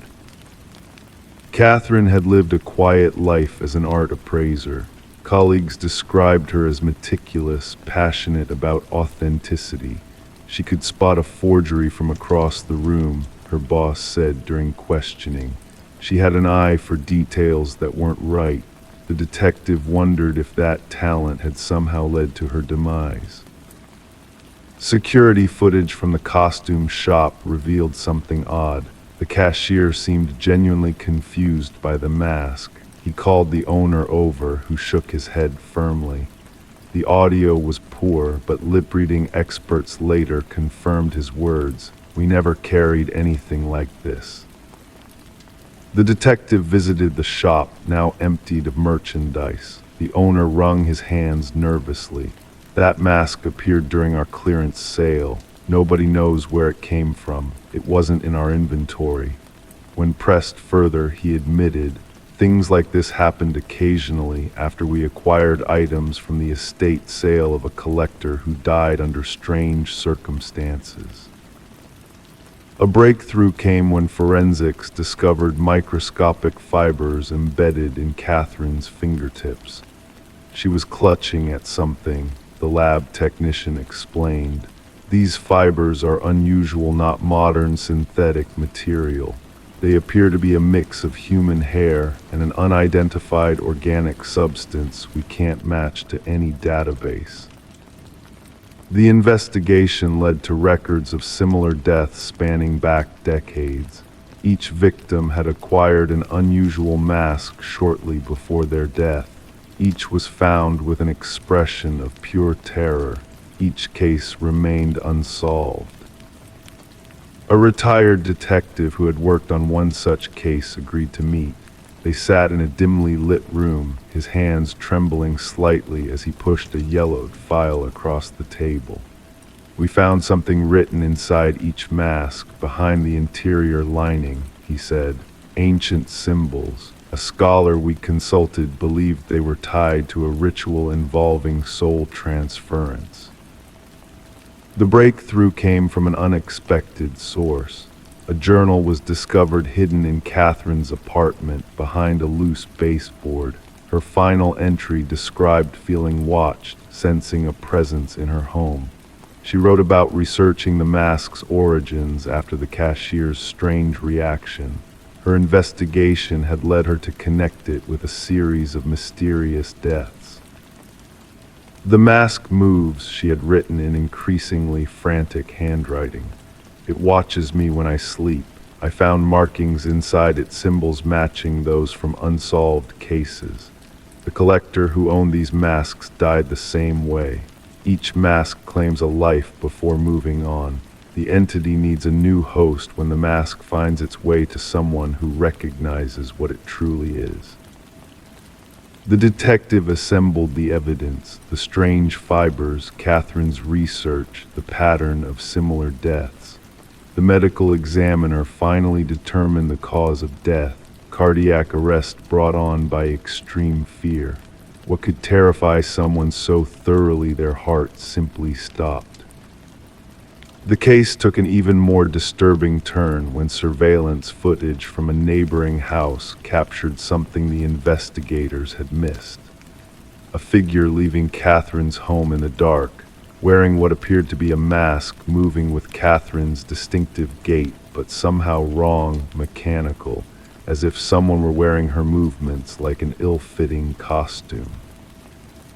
The detective issued an alert for the missing mask, but it never resurfaced, not until 6 months later, when reports came of a peculiar mask appearing in a vintage shop across the country.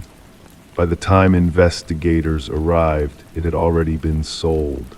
The buyer's name was not recorded. The case remains officially unsolved. The detective keeps Catherine's journal in her desk drawer, a reminder of a truth too strange for official reports.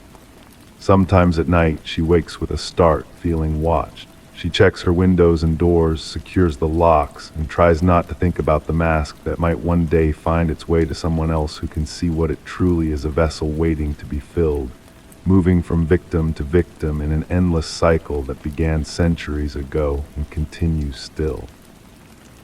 The mask is out there waiting to be found again. And when it is, another person will wake to the soft sound of movement in the dark, to find it has crept closer while they slept, empty eye holes fixed upon them, hungry for what lives behind their eyes. Story 26. The house had been vacant for years. The neighbors said no one had lived there since the young woman went missing. Yet when the new tenants moved in, they found the bedroom locked from the inside. After prying it open, the air was stale, heavy with dust, but something wasn't right. The bed was made, the mirror wiped clean. On the desk, a single candle had melted down to nothing, its wax pooling like frozen tears. And then they saw it, the notebook, open to a page with fresh ink. The last entry was dated the night she disappeared. Detective Morgan read through the notebook's pages while forensic technicians dusted the room for prints. The writing belonged to Elise Winters, age 26, reported missing by her parents almost 5 years prior. Her handwriting flowed across the pages in neat, precise strokes until the final entry, where the pen had pressed harder, leaving indentations on subsequent blank pages. I know he's watching me tonight, the final entry read. The same car has passed by 3 times. I've called for help, but no one believes me. If something happens, know that it wasn't random. The detective closed the book, slipping it into an evidence bag. The smell of dust and something else, a faint chemical odor, lingered in the room. The landlord stood in the doorway, arms crossed, face pale. I swear we checked every room before listing it for rent, he muttered. That door wasn't locked. Elise had been working as a paralegal for Harriman and Associates, a prestigious law firm handling several high-profile corporate cases. Colleagues described her as meticulous, dedicated, and increasingly withdrawn in the weeks before her disappearance. She started staying late, her supervisor told investigators during a recorded interview. Said she discovered something in the Westridge acquisition files that didn't add up, numbers that were changed, documents that were backdated. The detective studied photographs of Elise auburn hair, serious eyes behind rectangular glasses, always professionally dressed. The woman in the photos seemed too calculated to simply disappear, too organized to leave without a trace. The bedroom yielded few clues, no signs of struggle, no blood, just a perfectly preserved moment in time, as if Elise had stepped out for coffee and intended to return. The candle on the desk was black wax, unscented. Beneath it, heat had warped the wood surface. "What did you find?" Morgan asked the forensic lead. "Multiple fingerprint sets, most degraded with age. The interesting part is what's missing. The doorknob was wiped clean inside and out, same with the window latches." The investigators removed the baseboards, checked behind outlets, and searched for hidden compartments. When they pulled up a loose floorboard near the closet, they found it a small waterproof case containing a flash drive and a key. The key opened a safe deposit box at Northern Trust Bank. Inside was a second flash drive and several folders of documents. The papers detailed financial transactions between Westridge Pharmaceuticals and offshore accounts linked to several partners at Harriman and Associates. Digital forensics recovered the contents of both drives. They contained audio recordings and spreadsheets documenting manipulated drug trial data for Westridge's flagship medication, Neurapax. The recordings featured Elise's voice and that of a man identified as Vincent Harriman, senior partner. "These numbers can't go public," Harriman said in one recording. "The side effects were present in almost 40% of patients, not 4% as we reported. If this gets out, the firm is finished and Westridge stock becomes worthless overnight." "People are dying," Elise responded. "The seizures are happening exactly as the original data predicted." "This conversation never happened," Harriman replied. "Remember, what we discuss happens inside these walls stays here, for everyone's protection."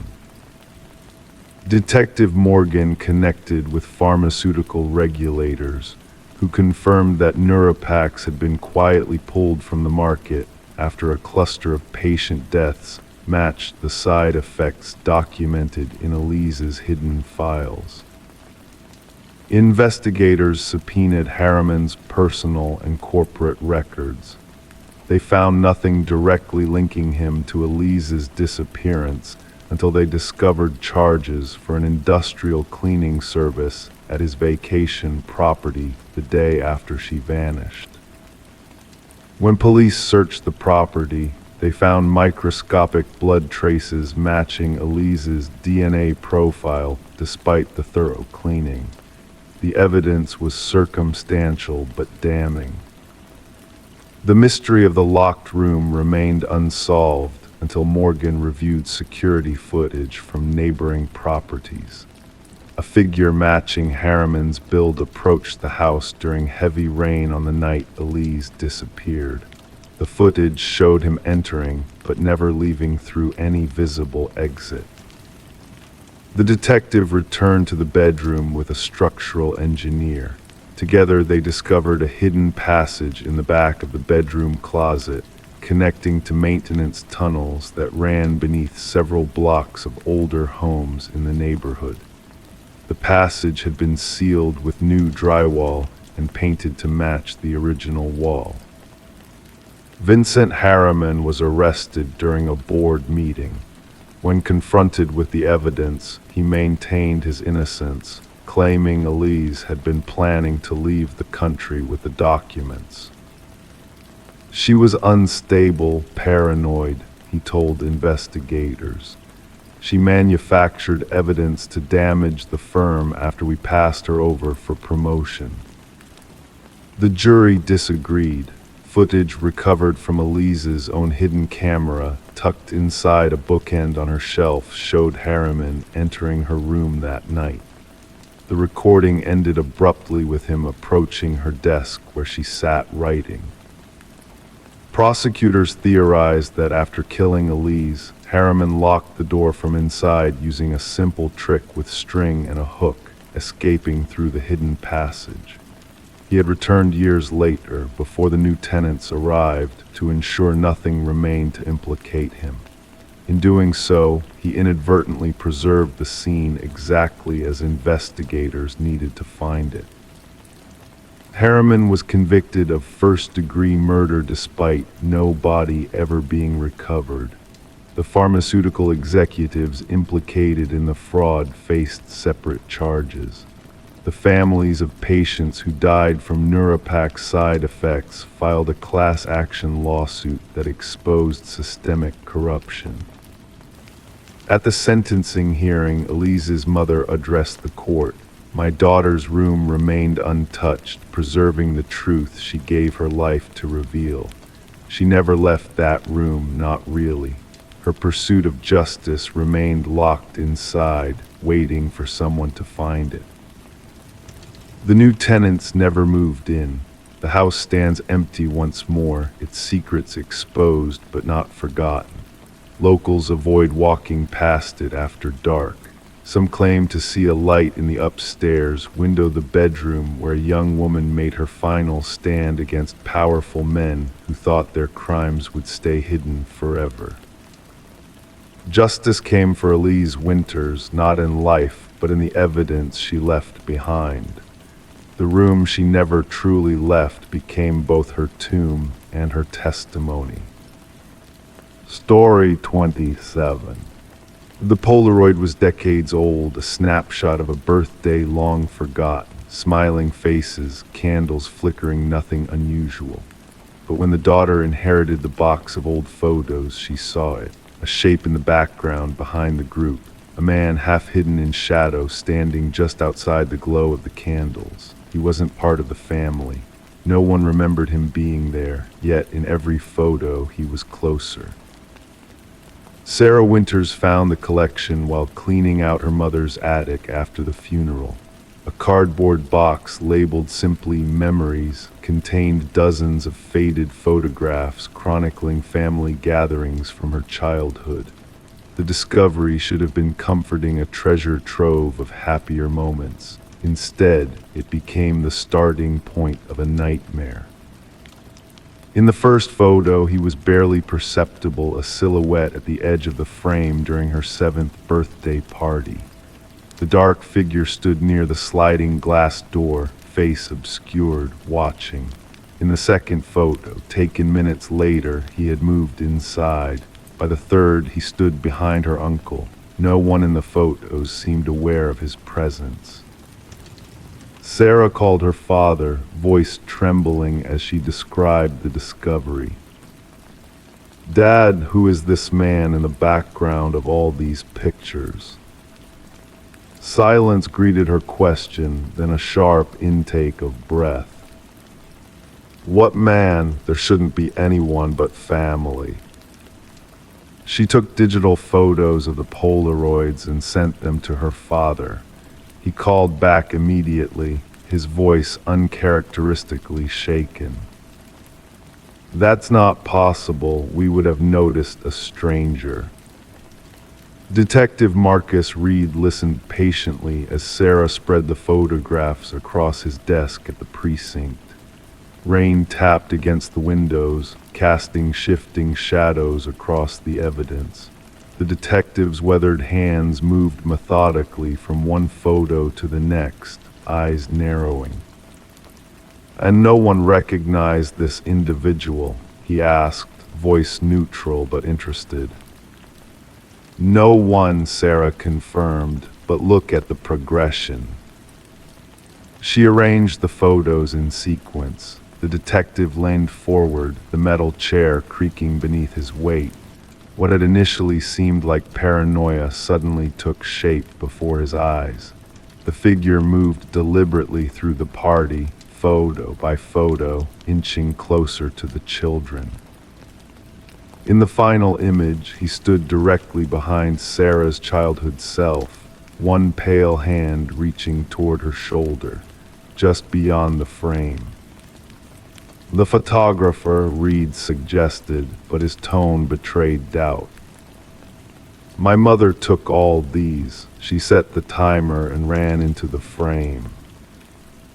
The detective made copies and opened a case file. Within days, he had contacted everyone still alive who had attended the party. No one remembered the man. No servers had been hired. No neighbors had visited. The property had been remote, a countryside rental specifically chosen for privacy. Facial recognition software proved useless. The figure remained strategically obscured in each shot, as if aware of the camera's eye. Yet something about his posture seemed practiced, deliberate. The investigation might have stalled there had Sarah not discovered more photos in other family albums. Different gatherings, different years, same figure, always in the background, always unnoticed in the moment.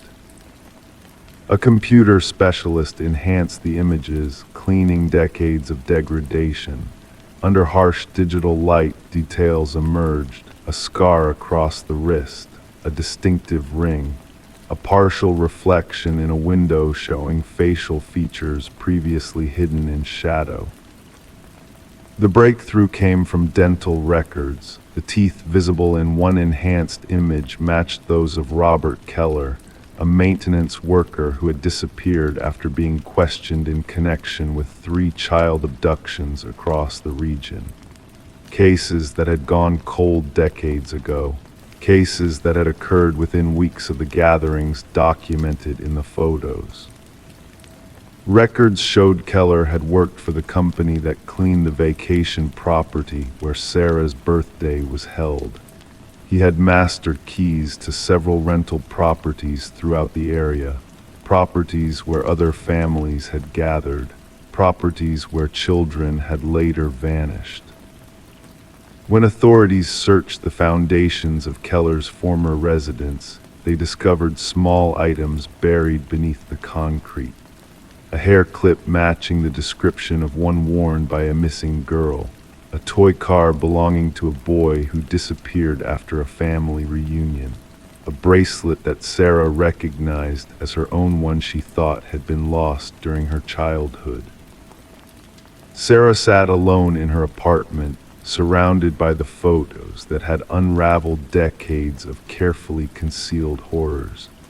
The detective had called earlier with news that they had identified remains found near one of the vacation properties. DNA confirmed it was one of the missing children. She stared at the final birthday photo. The candles cast a warm glow on the faces of her family, frozen in celebration. Behind her younger self, partially concealed by shadow but unmistakably present, the figure watched, patient, calculating, invisible to everyone in that moment of joy. The revelation had connected unsolved cases across decades. Families finally had answers, though not the ones they had prayed for. The shadow in the family photos had stepped into the light of justice, his presence finally acknowledged after years of hiding in plain sight. Sarah gathered the photos and placed them back in the box. They were evidence now. Proof that sometimes the most dangerous threats are those captured on film, but unseen by the eye-hidden figures who move through celebrations undetected, leaving only the faintest trace of their passage through frozen moments of time.